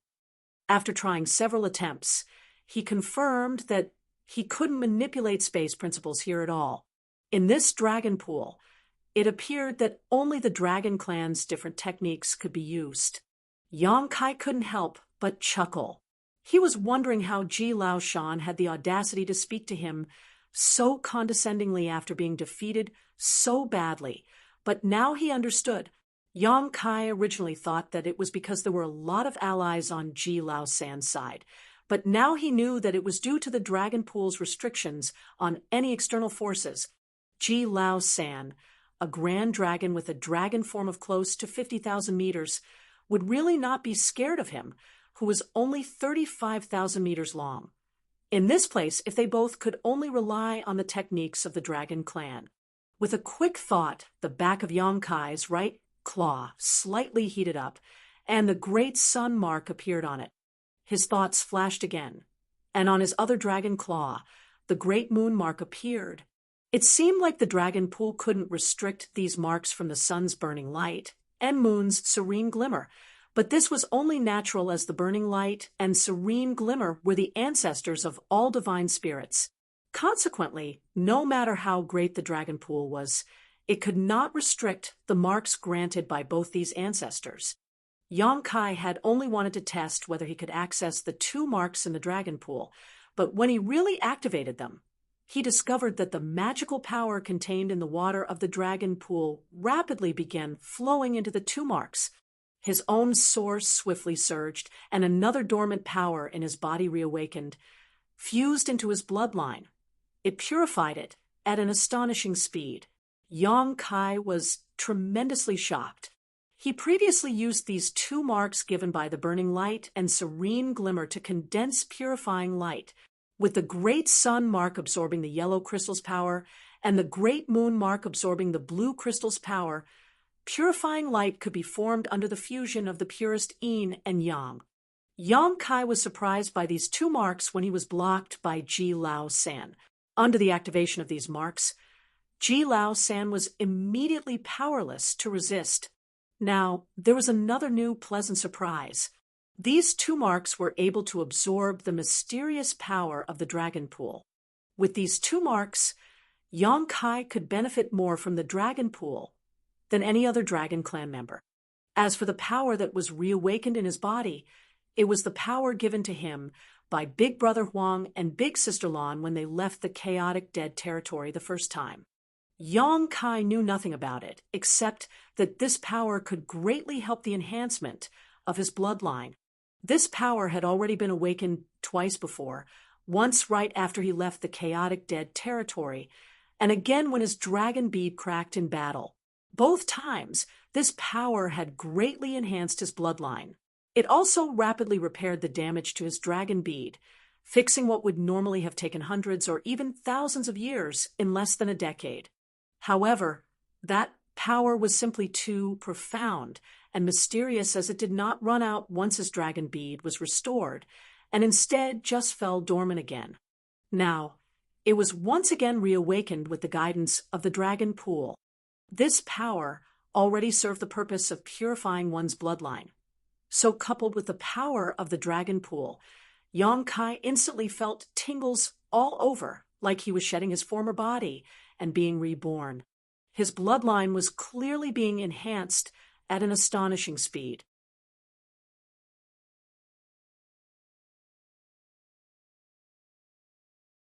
His dragon bones made audible cracking sounds, his dragon scales shivered slightly, and dragon blood oozed out from his skin.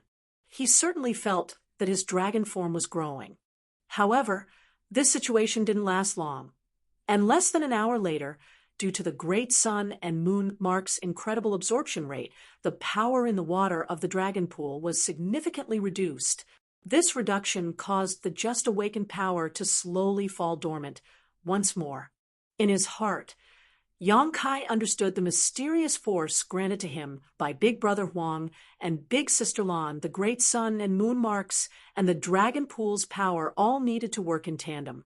The dragon pool's power was the stimulant that awakened the mysterious power, and his marks were the beacons which drew in the water's power. Thus, in order to continue strengthening himself, he needed more dragon pool power.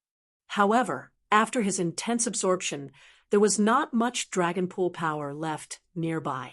So, it would not be as effective if he remained and continued to absorb the power from there.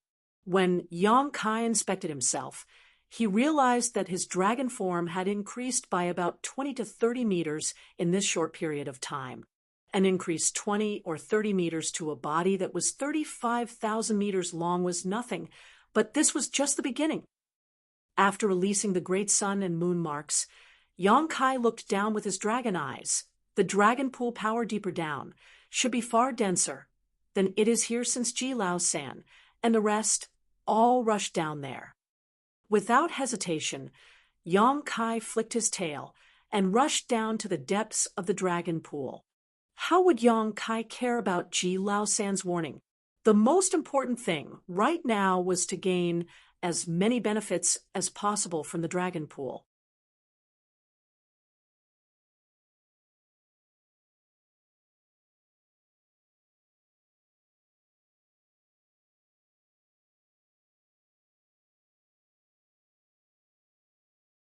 Marshall Peak, Chapter 53:13, Passing Through. As Yang Kai guessed, the deeper he went into the dragon pool, the more intense the mystical power became. However, he did not have any intentions to stop. Since he knew this, it was obvious that the deeper he dove, the better. This might be the only time he could ever enter the dragon pool. Thus, he should endeavor to reap as many benefits as possible. The dragon pool seemed bottomless, and Yang Kai dove down tens of thousands of meters, but still saw no signs of any of the other Dragon Clan members. It made him wonder if the space inside the dragon pool was somehow distorted. There were 3 young dragons and 10 grand dragons who just came in. There should be no reason why there were no signs of them. Finally, after several thousand more meters, Yang Kai finally came across Dragon Clan members. 2 young dragons, both at only around 7,000 to 8,000 meters long, were fighting.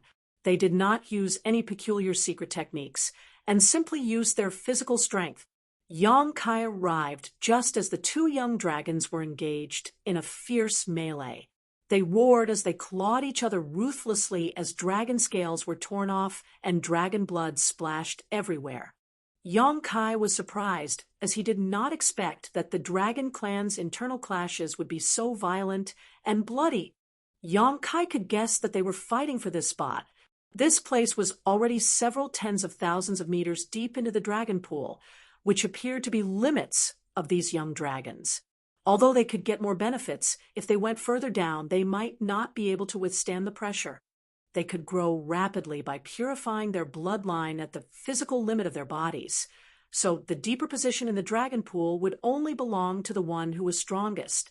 The 2 young dragons were about the same size and strength and were in an intense fight when Yang Kai arrived. The 2 young dragons seemed to sense Yang Kai's aura and suddenly stopped fighting. They turned their heads towards him, and one of them shouted angrily, "How dare you come down here?" The other young dragon also roared, "Get out of here, or I'll teach you a lesson." Yang Kai's huge dragon form passed between them, and with a swipe of his dragon tail, he sent the 2 young dragons flying. How dare these 2 young dragons of less than 10,000 meters speak so disrespectfully to him? They were so ignorant that Yang Kai did not even bother to reply to them. When Yang Kai dashed past them, the 2 young dragons tumbled as their vitality roiled.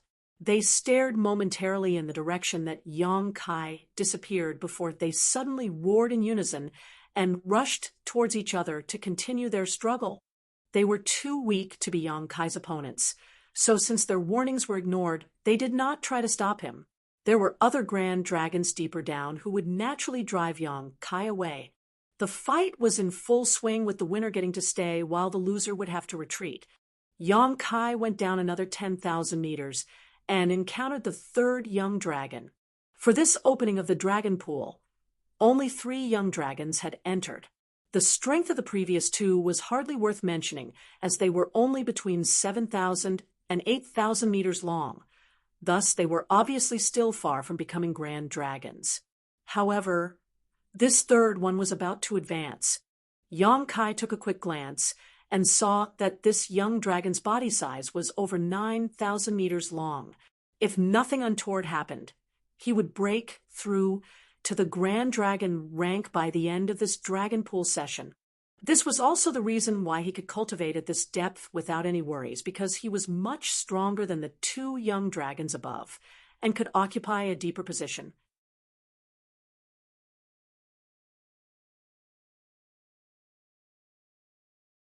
On the contrary, the earlier 2 young dragons had to fight for the best position above.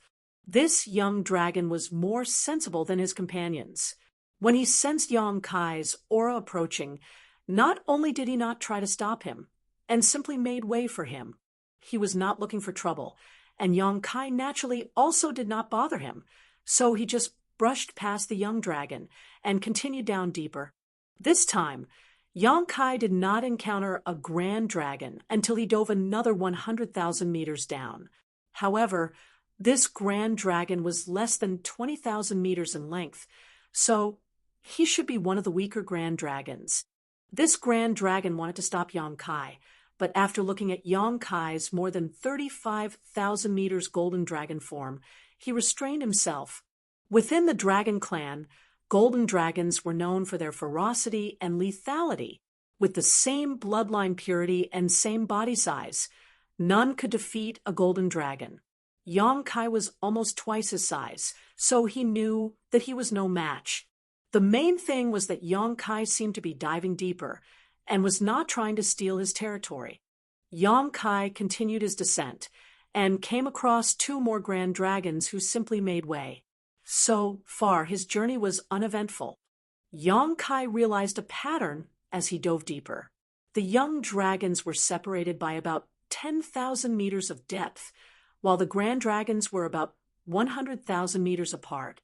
Every 100,000 meters there was a grand dragon, so it could be said that the power of the dragon pool within 100,000 meters was owned by the dragon clan member who took up station there. This should be a dragon clan rule passed down from ancient times. Yang Kai was outraged when he realized this. How could Ji Lao Sen only permit him the top 10,000 meters of space? That wasn't even enough for him to stretch his body. Such impudence. However, Yang Kai was alarmed at how deep the dragon pool was. He was already hundreds of thousands of meters deep and still was nowhere close to the bottom. Could it be that the dragon pool was millions of meters deep? Did it even have a bottom? He swam through the territories of 2 more grand dragons before he was finally stopped by one. This grand dragon was about the size of Yang Kai, around 35,000 meters long. When this grand dragon saw Yang Kai approaching from above, he was furious and roared, "Your courage isn't small. How dare you come down here?" He did not waste any time and lunged towards Yang Kai with his dragon claws. With a 35,000 meters long dragon form, these dragon claws were both enormous and sharp. Even if Yang Kai was also a grand dragon, he would lose a chunk of flesh if he was hit by these claws. When he attacked, the grand dragon also activated his dragon pressure as he rushed towards Yang Kai. Yang Kai had expected such a situation.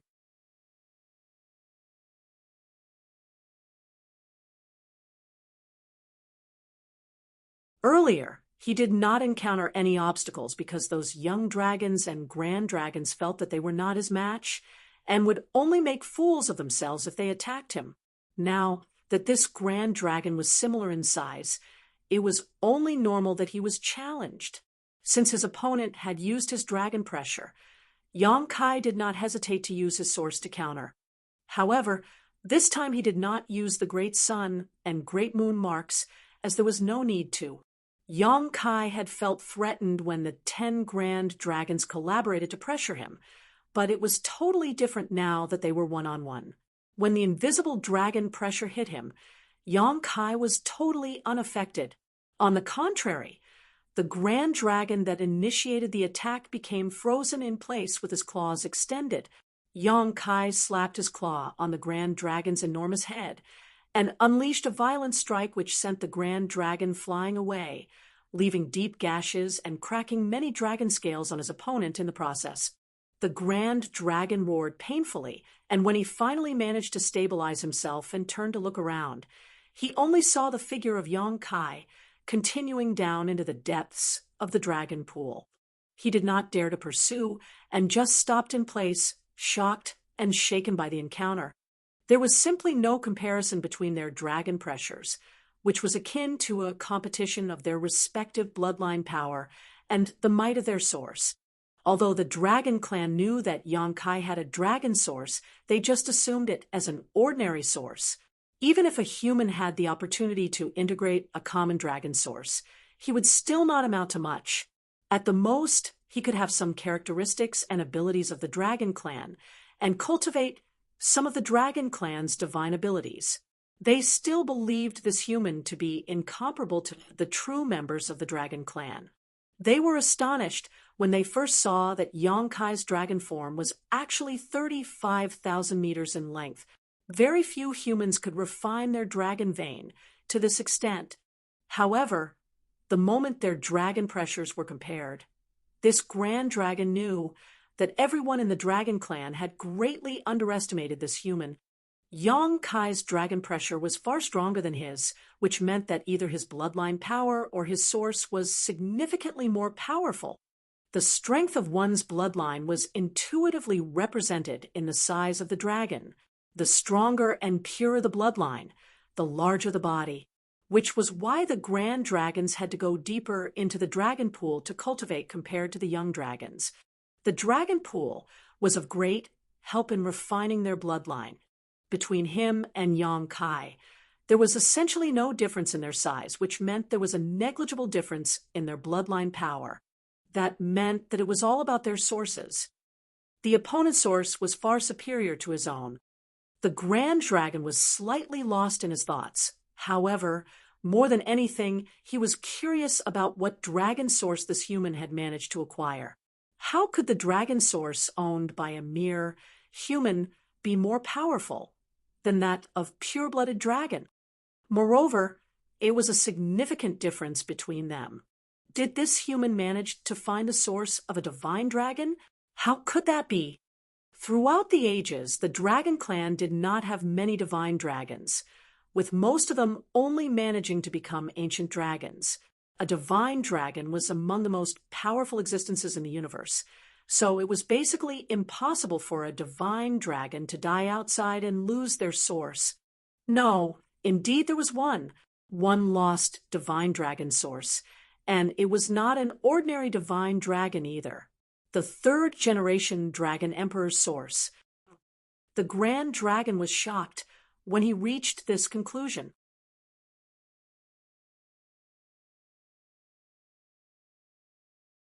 If this was really the case, then none of them could act brazen in front of this human. What's more, no grand dragon who had entered the dragon pool this time would be his match. When the few ancient dragon elders learned of this human's existence, they would have to reassess him. While the grand dragon was pondering doubtfully, Yang Kai had already gone down another 100,000 meters and easily brushed off a 40,000 meters long grand dragon. Dragon pressure was incredibly useful in the dragon pool. Yang Kai did not need to fight the dragons head-on, as with his dragon pressure, he could just intimidate his opponent into giving way. The deeper he went down, the more intense the dragon pool power became, and the more powerful the grand dragons he encountered. Yang Kai encountered a grand dragons of 40,000, 43,000, 45,000, and 48,000 meters in succession. All the way through, with his dragon pressure flaring, no one dared to oppose him. Yang Kai had yet to meet Ji Lao San, who was close to 50,000 meters and only a step away from becoming an ancient dragon. He was the strongest in this batch of grand dragons that entered the dragon pool. Thus, he would certainly be at the deepest part of the dragon pool to cultivate. Yang Kai was puzzled about him snatching Ji Lao San's spot in this opening of the dragon pool. Logically speaking, if he were to take up a spot from the list of dragons that entered this time, it should have been from one of the weaker ones. However, it seemed that the dragon clan considered that Ji Lao San was about to advance to become an ancient dragon. Thus, even if he did not enter the dragon pool this time, it would not matter too much. Entering the dragon pool would only speed up the process a bit, so they made him give up his spot. Yang Kai was not sure as to why they allowed Ji Lao San to enter dragon pool thereafter, but that was none of his concern.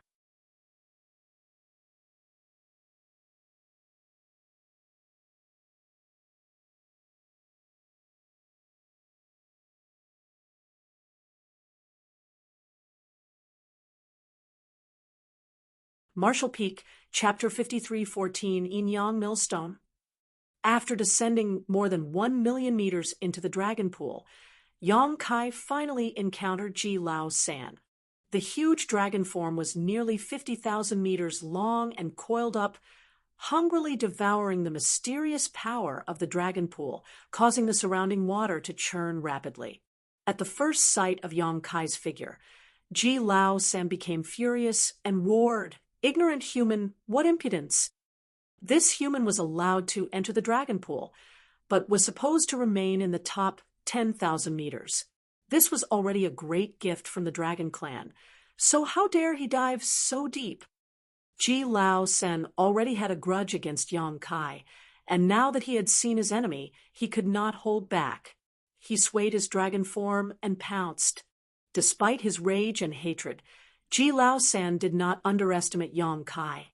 Previously, he somehow lost to this human twice, so he knew the latter was not to be taken lightly. If they were outside, Ji Lao San would not have dared to act so reckless until he knew what trick Yang Kai was using. But this was the dragon pool. Within this domain, all external abilities could not be used. The only thing they could rely on was the dragon clan's own strength and techniques. He was about to break through to become an ancient dragon. So how could he be afraid of Yang Kai, who was just a grand dragon of around 35,000 meters? Since Yang Kai ignored his warnings, this time he would teach the former a good lesson. It was also a chance to avenge his previous shame. Whether Ji Lao San would kill Yang Kai remained to be seen, as that would depend on the latter's attitude. If Yang Kai begged for mercy, he would consider being merciful and let him live. With many thoughts passing through his mind, Ji Lao San opened his maw, *ho*. A dragon roar suddenly filled the surroundings with intense dragon pressure. Ji Lao San's huge figure froze in place, and the roar he was about to unleash caught in his throat. The dragon roar just now was not Ji Lao San's, but Yang Kai's. The dragon pressure suppression was incredible, and Yang Kai had not held back. Since Ji Lao San blocked his way, he immediately opened his mouth and roared, unleashing the might of his source to cut through the latter's dragon pressure. The next moment, Ji Lao San watched helplessly as Yang Kai's claws slapped his face. He took the full force of the immense power, and his whole body was sent tumbling into the distance. He hissed painfully as dragon blood blurred his vision. Ji Lao San even felt his nose had collapsed. "That bastard is really brutal," he snarled. Meanwhile, the golden dragon had already swam deeper into the dragon pool, with only a faint golden glow looming in the depths. The faint golden glow soon disappeared, as it was too dark to be seen. Ji Lao San froze in place and had no intention of pursuing.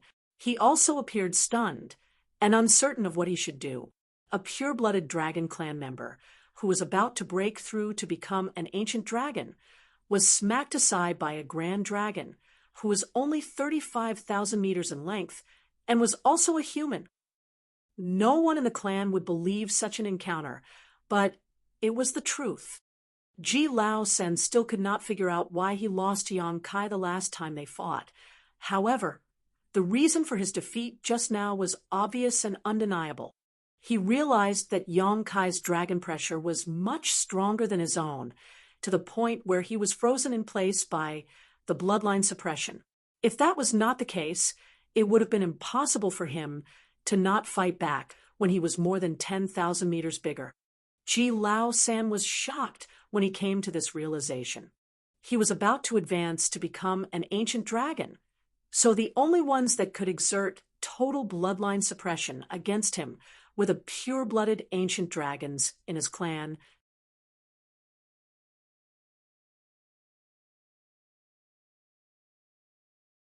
But what was Yang Kai? He was a human. So even if he had the coincidental opportunity to refine and integrate with a dragon source that did not change his original nature. So how could he exert such potent bloodline suppression? There was only one explanation for this situation. The source that Yang Kai refined was extraordinarily powerful. Even if the original owner had died, the innate strength of the source did not weaken much. The only possibility was that Yang Kai's source was a remnant of a powerful ancestor of the dragon clan. An ancient dragon source? No, that wouldn't be enough. Could it be a divine dragon source? Ji Lao San shuddered at the thought. Could the source that this human had refined be a legendary source of the dragon clan? If so, it was understandable that he was not Yang Kai's opponent. It was also no wonder that Yang Kai could reach this deep without the other grand dragons stopping him. Even Ji Lao San was no match for him, let alone other grand dragons who were not as powerful as him. The biggest clue as to Yang Kai's source's origin was his dragon form, golden in color. Golden dragons were very rare in the dragon clan, and only 2 or 3 golden dragon sources had been lost throughout history, with one in particular being of special importance. This is something big. Ji Lao San's heart began to pound. Although he was only a grand dragon, he knew how much effort the dragon clan had spent searching for that lost source. Unfortunately, they could not find anything after countless years and had to finally give up the search.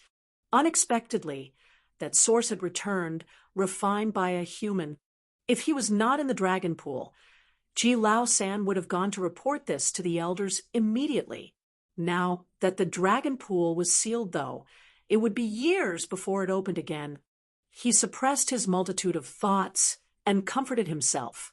If Yang Kai really had that source, then it only made sense that he was no match for him. He felt much better when he thought about it this way. Yang Kai smacked him, moved on, and did not seize his territory. That alone was a blessing in disguise. Without wasting any more thought on this, Ji Lao San quickly focused on refining the dragon pool's power. He was just one step away from becoming an ancient dragon, so he could definitely succeed during this training session. It would not be too late to seek revenge against that hateful human after he advanced to become an ancient dragon. It was impossible for a 35,000 meters dragon to achieve a breakthrough in just a few years by absorbing the benefits of the dragon pool. When the dragon pool opened once again in a few years, he would be an ancient dragon, and that human would still be a grand dragon. Even though Yang Kai's source was powerful, Ji Lao San would no longer be suppressed so easily. He could then settle their accounts.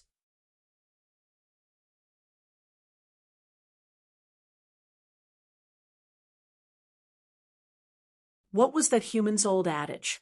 Yes, 10 years is not too long for a gentleman to seek revenge. Yang Kai stopped when he was 500,000 meters away from Ji Lao San. At this position, he began to feel a trace of pressure not from his body, but from his dragon vein. The further down the dragon pool, one dove, the denser the ambient power. So this position was 100 times better than the top 10,000 meters he was originally granted. However, each dragon clan member had their own limit. That was why the 3 young dragons and 10 grand dragons occupied different positions to cultivate based on their own strength. This location was the limit for Yang Kai, as he could feel that if he were to go further down, not only would he not be able to get more benefits, it would probably be detrimental to him. Upon realizing this, Yang Kai decided not to dive any deeper. He allowed his body to float in the pool of water while he activated his golden divine dragon source, devouring and refining the power contained in the dragon pool. All of a sudden, the dragon veins in his body throbbed and dragon blood flowed. Through his veins, like numerous raging rivers, were connected to it. Invisible power was absorbed into his body and integrated into his blood to refine the power of his dragon bloodline. The tingling sensations came again, and Yang Kai instantly felt like 1,000,000 ants were gnawing on his body from the inside, drawing a roar of agony from his mouth. When he first entered the dragon pool, Yang Kai tried to devour the dragon pool's power to refine his bloodline, and although he got some benefits, those were only superficial. Moreover, the power at the top of the dragon pool was not very dense. Now that he had descended more than 5 million meters into the dragon pool, where the power was 100 times denser than at the top, the benefits gained were not the same. Yang Kai looked forward to it eagerly as he wondered just how far his dragon bloodline would be refined after he finished cultivating in the dragon pool. An ancient dragon was equivalent to an 8th order open heaven realm master. Yang Kai was not a pureblood dragon clan member and could not exert the full power of an ancient dragon, but even so, he would still attain an immense increase in strength if he reached that level.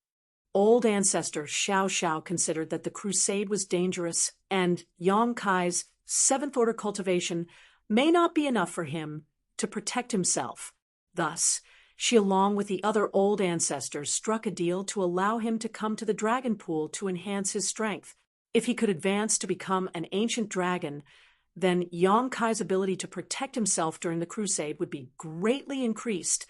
Yang Kai didn't know what price the human race paid to get him into the dragon pool, and the dragon clan did not mention it, so he didn't bother to ask. Since the price was already paid, he certainly had to make sure he got their money's worth. This trip was for him to improve his bloodline as much as possible to become as strong as he could. After gradually getting used to the gnawing sensations, Yang Kai immediately activated the Great Sun Mark and Great Moon Mark on his 2 dragon claws. Generally, when the dragons entered the dragon pool, they would do everything they could to devour and refine the mysterious power in the water. They would activate their own dragon source and use it to draw in and refine the power of dragon pool. That was the only way for them to strengthen themselves. However, Yang Kai was different. The Great Sun Mark and the Great Moon Mark could not only draw out the pure power in the yellow and blue crystal, it was also capable of drawing in the power of the dragon pool.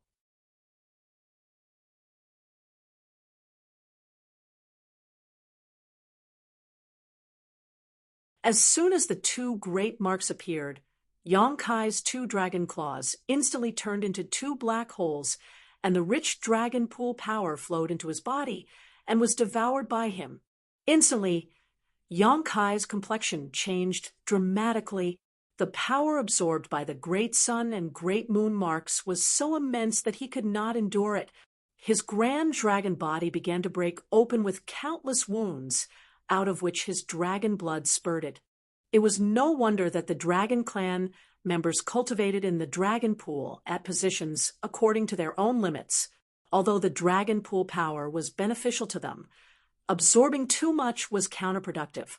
If Yang Kai continued to devour the power of the dragon pool in this manner, in less than half an hour, his own source would not be able to endure it. He was secretly glad that he did not dive any deeper. He was about to stop when Yang Kai's expression suddenly changed again. The power of the burning light and serene glimmer, dormant in Yang Kai's body, suddenly roared to life.